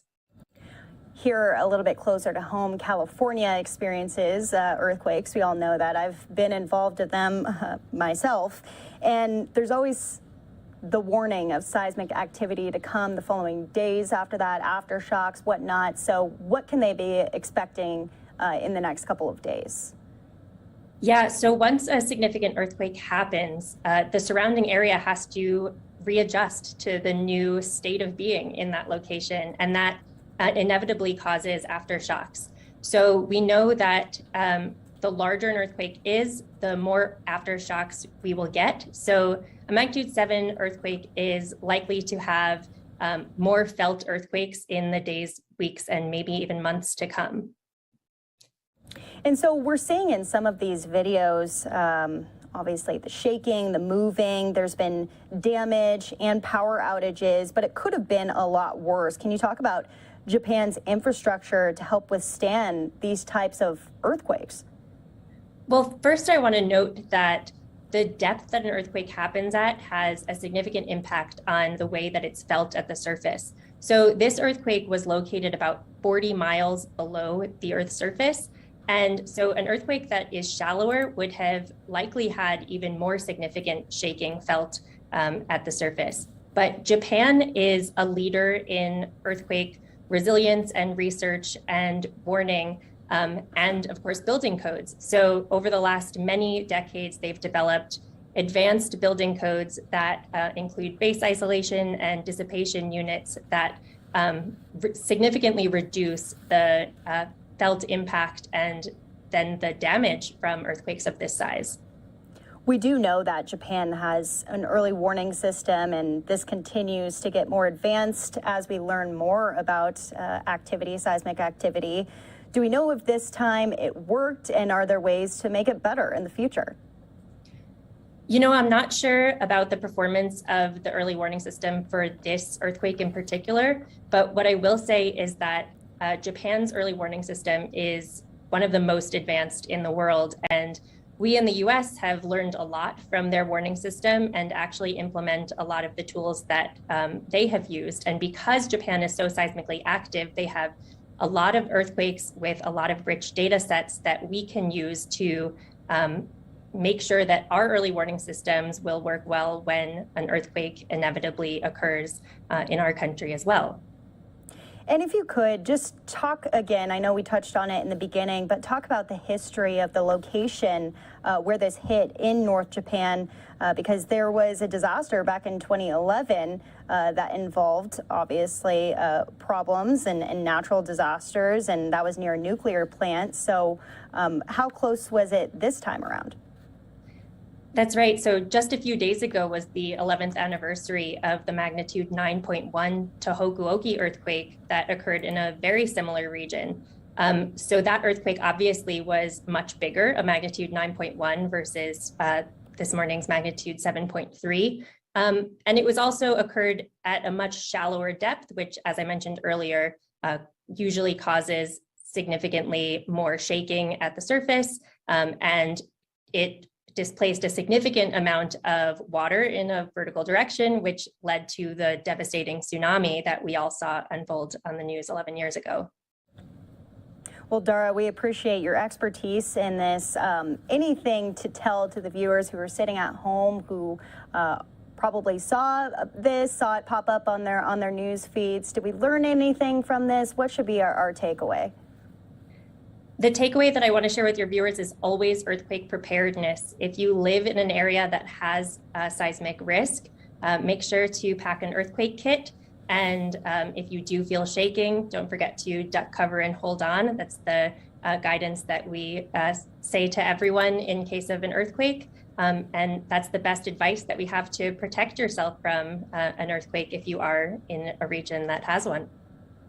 All right, Dara Goldberg, thank you so much for being with us here on the show, again with USGS, and we'll keep you in mind for hopefully the next one that comes around isn't bad either, but we appreciate you coming on and breaking it down for us. Thank you, Daytona, I appreciate it. Thank you so much. Well, we're going to take a quick break as we walk through the top stories of the day. That was a big one today. Everyone was talking about it online, but also Russia-Ukraine, President Zielinski of Ukraine coming to speak to Washington, D.C., well, virtually, I should say, as he stands by his people of Ukraine as war escalates. We'll be talking about the response from lawmakers here at home to that address from President Zielinski. Also, some of the other aspects of the war that's underway, what they're asking of the United States, of President Biden, and so much more. So stay with us. We'll see you back here in 2 minutes.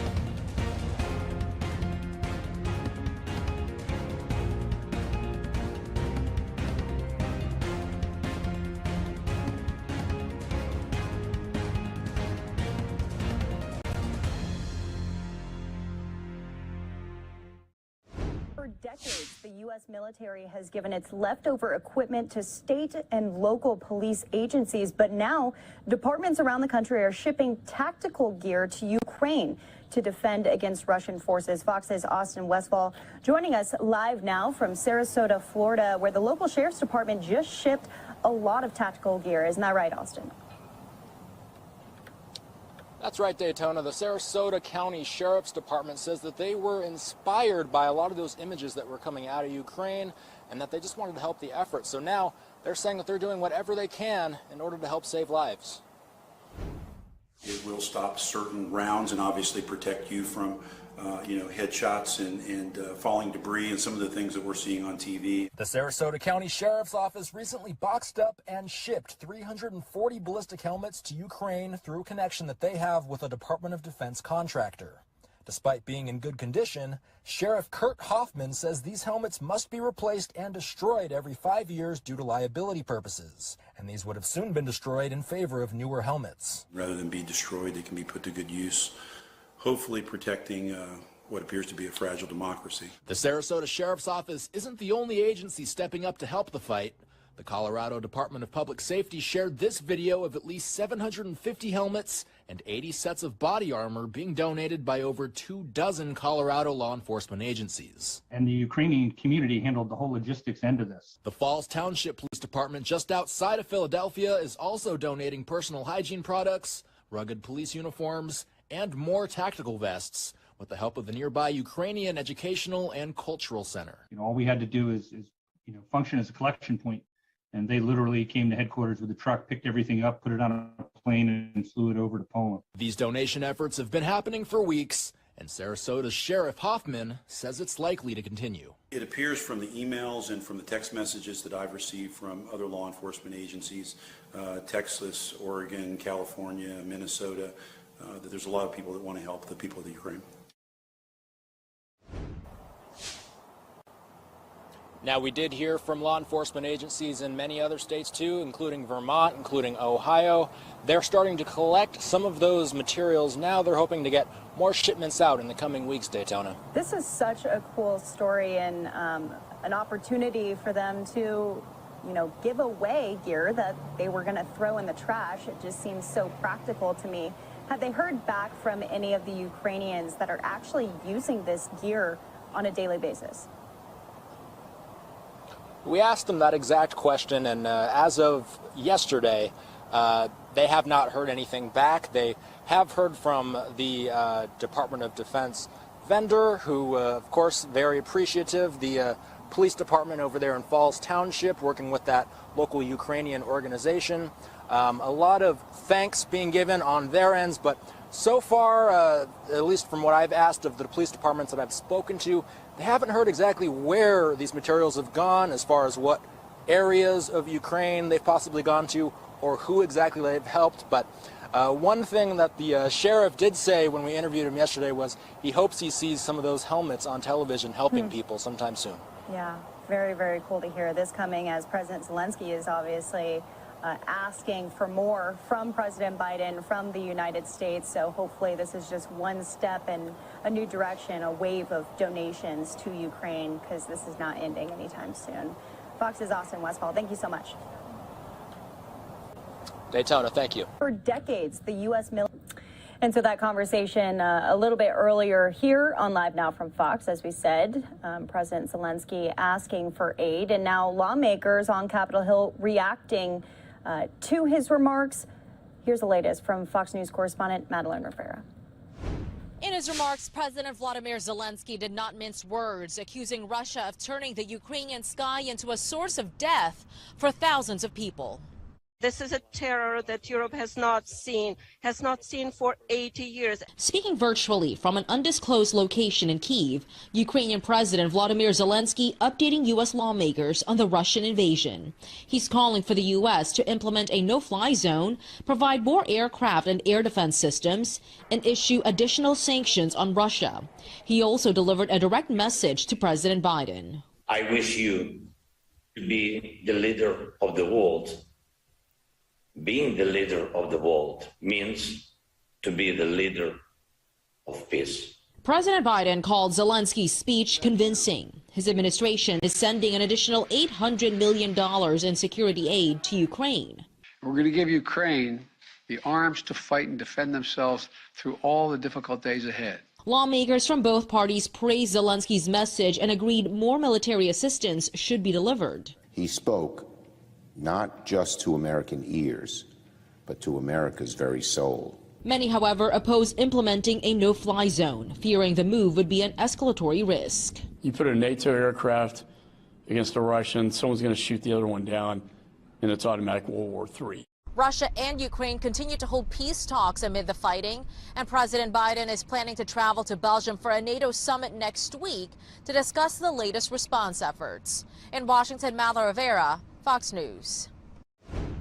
So she showed you just a portion of those remarks and reaction from lawmakers. We're going to play that out in full, and then also stick with us. The top of the hour will be playing out again for you President Zelensky's whole address, in which he included a pretty emotional and difficult to watch video of pictures and videos of Ukrainians who are there and getting injured from shelling, getting injured from bombings, because it's real, and that is the situation that's underway, the rescue efforts that are happening, the young children who are involved. So once again, top of the hour, we'll be playing out that full address for you. But first, reaction on Capitol Hill from Zielinski's address. To do is be creative, figure out ways to facilitate the transfer of these weapons into Ukraine immediately. We still have access to the country to be able to do that before it's too late, before more people are killed, before Kiev falls, before Kharkiv is reduced to rubble. We have to act, and act quickly. It's not a matter of weeks, it's a matter of hours, days. He also called for sanctions that we have been unwilling to impose. We've imposed a lot of sanctions, but he called for basically a shutdown of any Russian imports and a much stronger sanctions package. I know that you've been working on that, but the administration has been resisting. Yeah, we need to tighten the sanctions. He talked specifically about broadening the sanctions to governmental officials who are engaged and involved in this in some way or another, including regional officials. I think that's a good idea. I've talked to the ambassador about that over the last couple of days. My sense is that the American people are ready to do more, and that includes being honest about the oil and gas situation. Right now, the revenues that Russia is getting from oil and gas sales around the world is what's fueling this war machine. That's their number one export. And so there's more we can do there. As an example, we put sanctions on banks as it relates to energy transactions, but said they don't go into effect until June 24th. June 24th may be too late to do anything. So we need to tighten these sanctions on the banks, include them all in SWIFT, do more in terms of sanctioning individuals. And today I would make a statement to those Russian officials and to those Russian commanders. You have a choice. The war crimes are being recorded. The world is watching. You have a choice. You don't need to obey these orders to kill your neighbors, innocent civilians in Ukraine. My hope is that what comes out of today's discussion with President Zielinski and all of us working together on a bipartisan basis is to tighten the sanctions immediately, is to provide more armaments that they actually need to defend themselves, particularly from these bombardments that are happening nightly, and give them a fighting chance to protect themselves. Thank you, sir. Heads up. I thought President Zielinski was very powerful, as many of you watched. He made the case very strongly. When you think about what President Biden should do, I think there's a bipartisan movement right here. Provide them the MiGs. Provide them the planes where they can create a no-fly zone. Provide them the armament that they need to continue to fight a war that they did not create. I thought the video was one of the most moving moments in there. Made the case of the murdering of innocent people, that war crimes are being committed, that America and the world cannot sit by and ignore. We need to put a stop to this. And I think greater pressure, greater armament, and why the MiGs were not provided weeks ago, as many of us requested, put them at a disadvantage.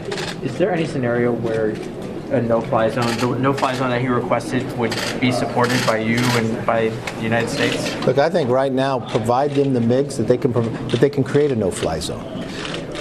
The entire time speaking with those in Ukraine and the president himself, he's never asked for American men or women to be in a battle. All he's ever asked for is give us the opportunity to defend ourselves. Don't let us fight with sticks. I've had conversations with the president long before this moment came. My advice to him was this decisions.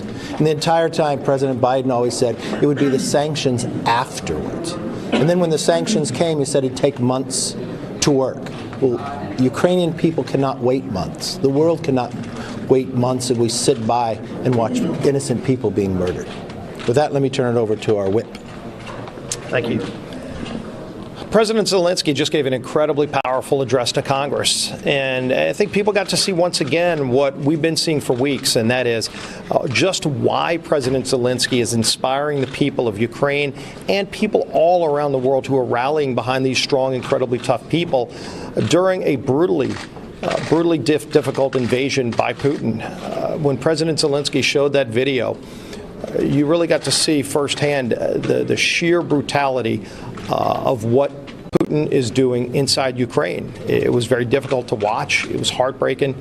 But it shows you that there's nothing less than genocide going on in Ukraine by Putin and his army. And so as Zielinski made a plea to the United States, to President Biden, he's continued to reiterate that the people of Ukraine just want more tools to be able to defend their country, especially right now to be able to control the sky. And that's why getting these MiGs in immediately is so critical. The longer President Biden waits trying to figure out excuses to not offend Putin, it's costing lives in Ukraine. He's got to make that happen.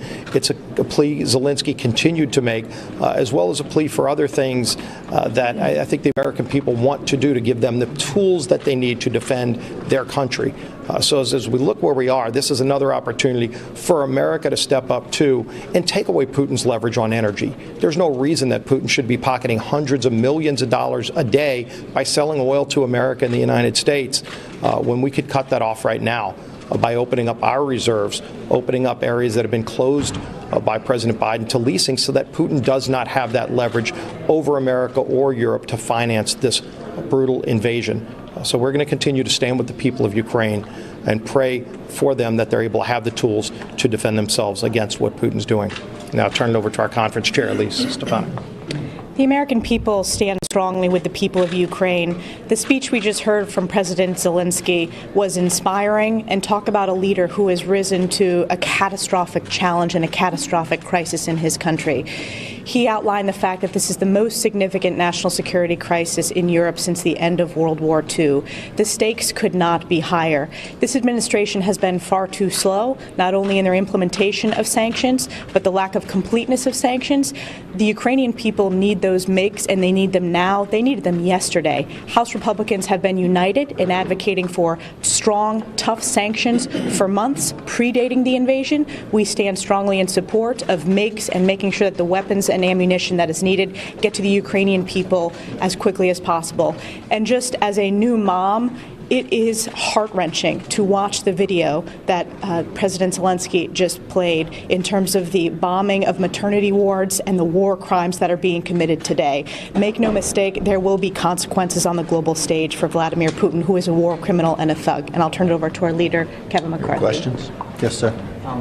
How does the conference propose transferring the MiGs from Poland to the Ukrainians in terms of what's been discussed, and what is the proposal that you all believe should be I think we can move forward exactly as they said. If they transfer it to America, it's no different than us providing the Javelins or others. The problem is the delay. The problem is this administration has delayed time and again, creating the situation to be worse, giving the wrong message to Putin. When President Biden said in his press conference, well, if they take a little part of Ukraine, as though that was okay. The slowness of moving weaponry to Ukraine to have a deterrent where Russia would not invade. All of that's been a mistake. The weeks that he has waited now about whether the MiGs could go. How many people have died? Maternity wards have been bombed. You've watched in the video itself. You've watched a leader stand in a capital that's being bombed, not requesting that American men and women go into war. Simply help us provide the weapons that we can defend ourselves. This is an unwarranted war that they did not ask for, but they're willing to defend the right of freedom. We should stand with anyone who's willing to defend freedom and against the atrocities that Putin is doing. Thank you all very much. McCarthy, do you think Zielinski changed minds in that room? I think walking into that room ahead of time, I believe there was a bipartisan support to provide the MiGs.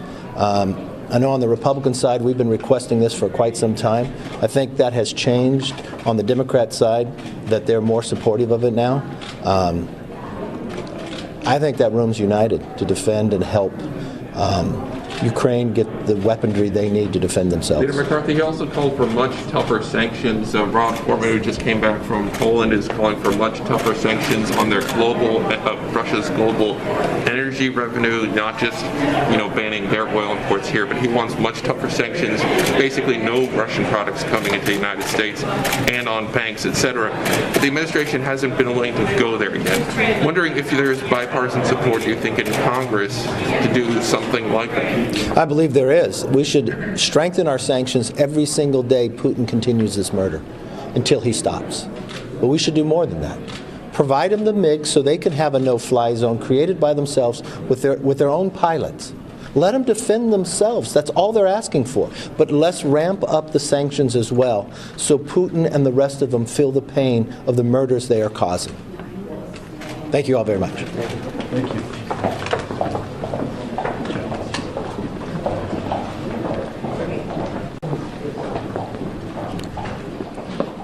Let me just say that Mike McCall and I are here. I'm not here as a Democrat today.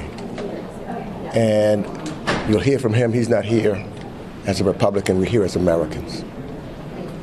And after seeing and listening to President Zielinski, if we don't come together as Americans and with our NATO allies, then that helps Putin win. This is about the time for unity and listening to the plea of President Zielinski to make sure that we are giving him everything that he needs. The one that's responsible for this humanitarian disaster is the evilness of Vladimir Putin. He's the one that we should all be focused on stopping and making sure that we're saving the lives of the Ukrainian people. So, in answers to questions as to whether or not we should continue to, as we did last week, close to $14 billion for weapons and humanitarian aid, another $300 million, the money should not be an issue with the United States Congress in a bipartisan way. That vote was us together. We win this and we stand with President Zielinski by doing it together.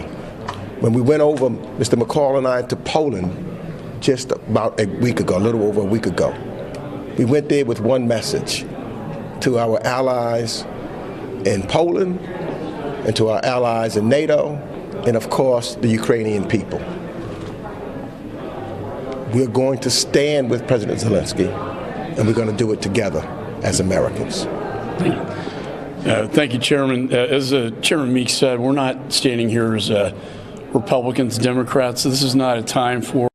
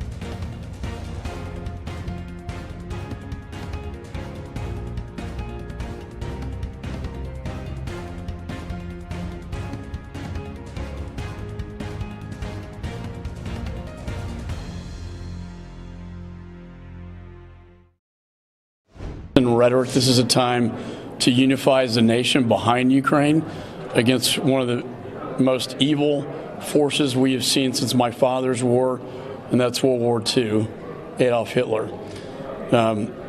So we're working together. We went on a trip to Poland together with a group, a delegation, the most politically diverse membership, but we all came back solidified in solidarity that we need to help Ukraine, give them everything they need to fight this war. And the video we saw was very reminiscent of Nazi Germany. And it's happening today in our lifetime, and I never thought it would.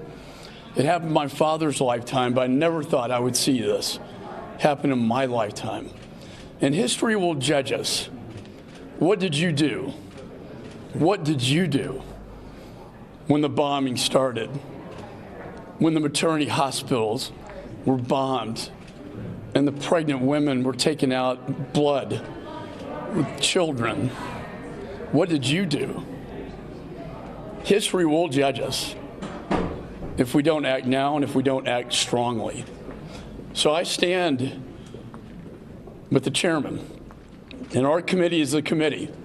And we've been working behind the scenes ever since we got back to get the weapons that they need into Ukraine. We met with the 82nd Airborne, who bring the weapons into Ukraine from Poland in an undisclosed location. You know what, in the Russian intelligence, they're bombing across the border. We need to hit back, and we can do that by supplying them the arms they need, but we need to do it now. We are doing it now, and we need to do more right now. And with that, what specific arms are we providing them to close the skies if we're not going to support closing or just lethal drones, S-300s, that's like our Patriot anti-aircraft. Yes, I would like the MiGs to go in. It's symbolic. Would it mean a whole? It would mean a lot to President Zielinski, who gave a tremendous speech. The initial plan was to send them, the pilots would come into Poland, fly over the border. Not sure what happened. That's unfortunate. That's symbolic. But the lethal drones and the S-300s are absolutely paramount. S-300s are in, but we need a lot more. Chairman? And what we're doing is looking at all of our allies and all across the world of countries that have some of the equipment now. Some of the drones, you've seen Turkey step up. And Mr. McCall and I, again, collectively, we've met with the Turkish ambassador. We're meeting with ambassadors and people across the world that are our allies so that we can get these weapons into Ukraine immediately. That's what's needed. And as he said, the S-300s are absolutely important. When we left Poland, we thought the deal was done. We had the plan. I don't think anybody necessarily was agreed or disagreed with the MiGs. We thought that they would come, the pilots, Ukrainian pilots, would come into Poland and take the planes out. Somehow the plan changed, and we talked about them going to Germany first, to our base, and then going back there. The plan of working together to get the S-300s continued, and there was still dialogue going along, including with our allies. Because the strength in this, and we do need to dial up sanctions, but dial them up and make sure that our allies are with us, because the way sanctions work is multilaterally with all of our allies. And just as we need all of our allies, we need every member of Congress, House and Senate, Democrat, Republicans, and Independents, to stand together and to speak and give one voice and one message, which is exactly what President Zielinski is doing.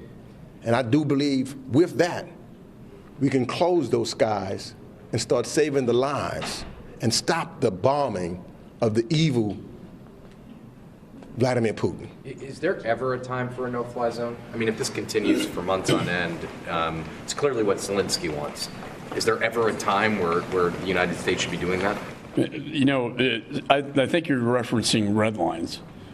And I think we need to start looking at red lines. What are some of the red lines? You know, when they use chemical weapons, which will come next, like they did in Syria, are we going to stand back as a nation? Zielinski said, you're the leader of the world, you're the leader of peace. Are we going to sit back and watch that humanitarian, the weapons of mass destruction? What about short-range tactical nukes? Is that going to be a red line? If Putin gets so desperate, backed into a corner, he launches those. Is that a red line? I think we need to start asking these questions. You know, we have one hand tied behind our back and one hand reaching out. And I think a lot of Americans, we don't want to just sit back and watch a bully hit the little kid on the playground. At what point is a red line crossed? Mr. Chairman, do you have any thoughts on that? Yeah, I think that what's happening now, and part of the reason why I believe that the president is going to go to Europe to talk to our allies, to make sure that they are collectively together. Because I agree, we just can't sit back and watch chemical weapons or nuclear weapons to be utilized.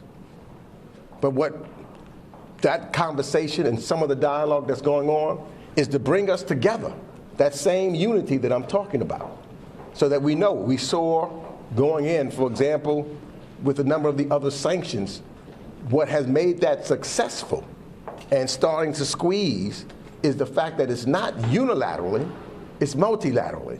And that dialogue, and as Putin continues to move, I couldn't agree more with Mr. McCall, that then the United States and the rest of the world will stand together to say that ain't gonna happen. Can I ask you about the video that President Zielinski played? You all have been to the region. A lot of Americans who are watching that have not. What did you think of the video, and did you think it was an effective tool for him to push his plea for a no-fly zone? Look, if they had come to us to Poland when we were there, and I want the American people to see it, when you saw the streams of refugees coming across that border, women and children, just with a bag, that's all they had with them, hungry. Some of them walked in the cold for days. Many of us couldn't stop but crying. We had Congresswoman Ann Wagner with us, who just broke down giving a kid a toy and some candy. You got to, there's no way you could look at that video and not feel it. There's no way you could be at that border and not feel it. There's just no way. As they're streaming in, and we know that that's not stopping. Many of them, you talk to them, and they were trying to get in touch with their husbands, because if you were 18 to 60, they couldn't come across. They did not know whether they would see their husbands or their fathers again. They did not know what life is going to be. Everything in a matter of hours had changed for them. That video echoed that. That's why we went on the trip, and that's why we may have to do some more together. Because if you're a human being, it's got to make you say, this has got to end. I thought it was extremely effective. In fact, a lot of the members, and many that you'd be surprised by, were in tears watching that, because it looked like Nazi Germany to me. Mm-hmm. Very reminiscent of that. And we've been to Kyiv, we've been to Ukraine when it was a beautiful country, and it is, and a beautiful city. But what I thought was very dramatic about the video is it showed you how peaceful and happy the country was before Putin struck that beautiful country. And I worry what's going to happen to Kyiv itself in the next several days. But it showed you how happy the children were, very effective with the members of Congress to see what it was like. So you heard from lawmakers there reacting to President Zielinski's address to Congress, and specifically to a video that was shown of the realities of the war that are underway. We told you the top of the hour we would be showing you the address in full with President Zielinski. Well, it is 8 o'clock here in Phoenix, Arizona, 11 o'clock out on the East Coast. If you missed this address from earlier, don't worry, you're going to watch it right now. Great to hear. My colleagues, Slava Ukraina. Slava Ukraina. Glory to heroes. Thank you very much. Madam Speaker, members of the Congress, ladies and gentlemen, Americans, friends, I'm proud to greet you from Ukraine, from our capital city of Kyiv, a city that is under missile and airstrikes from Russian troops every day, but it doesn't give up. And we have not even thought about it for a second. Just like many other cities and communities in our beautiful country, which found themselves in the worst war since World War II. I have the honor to greet you on behalf of the Ukrainian people, brave and freedom-loving people who for 8 years have been resisting the Russian aggression. Those who give their best sons and daughters to stop this full-scale Russian invasion. Right now, the destiny of our country is being decided. The destiny of our people, whether Ukrainians will be free, whether they will be able to preserve their democracy. Russia has attacked not just us, not just our land, not just our cities. It went on a brutal offensive against our values, basic human values. It threw tanks and planes against our freedom, against our right to live freely in our own country, choosing our own future, against our desire for happiness, against our national dreams, just like the same dreams you have, you Americans, just like anyone else in the United States.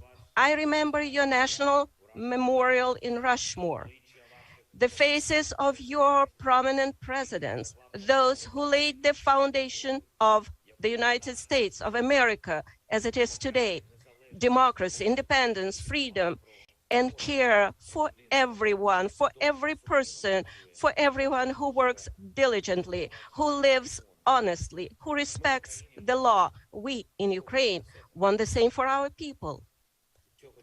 All that is normal part of your own life.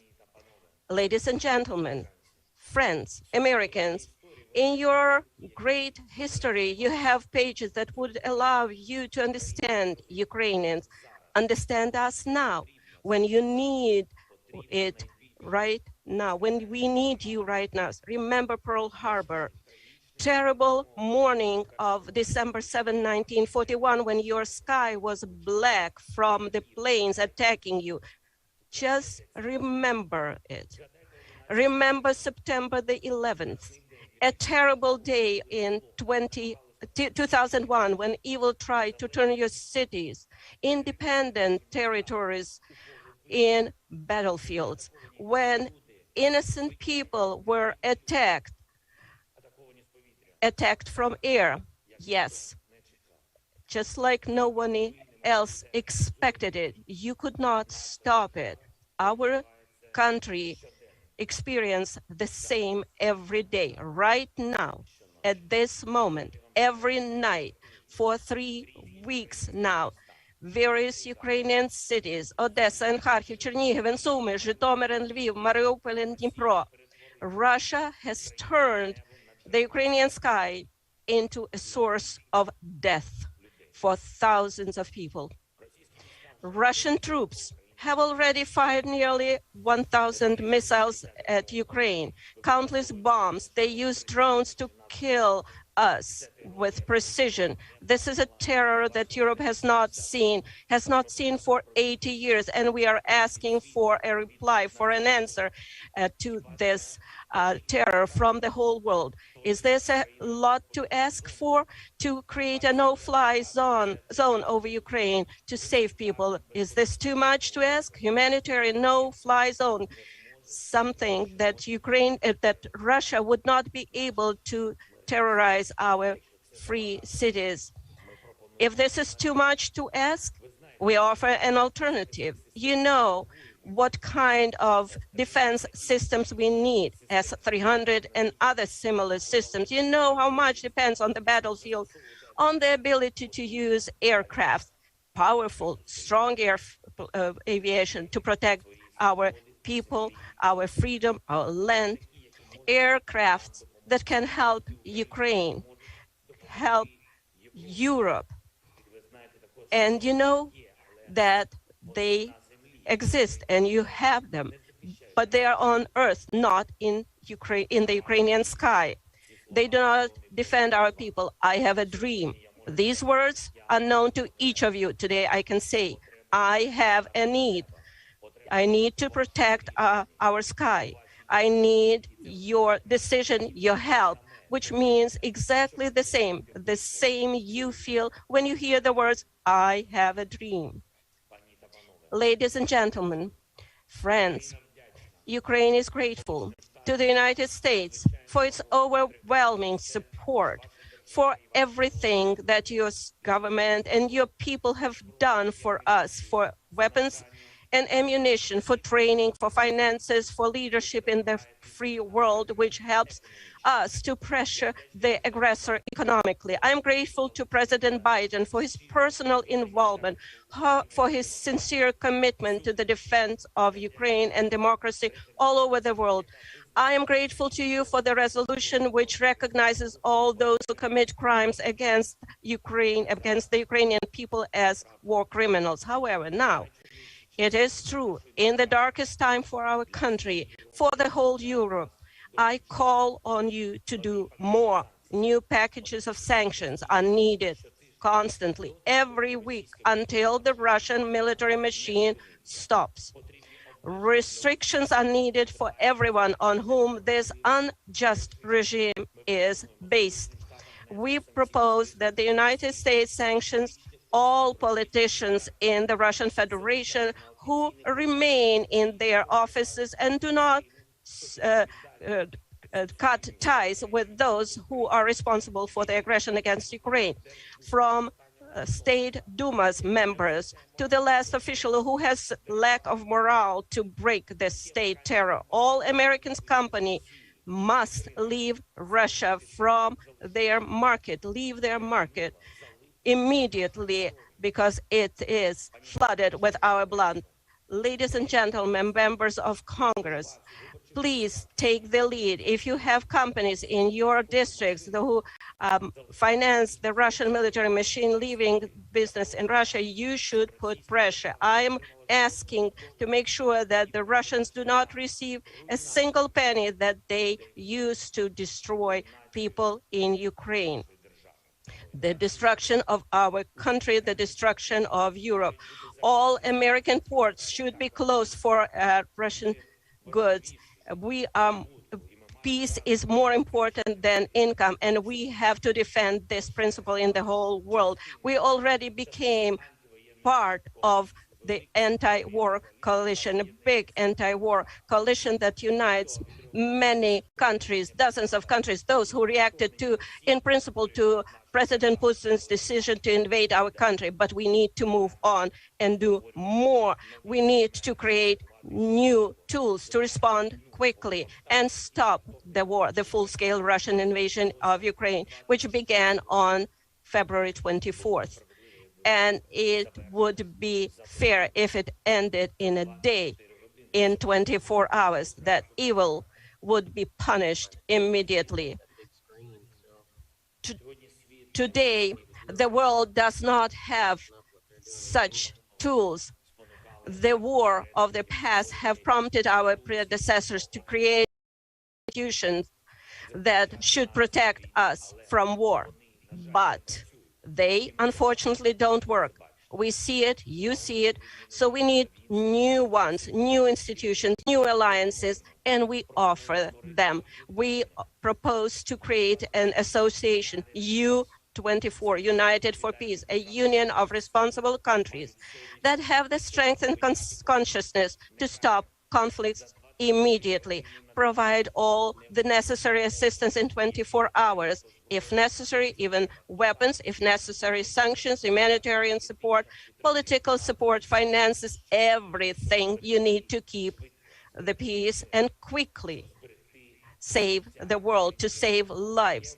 In addition, such association, such union could provide assistance to those who are experiencing natural disasters, man-made disasters, who fell victims to humanitarian crisis or epidemics. Remember how difficult it was for the world to do the simplest thing, just to give vaccines against COVID to save lives, to prevent new strains. The world spent months, years doing things like that, much faster, to make sure there are no human losses, no victims. Ladies and gentlemen, Americans, if such alliance would exist today, that is U24, we would be able to save thousands of lives in our country. In many countries of the world, those who need peace, those who suffer inhumane destruction. I ask you to watch one video of what the Russian troops did in our country, in our land. We have to stop it. We must prevent it, preventively destroy every single aggressor who seeks to subjugate other nations. Please watch the video.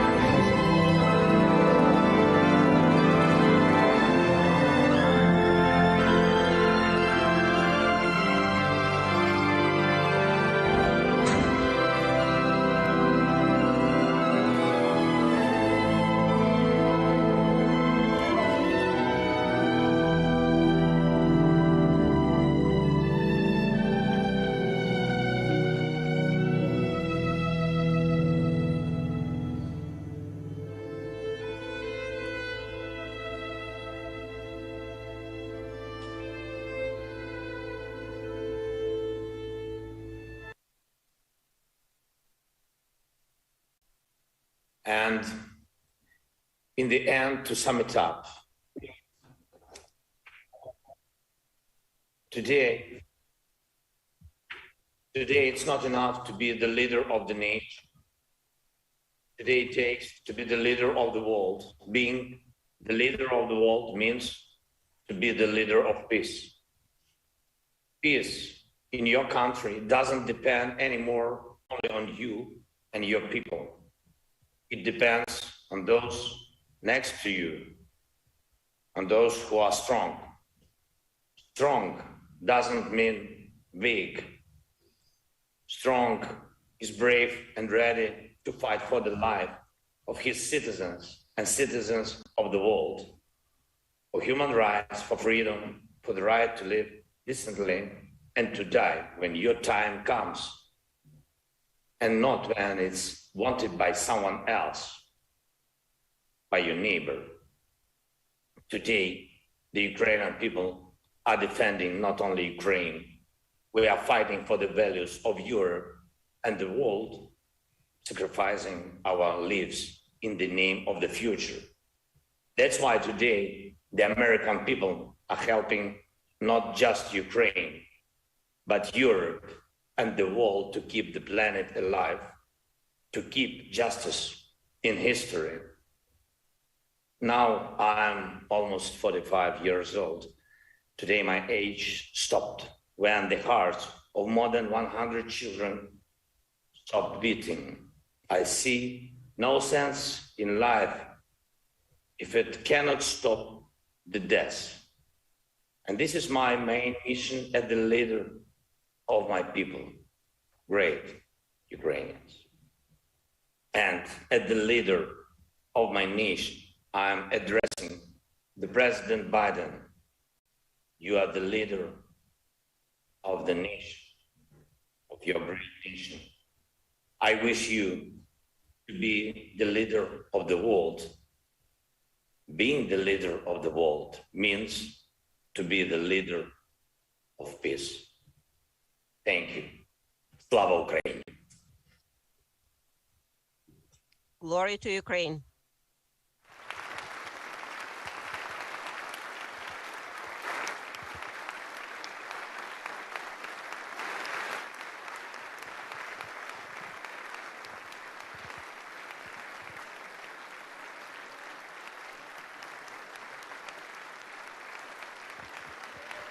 Thank you for your support.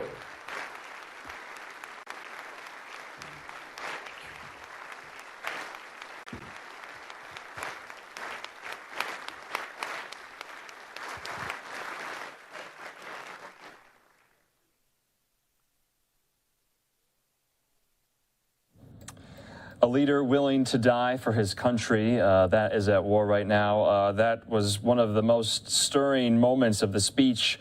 Direct message to President Biden, quote, "I wish you to be the leader of the world. Being the leader of the world means being the leader of peace." And so Vladimir Zielinski earlier this morning virtually addressing members of Congress there on Capitol Hill, and then, of course, playing that really emotional video of the suffering Ukrainians have had to undergo for the last 3 weeks. War is so messy, and that video showed what those cities in Ukraine used to be like 3 weeks ago, and now what they have to face as well. I'm Andrew Kraft. Thanks so much for being with us here on this Wednesday night on Live Now from Fox. We're going to take a quick commercial break. When we come back, though, we'll hear from President Biden committing almost $1 billion in more military aid and assistance to Ukraine, and he'll be outlining that in his speech today, and we're going to be breaking down what exactly does that military assistance entail, and will it make a difference on the battlefield? So more on that in 2 minutes.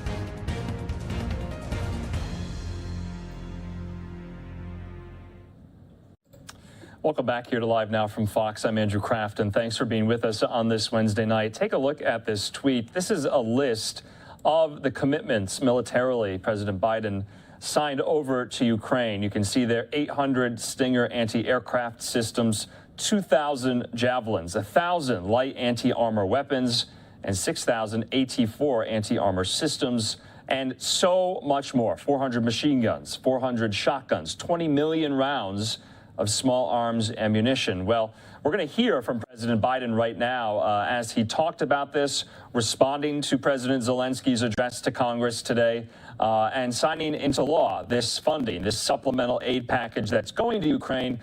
And we'll also be bringing on national security expert Hal Kempfer at the bottom of the hour to ask him if this military assistance will make a difference on the battlefield. So if you have any questions for myself or Hal, don't hesitate to reach out to me on my Twitter. You can at me. My handle is @AndrewCraft, and you can message me if you want a question asked. But first, let's hear from President Biden.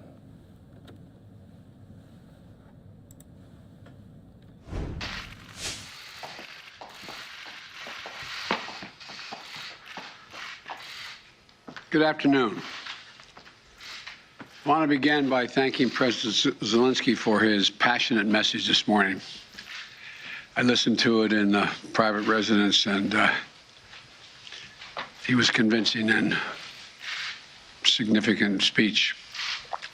He speaks for a people who have shown remarkable courage and strength in the face of brutal aggression. Courage and strength that's inspired not only the Ukrainians, but the entire world.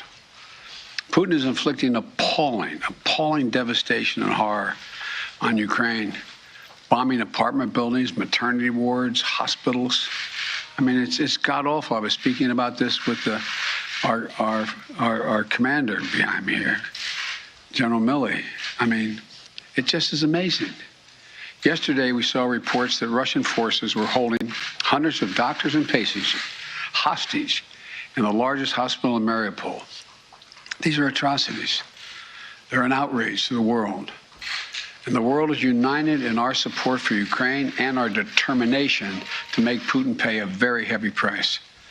America is leading this effort, together with our allies and partners, providing enormous levels of security and humanitarian assistance that we're adding to today, and we're going to continue to do more in the days and weeks ahead. We're crippling Putin's economy with punishing sanctions that's going to only grow more painful over time, with the entire NATO and EU behind us and many other countries. What's at stake here are the principles that the United States and the United Nations and across the world stand for. It's about freedom. It's about the right of people to determine their own future. It's about making sure Ukraine will never be a victory for Putin, no matter what advances he makes on the battlefield. The American people are answering President Zelensky's call for more help, more weapons for Ukraine to defend itself, more tools to fight Russian aggression. And that's what we're doing. In fact, we started our assistance to Ukraine before this war began, as they started to do exercises along the Ukrainian border, the Russians, starting in March of last year. We took the threat of Putin invading very seriously, and we acted on it. We sent Ukraine more security assistance last year, $650 million in weapons, including anti-air and anti-armor equipment, before the invasion, more than we had ever provided before. So when the invasion began, they already had in their hands the kinds of weapons they needed to counter Russian advances. And once the war started, we immediately rushed $350 million in additional aid to further address their needs. Hundreds of anti-air systems, thousands of anti-tank weapons, transport helicopters, armed patrol boats, and other high-mobility vehicles, radar systems that help track incoming artillery and unmanned drones, secure communications equipment and tactical gear, satellite imagery and analysis capacity. And it's clearly helped Ukraine inflict dramatic losses on Russian forces. On Saturday, my administration authorized another $200 million to keep a steady flow of weapons and ammunition moving to Ukraine. Now I'm once again using my presidential authority to activate an additional security assistance to continue to help Ukraine fend off Russia's assault. An additional $800 million in assistance. That brings the total of new U.S. security assistance to Ukraine to $1 billion just this week. These are direct transfers of equipment from our Department of Defense to the Ukrainian military to help them as they fight against this invasion. And I thank the Congress for appropriating these funds. This new package on its own is going to provide unprecedented assistance to Ukraine. It includes 800 anti-aircraft systems to make sure the Ukrainian military can continue to stop the planes and helicopters that have been attacking their people and to defend their Ukrainian airspace. And at the request of President Zielinski, we have identified and are helping Ukraine acquire additional longer-range anti-aircraft systems and the munitions for those systems. Our new assistance package also includes 9,000 anti-armor systems. These are portable, high accuracy shoulder-mounted missiles that the Ukrainian forces have been using with great effect to destroy invading tanks and armored vehicles. It'll include 7,000 small arms, machine guns, shotguns, grenade launchers to equip the Ukrainians, including the brave women and men who are defending their cities as civilians, and they're on the countryside as well. And as well as the ammunition, artillery, and mortar rounds to go with small arms, 20 million rounds in total, 20 million rounds. And this will include drones, which demonstrates our commitment to sending our most cutting-edge systems to Ukraine for its defense. And we're not doing this alone.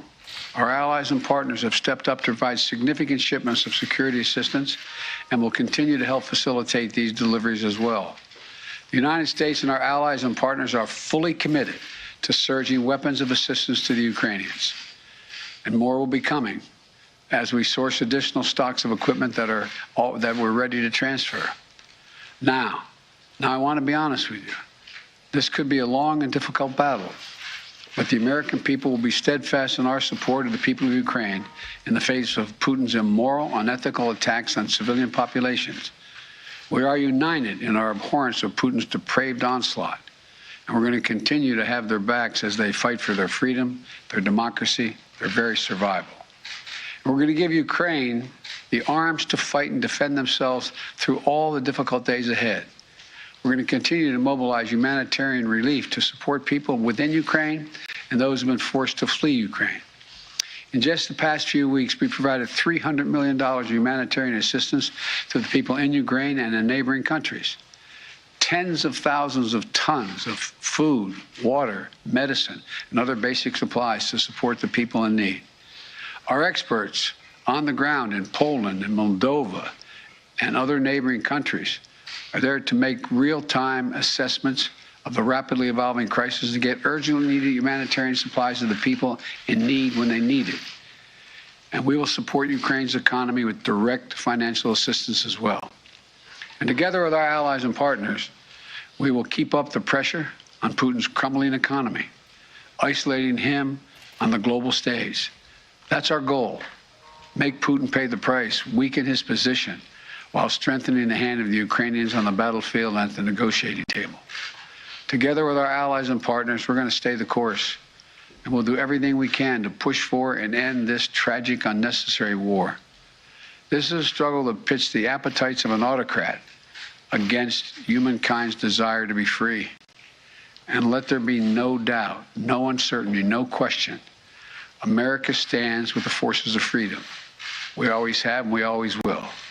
I want to thank you all and God bless you. And I'm going to walk over and sign this legislation, sign this bill to allow the drawdown of those materials. And may God protect the young Ukrainians who are out there defending their country.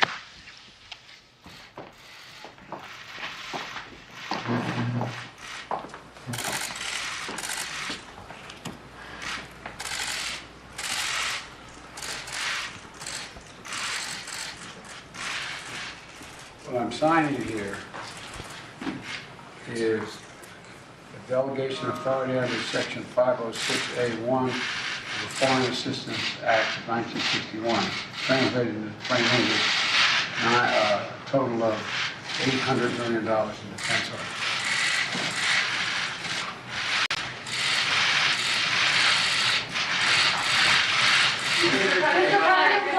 Mr. President, President, what will it take for you to send the Polish MiGs that President Zielinski is asking for?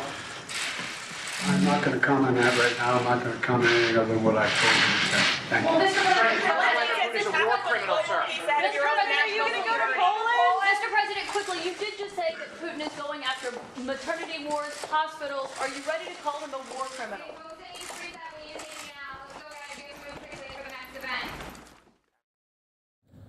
Okay, so President Biden there signing that funding package for the Ukraine aid. Didn't really take many questions. He declined to comment on the MiG-29, the Polish MiG question that was shouted there by one of the reporters. And so we're going to be breaking all of this down after the commercial break with national security expert Hal Kempfer. If you do have a question, you can find me on social media. I'm on Twitter. My handle is @AndrewCraft. If you have a question for myself or Hal, we can try to answer that as we enter into day 22 of the war in Ukraine. Here's a LiveNOW look at the White House at this hour. You can see there, we heard from President Biden a lot. Of course, tomorrow is St. Patrick's Day, and President Biden always loves to tout his Irish heritage. Well, he was supposed to meet with the Irish leader, Michael Martin. Well, we just got the word that the Irish leader tested positive for COVID-19, and I don't believe that in-person meeting in the Oval Office will be happening tomorrow. Unfortunately, it's been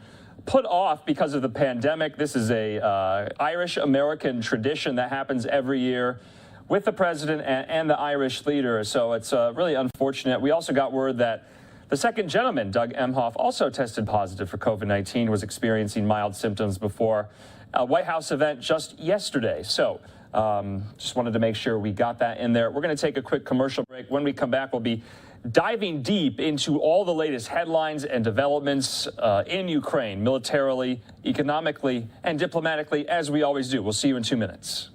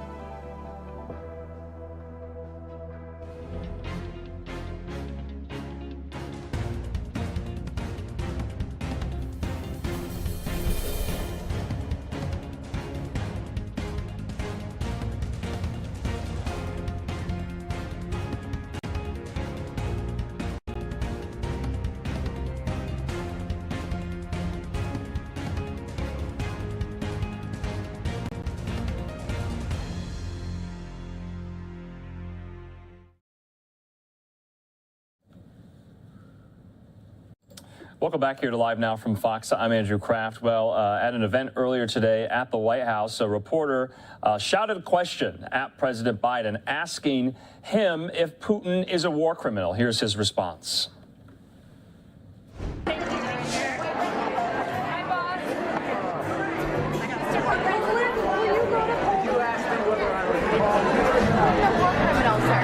Oh, I think he is a war criminal. Will you be meeting with us?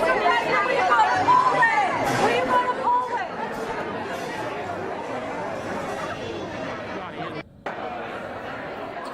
Okay, that was at an event earlier today at the White House. It got talked about a lot, especially on social media. Reporters believe this is the first time President Biden has said those exact words, that he believes Vladimir Putin is a war criminal. We've heard him in the past call him a dictator and other words, an autocrat, a thug, but that was the most and the clearest words that he had said about Putin's efforts into Ukraine and called him a war criminal. And I want to get more reaction on Russia's war into Ukraine. Joining me right now, national security expert Hal Kempfer. Hal, thanks for being with us. Good to see you.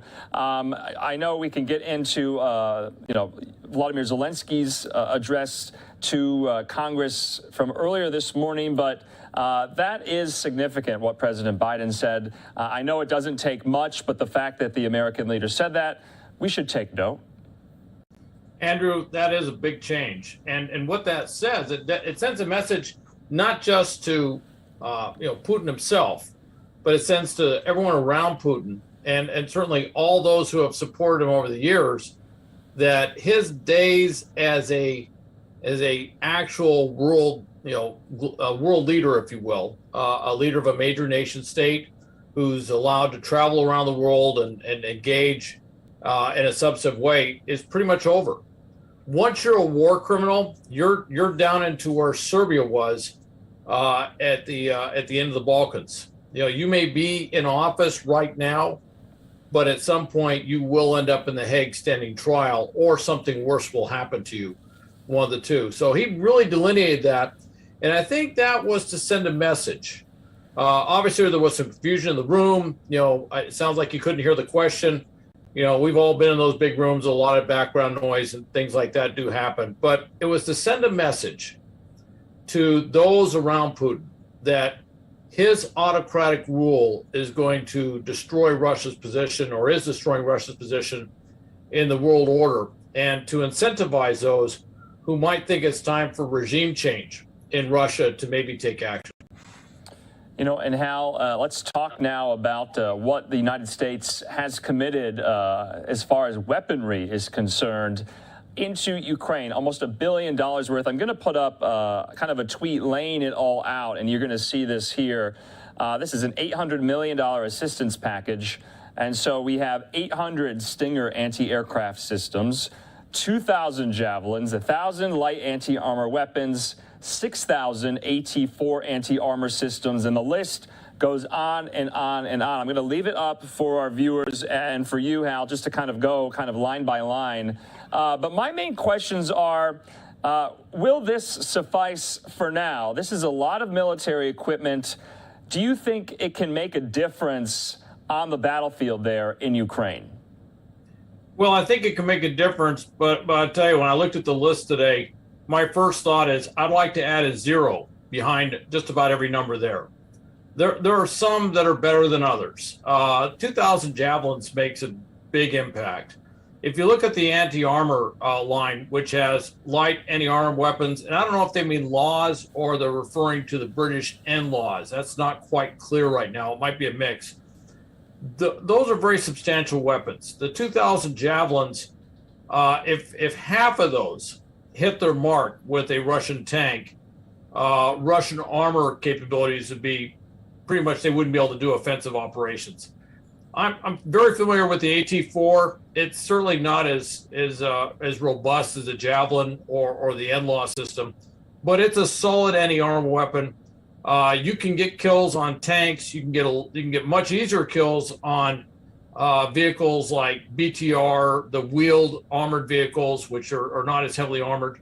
So that works very well for that. It certainly works for soft-skin vehicles like trucks. And frankly, 6,000 AT-4s, if half of those weapons would find their way to a truck or a less heavily armored vehicle, again, Russia's offensive capabilities would be at the end, and I think they'd be trying to figure out how to limp out of Ukraine if that was effective. Now, the tactical unmanned aerial systems, that was left a little ambiguous this morning, but a member of Congress came out and explained that was a Switchblade system. Exciting system. I've been a fan of that ever since it's been out there. Yeah, Hal, let's talk about that right now, because earlier the Pentagon essentially really wouldn't confirm if they were Switchblade drones. The Pentagon declined to say what drones it was delivering. They called them early at the briefing tactical in nature. And then, of course, one outlet, I believe CNN, did confirm that they are, in fact, Switchblade drones, because that was the big news of this military package. We're sending drones to Ukraine, but what does that mean, and how can they use them? Well, they have been used in a limited fashion in Afghanistan, more on the special operations side. First, special forces were using them. The Marines quickly said, that looks pretty good, so we did what we always do, which is we stole from the Army. And so we started using them, but it was a very limited fashion. What they do is they're light enough that they're man-carried, I mean, man-portable, and they shoot out of a tube, and it's like a persistent missile in a way, although it's propeller-driven. What it does is it loiters up there. It can be guided by the operator, and it's looking for the target. And so it can go around and look for whether it's an armored target or personnel or whatever it is. And then it's what they often call a kamikaze drone. I'm not a huge fan of that kamikaze thing. I mean,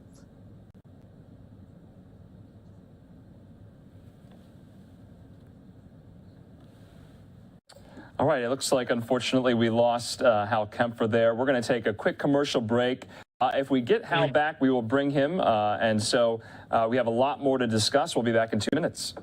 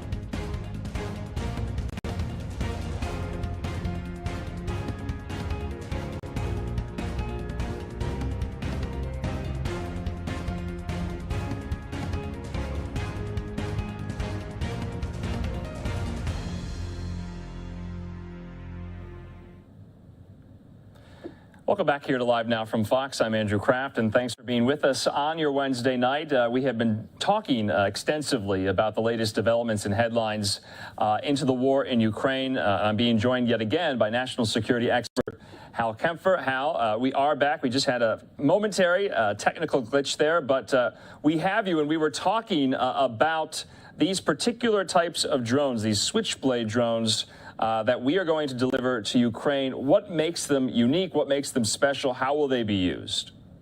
Well, Andrew, they're very effective. What they do is they're man-portable. They shoot out of a tube, the wings deploy, the propellers deploy, and then they can loiter for about a half an hour or a little bit more and look for the target. You know, they're steerable. They can, and basically they're hunting for whether it's a mechanized target, armored target, you know, personnel target, whatever it is. It's a very adaptable weapon. It pretty much can take out.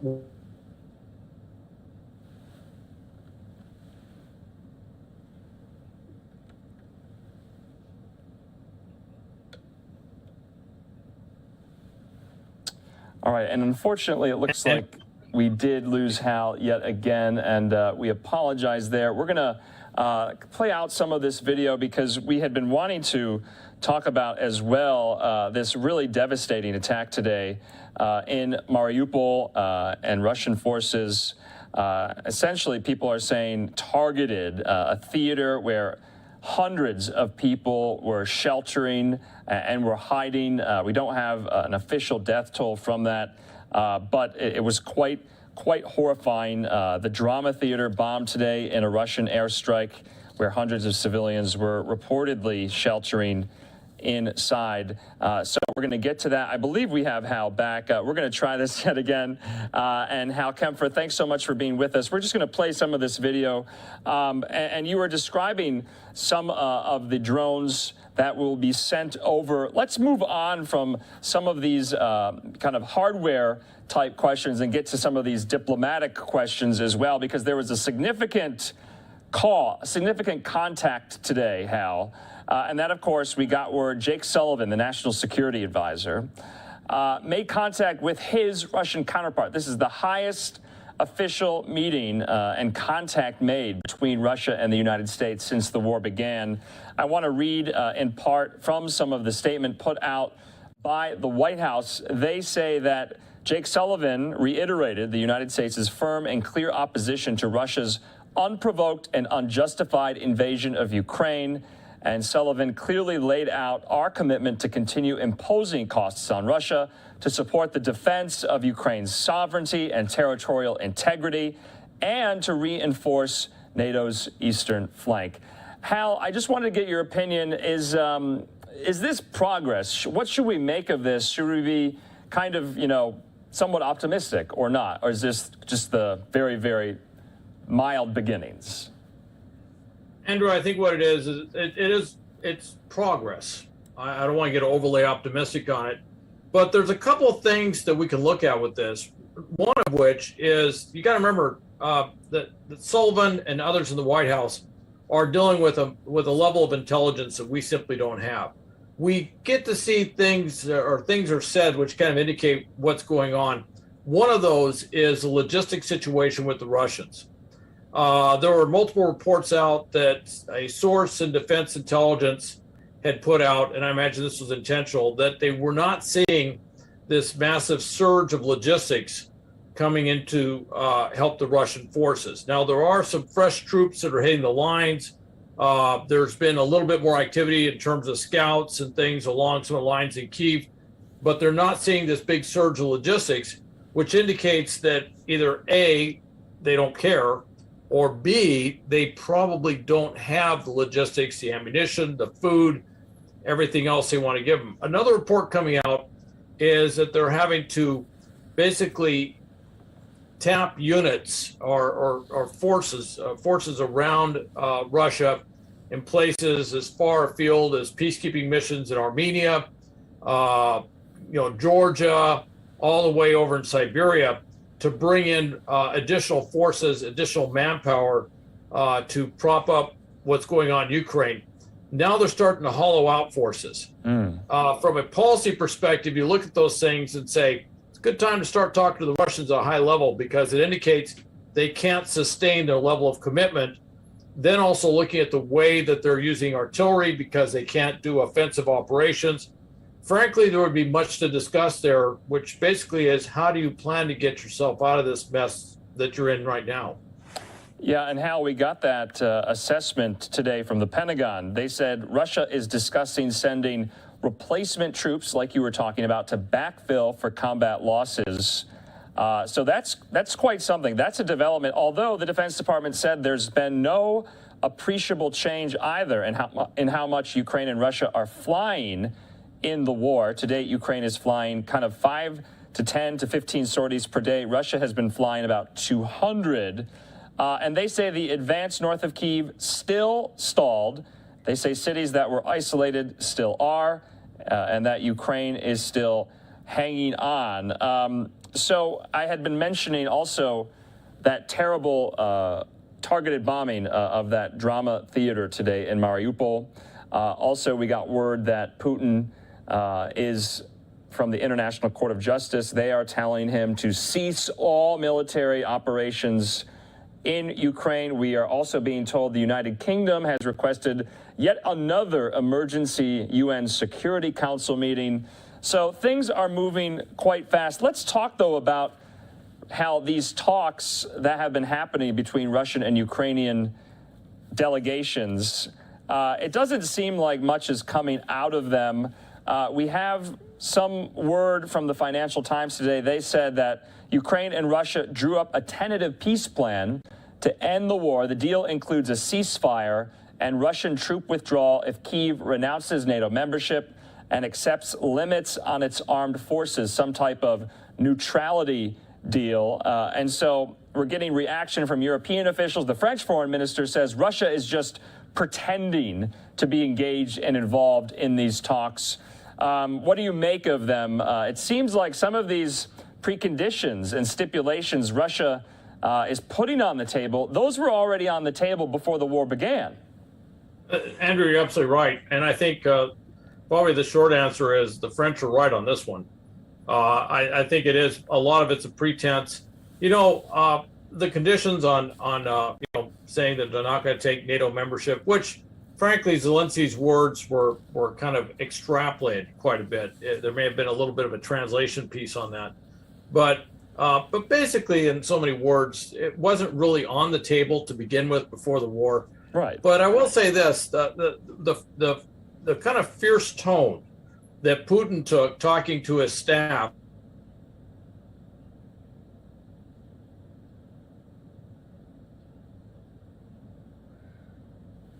and we are experiencing some technical difficulties yet again with our Zoom forcefully here. say, hey, look, we're going to achieve the objectives.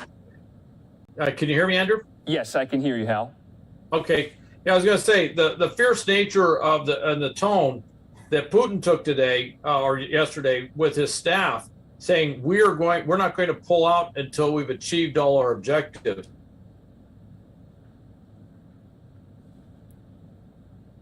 And I think we lost Hal there yet again. We apologize there for some of these technical difficulties, and we are going to hopefully fix them and bring Hal on, as always we do every night, to discuss your questions that you have about Russia's war into Ukraine. I do want to update our viewers as well about the status and condition of Fox News correspondent Benjamin Hall. In a statement by Suzanne Scott, CEO of Fox News Media, she says, we have an update on our colleague Benjamin Hall, who was seriously injured while reporting outside of Kyiv on Monday. He is now safe and out of Ukraine. Ben is alert and in good spirits. He's being treated with the best possible care in the world, and we are in close contact with his wife and family. Please continue to keep him in your prayers, and we will continue to do so. Also, the lives of Ben's photographer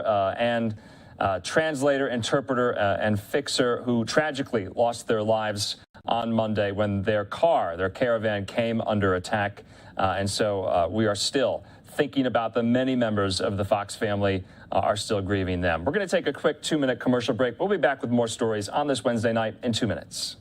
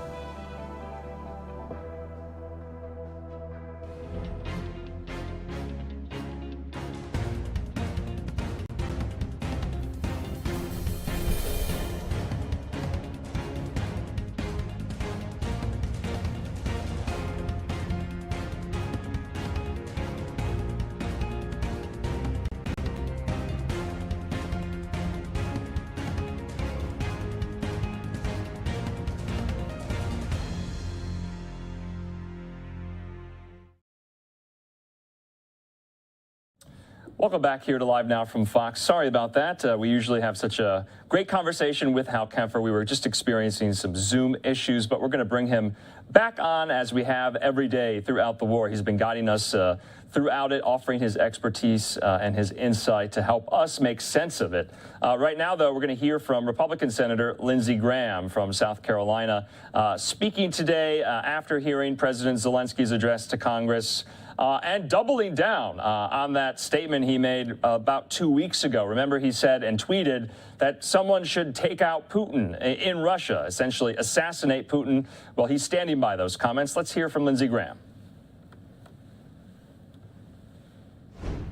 Most of you, if not all, watched the presentation by President Zelensky to a joint session of Congress held in the auditorium. It was moving. It was inspiring. The video presented was heartbreaking. And I would imagine that the average American, if they had a chance to listen to President Zelensky and see the video, would want to do more to help the people of the Ukraine.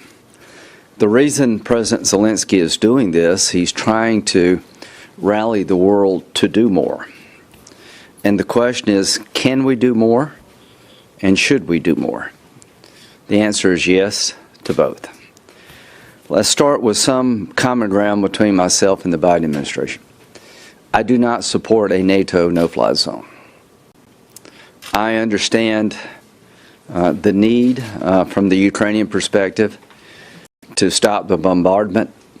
It appears to me that Ukraine is holding its own on the ground. The big difference is air power, planes and missile attacks that have really been punishing to the Ukrainian people. But when the president and his team indicate that that would be an escalation that would involve the potential conflict between NATO members and Russia, he's right. That calculation may change in my mind about a no-fly zone. But as of right now, I support the president's decision not to go down that road. And I know that is hard for a lot of people to hear here at home and very disappointing to the Ukrainian people. But we have to make decisions based on our national security interest and not just emotional decisions. But I do believe it is in our national security interest to meet the request of the Ukrainian president to allow him, the Ukrainian people, to establish a no-fly zone. So while I oppose a NATO no-fly zone, I support enthusiastically the sending of MiG aircraft from Poland to the Ukrainian Air Force so they can be more competitive in the skies, and missile systems that are in abundance that could neutralize the Russian air advantage. They're S-100, 200, and 300 systems in former Soviet bloc countries, now members of NATO, that could be injected into the Ukrainian military that I think would help them maintain or regain control of their skies, or at least be competitive in the air. The MiGs. This has been a source of contention. It's sort of taken a life of its own. And this is a moment in history that everybody will be watching and judging how this unfolds. And we have a chance in real time to make a difference. On March 6th, on Face the Nation, Secretary Blinken was asked by Margaret Brennan, if, for instance, the Polish government, a NATO member, wants to send fighter jets, does that get a green light from the U.S., or are you afraid that will escalate tension? Secretary Blinken's reply, no, that gets a green light.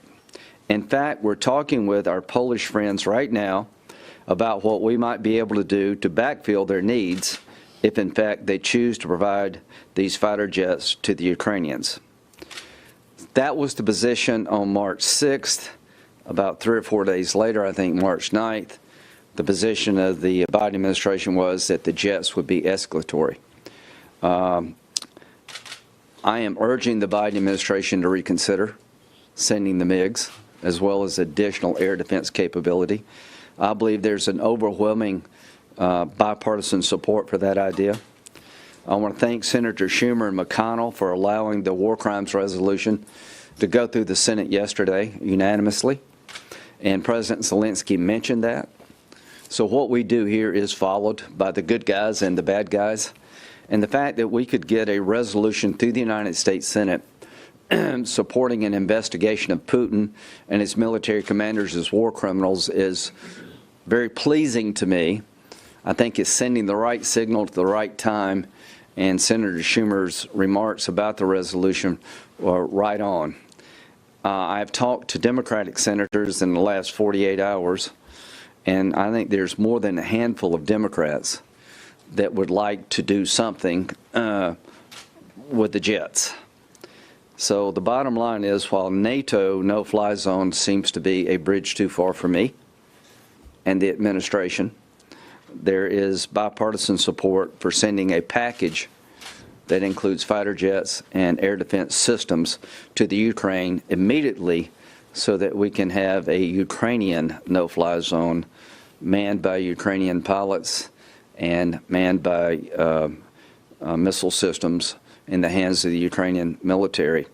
So I have a resolution that I will introduce this afternoon, a sense of the Senate resolution urging the Biden administration to make the transfer of the 28 MiGs in question and to send additional air defense capability that we possess in NATO to allow the Ukrainians better to defend their skies.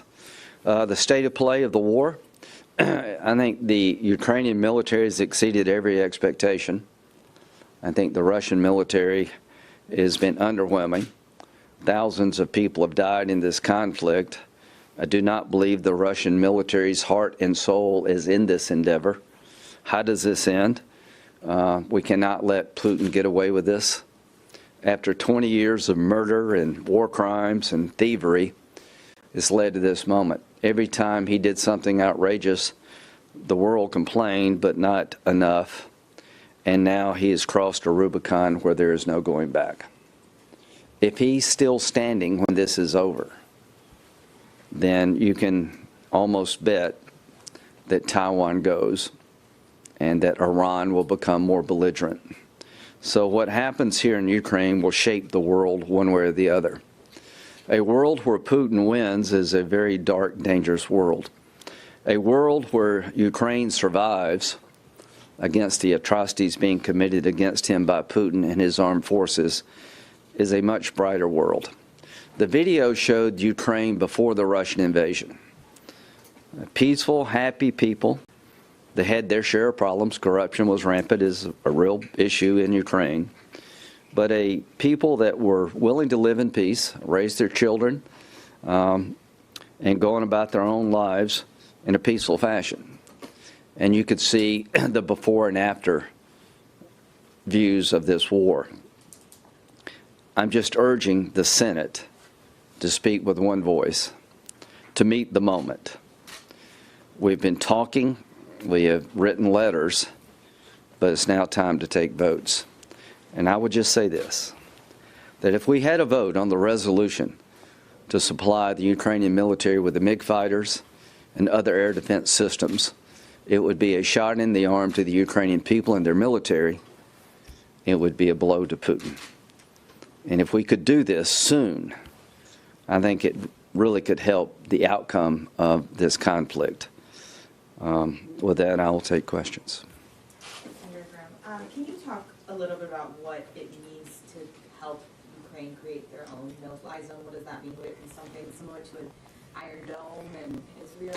Well, I think what President Zielinski is saying is if you can't do the NATO no-fly zone, and at this point in time, that to me is a bridge too far, because it would put us in direct conflict. He said, how about helping us control our own skies? As to my friends in the Pentagon, you told all of us that this war would last 3 or 4 days, that Kyiv would fall, that, you know, the country would be overwhelmed by the Russian military. They were wrong.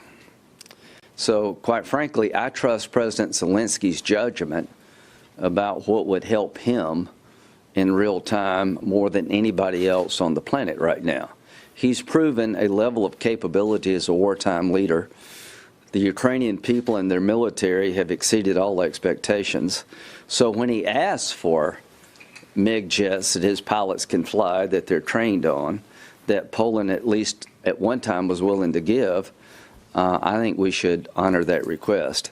I know there are S-100, 200, and 300 air defense systems in abundance that could go in if we just made that decision. And I'd like to increase the drone capability of the Ukrainian military because they've been very effective with the Turkish drones, and I think we should be supplying drones too. Senator, I wanted to ask you, you mentioned escalatory moves. Why is it that when the administration says that creating a no-fly zone, which you agree would be escalatory, but then sending MiGs, which the administration and some of the intel community testified to this on the Hill last week, would also be an escalatory move in the vision of the Russians? Why do you support one and not the other, basically? Well, a no-fly zone enforced by NATO would put NATO members in direct military conflict with Russian forces. That's what a NATO no-fly zone means. Increasing the capability of the Ukrainian military to defend its own skies is very consistent with the Javelins and the Stingers. Even if we're the ones giving them? Yes, yes. These are not our MiGs. We don't have any MiGs. So these are Polish jets that are willing to be given to the Ukrainians that they can fly. It's a distinction that doesn't make sense to me. On March 6th, we're okay with it. So I think what happened here is I think Putin threatened the Biden administration, if you send the jets, it'll be an escalation, and he folded like a cheap suit. I'll say that openly. Now's the time to revisit that. I tell you this, that's just not me saying this.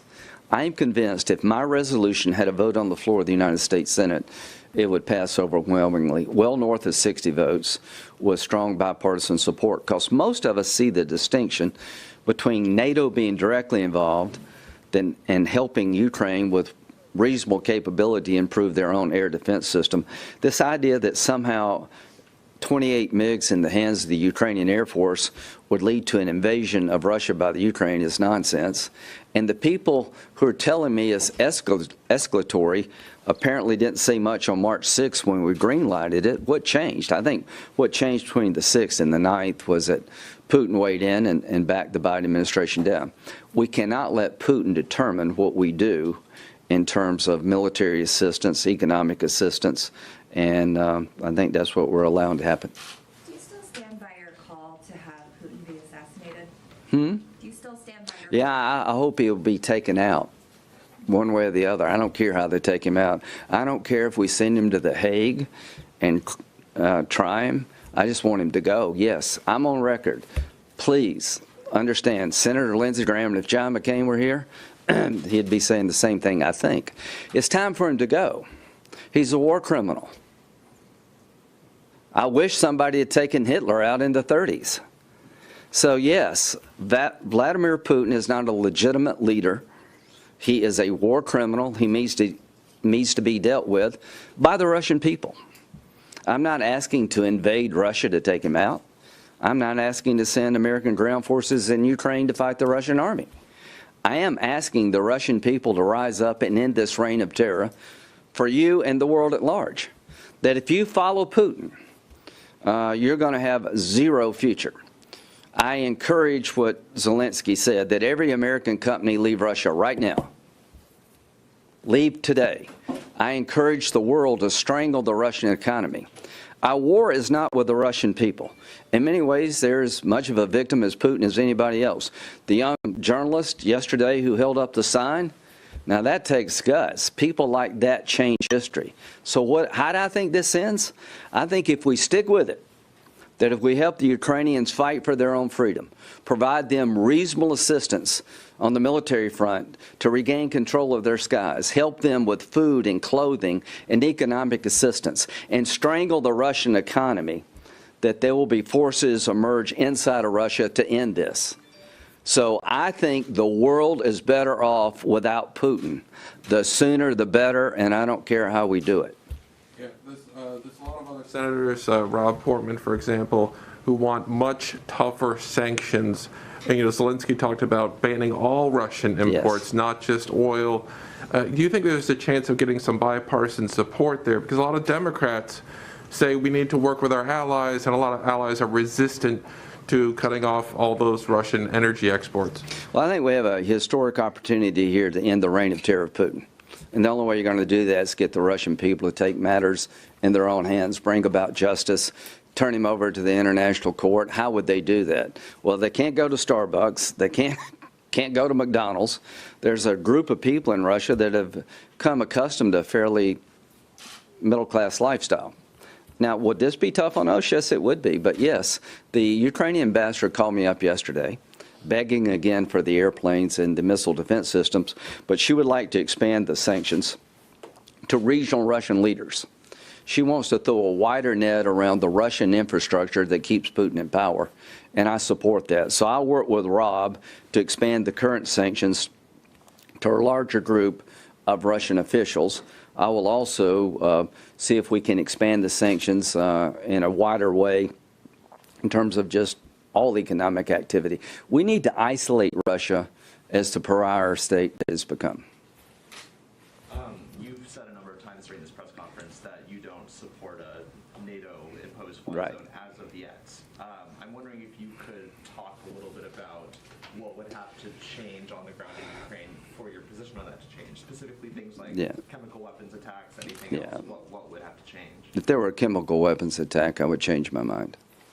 Anything else? Or, That's the one that comes to mind right now. Were you disappointed a majority of Senate Republicans opposed the Ukraine aid package last week in the omnibus? What did you think of that? I think that vote was probably tied to the overall funding of the government. I think if you'd had a separate vote on that, it would have been overwhelming. But your point is well taken. We live in difficult times. You have to do things that you're uncomfortable with. To show solidarity with the Ukrainian people. I wish we could have had 100 votes for this package. But if there had been a separate vote on the aid apart from the overall spending bill, I think it would have gained more support. But this is what I would say to my Republican colleagues. Let's don't send mixed messages. To my Democratic colleagues, you've told me privately, some publicly. I think Senator Blumenthal was on the floor yesterday supporting transfer of the MiGs. Senator Klobuchar mentioned that she would be open to that. So to both parties, we got a chance here to come together. I have stood by the Biden administration in terms of no NATO, no-fly zone.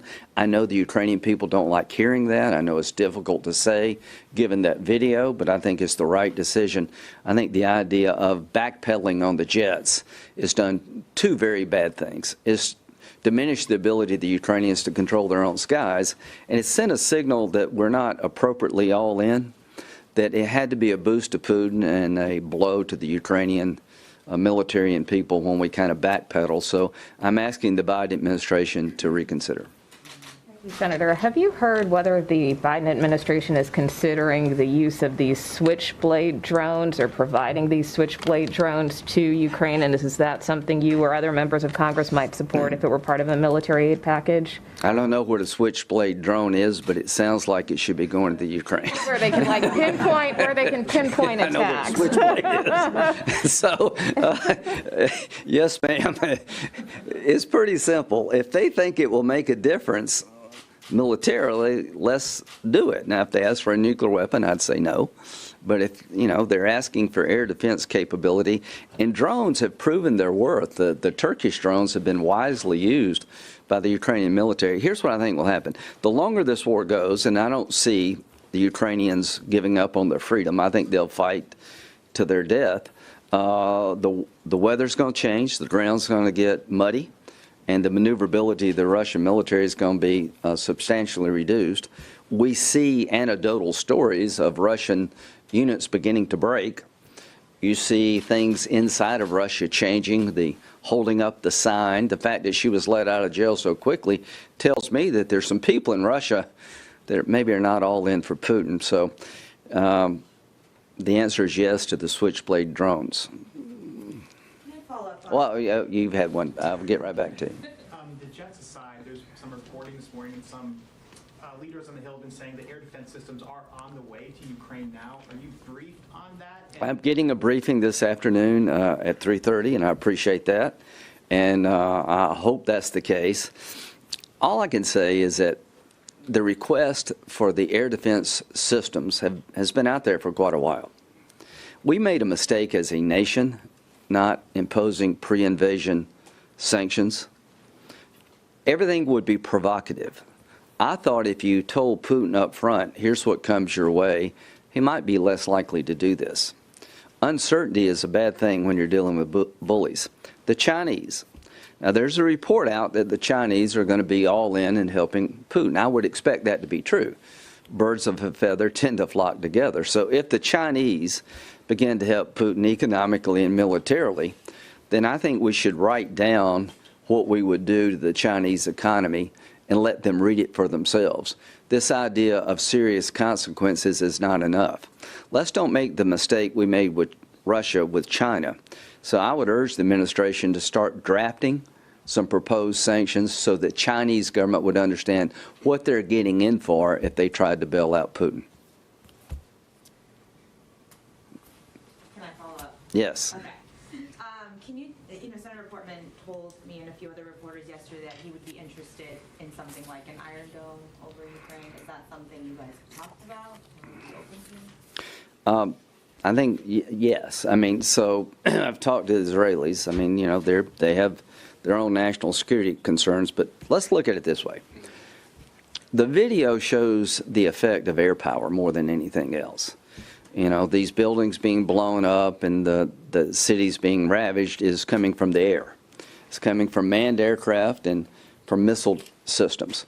So an Iron Dome system would help neutralize the advantage the Russians have in the air.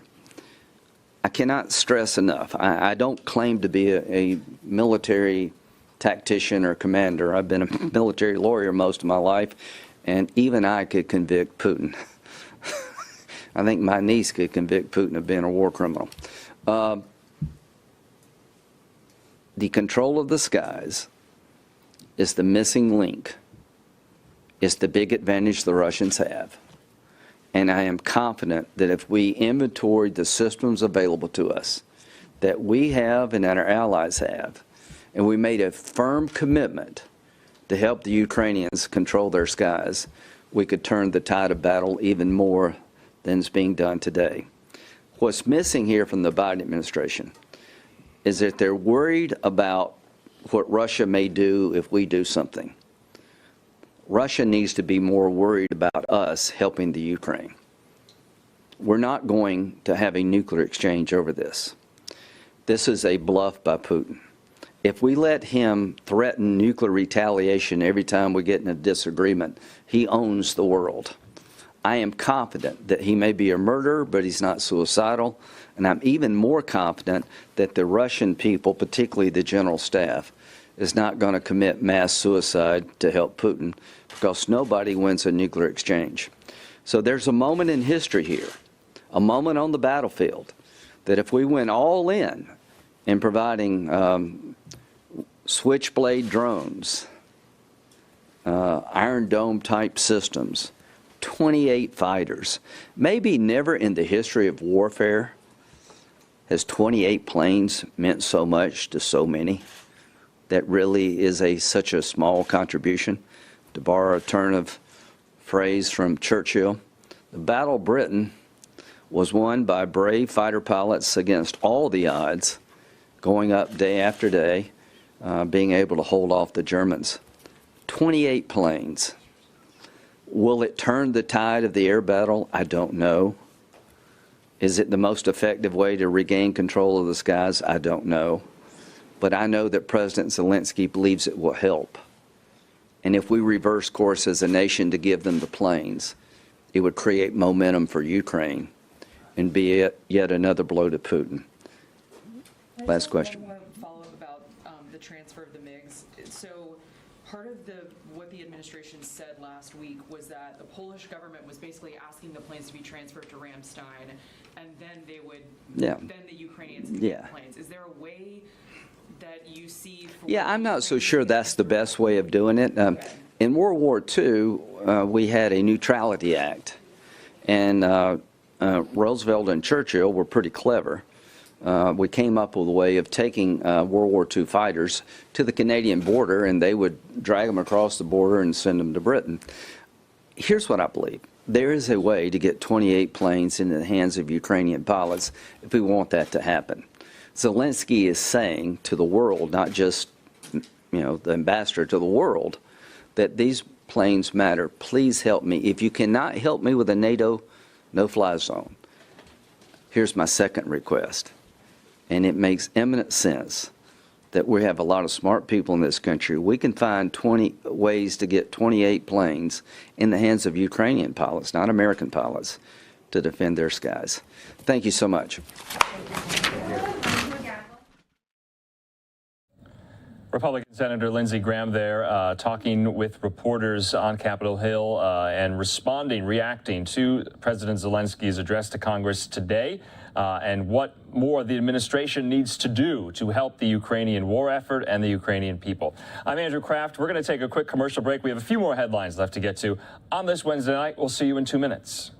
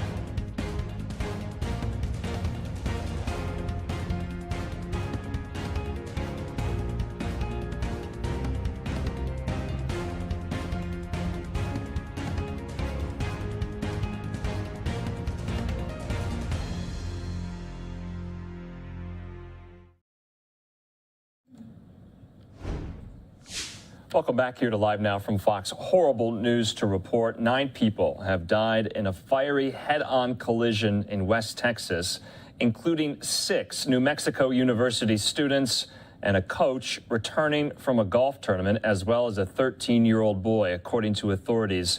Those killed in the crash that happened late last night, they included University of the Southwest students from Portugal and Mexico. Also, 2 Canadian students were hospitalized in critical condition. A pickup truck crossed the center line of a 2-lane road in Andrews County that's about 30 miles east of the New Mexico state line and crashed into a van carrying members of the university's men's and women's golf teams. The state agency later identified those victims as well. And just, this is a horrible crash. 9 people dead, and there's some video from late last night. Right now, we do want to read out a statement we're getting in from the University of the Southwest. They issued a lengthy statement here, and they want to read it in part. The USW campus community is shocked and saddened today as we mourn the loss of members of our university family. Last night, the men's and women's golf teams were traveling back to campus from competition in Midland, Texas, when their bus was struck by oncoming traffic. 9 passengers, including the coach, were on the university bus involved in the fatal accident. While the investigation is still underway, reports indicate that 7 passengers aboard the bus were killed in the crash. 2 of the passengers are in critical condition, undergoing medical treatment in Lubbock, Texas. They also said later on in the statement that counseling staff and the worship team will be available on campus today to provide support for students, faculty, and staff. We now know that death toll is at 9. 9 people had died in that fiery head-on collision in West Texas near Hobbs, New Mexico. So we just wanted to make sure we got that in there. Just a horrible, horrible tragedy for those college students, those college athletes coming back from a golf tournament. We'll be back with more here on Live Now from Fox in just a minute.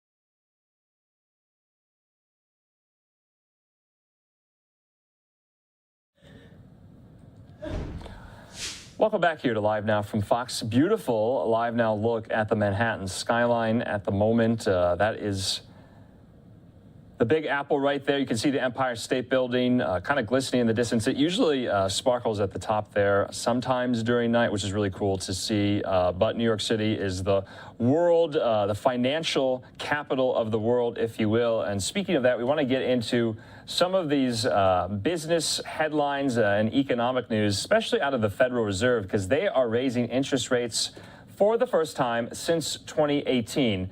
The Federal Reserve raising these rates today, kickstarting its efforts to tackle the country's highest inflation in 4 decades. The central bank raised its benchmark rate by a 1/4 percentage point, marking the beginning of the end of the ultra-easy money policies that have been in place since the early days of the pandemic. Right now, though, we want to hear from Federal Reserve Chairman Jerome Powell making this announcement. It's one that affects a lot of Americans. Let's have a listen.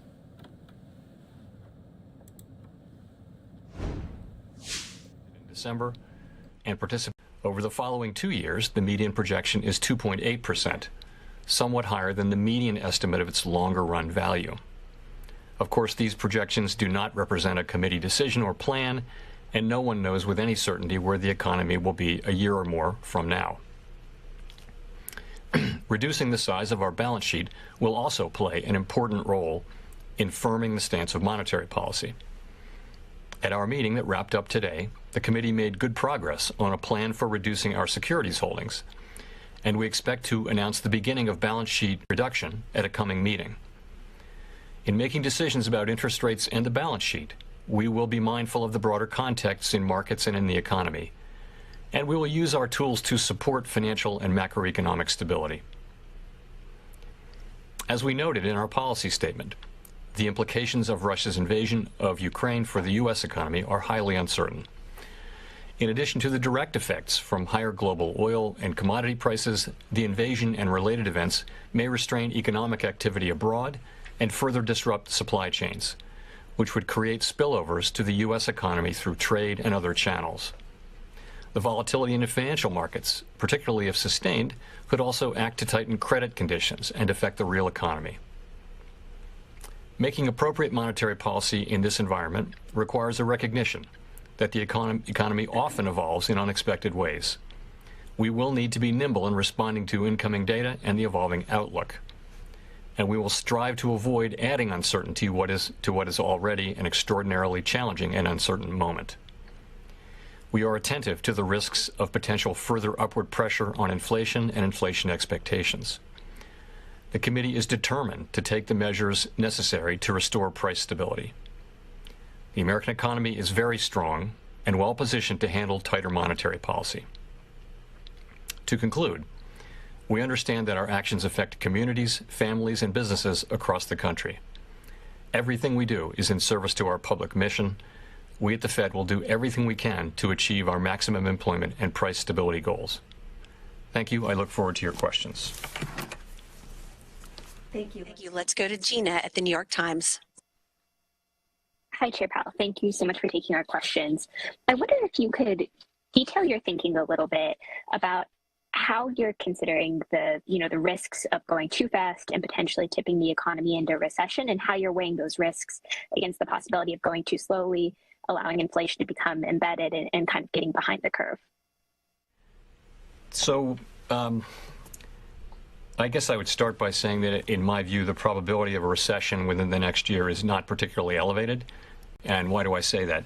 Aggregate demand is currently strong, and most forecasters expect it to remain so. If you look at the labor market, also very strong. Conditions are tight, and payroll job growth is continuing at very high levels. Household and business balance sheets are strong. And so all signs are that this is a strong economy, indeed one that will be able to flourish, not to say withstand, but certainly flourish as well in the face of less accommodative monetary policy. So I guess that's how I would say I'm looking at that. Of course, the objective is to achieve price stability while also sustaining a strong labor market, and that is our overall objective. But we do feel the economy is very strong and well positioned to withstand tighter monetary policy. Thank you. Let's go to Howard at Reuters. Hi, Chair Powell. I was wondering, in the SEPs, you have quite a markdown to GDP from 4 to 2.8%. I'm wondering, how much of that do you feel is a result of the Fed's stiffer than expected action here? You talk about monetary policy operating with a lag, but is this going to bite quicker than expected? I don't think that's a big piece of it, actually. I think some of that is just an early assessment of the effects of spillovers from the war in Eastern Europe, which will hit our economy through a number of channels, highly uncertain. But you're looking at higher oil prices, higher commodity prices. It'll be so that we think that will weigh on GP to some extent. So that's part of what moved those assessments down. I think generally monetary policy works with a lag, so some of that would also be in there. But remember as well that 2.8% is still very strong growth. If we think that the potential growth rate of the economy is somewhere around 1.75%, 2.8% is strong economic growth. It would have been one of the strongest years, in fact, of the last expansion. So while it's lower than last year's 5.8%, it's still quite strong growth. So I would say it's quite a strong forecast. So in that context, what would trigger you to go faster or slower on the rate hikes? Ongoing increases doesn't really tell us whether this is going to come in bigger chunks or evenly paced through the year. Yeah. So the way we're thinking about this is that every meeting is a live meeting, and we're going to be looking at evolving conditions. And if we do conclude that it would be appropriate to move more quickly to remove accommodation, then we'll do so. I can't be perfectly specific about it, but that's certainly a possibility as we go through the year. Thank you. Thank you. Let's go to Rachel at the Washington Post. Thank you, Michelle, and thank you, Chair Powell, for taking our questions. I'm curious if you can be specific on when you expect to see inflation will start to come down, especially with the combination of rates going up, fiscal aid dissipating from the economy, and supply chains getting better. And if you don't start to see that, how will you signal it? What will you be looking for, and what will you be looking for over the course of the year? Thank you. So I guess I would say that at the before the invasion of Ukraine by Russia. So let's go back to that. I would have said that the expectation was that inflation would peak sometime in the first quarter, maybe the end of the first quarter of this year, and then maybe stay at that level or a little bit lower, and then start to come down in the back half of the year. So now we're already seeing a little bit of short-term upward pressure in inflation due to higher oil prices. Not natural gas a little bit, but not so much for us since we have our own natural gas supply, other commodities prices. The other thing is that you're seeing supply chain issues around shipping and around, lots of countries and companies and people not wanting to touch Russian goods. So that's going to be more tangled supply chains. So that could actually push out the relief we were expecting on supply chains generally. So I guess I would say that the expectation is still that inflation will begin to come down in the second half of the year. But if you look at where I read the SEP headline median, we still expect inflation to be high this year, lower than last year. And then we expect, though, particularly with the effects of the war, but also the data we've seen so far this year, we expect inflation to remain high through the middle of the year, begin to come down, and then come down more sharply next year.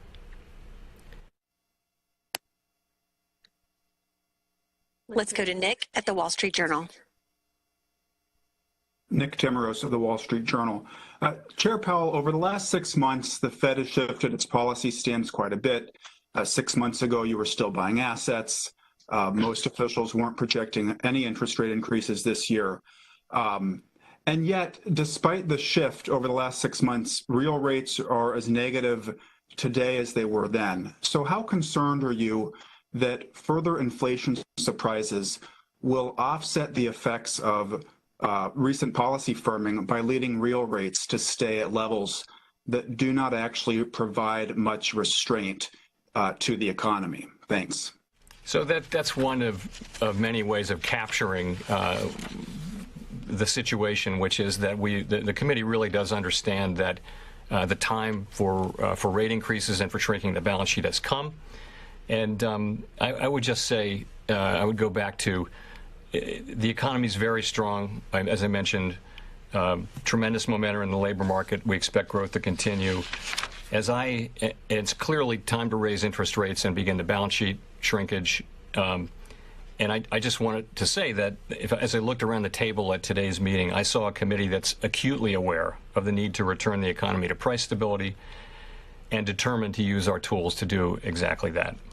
You couched it in terms of real rates. I would say if you look at the SEP, you've got people getting close to or even above, in many cases, their estimate of the longer run neutral rate.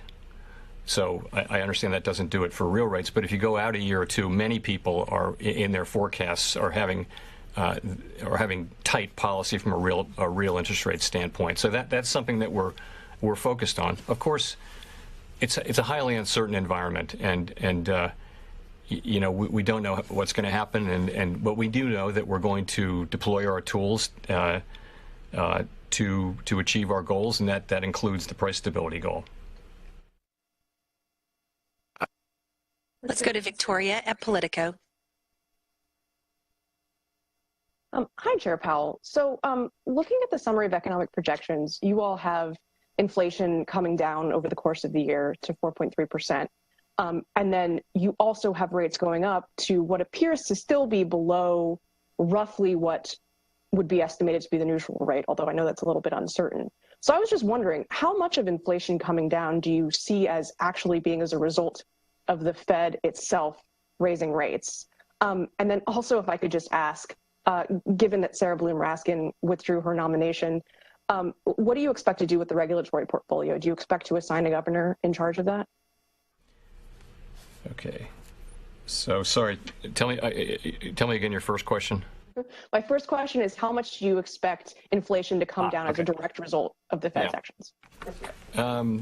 Okay, so part of inflation coming down at the very beginning is clearly to do with factors other than our policy, and those would include potentially the supply chains getting a little bit better. Certainly base effects. You're lapping, as you know, when you look at a 12-month trailing window, you're lapping very high inflation in March, April, May, June of last year. So there should be some effects from that in the 12-month picture. Really what we're looking for, though, is month-by-month inflation coming down. And so it's really, it's all the things we've been talking about, that really haven't helped much, including the shift away from goods and back to services, including supply chains getting better, including labor force participation, all those things that have been sticky and not happening.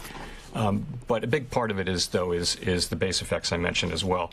I think monetary policy starts to bite on inflation and on growth with a lag, of course.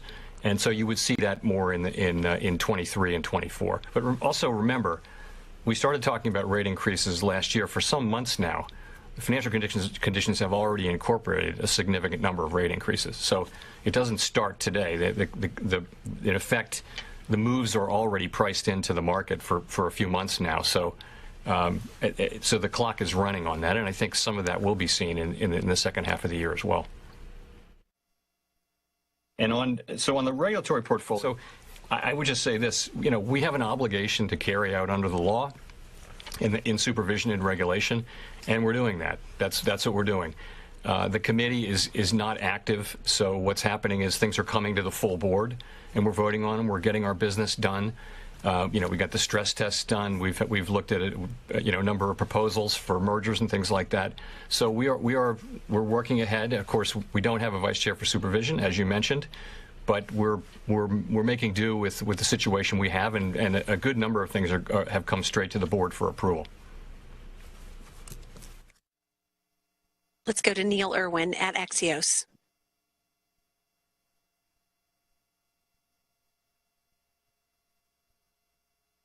Let's go to Neil Irwin. Hi, Chair Powell. It's Neil Irwin at Axios. Thanks for taking our questions. Okay, so we have been listening into this press briefing by Federal Reserve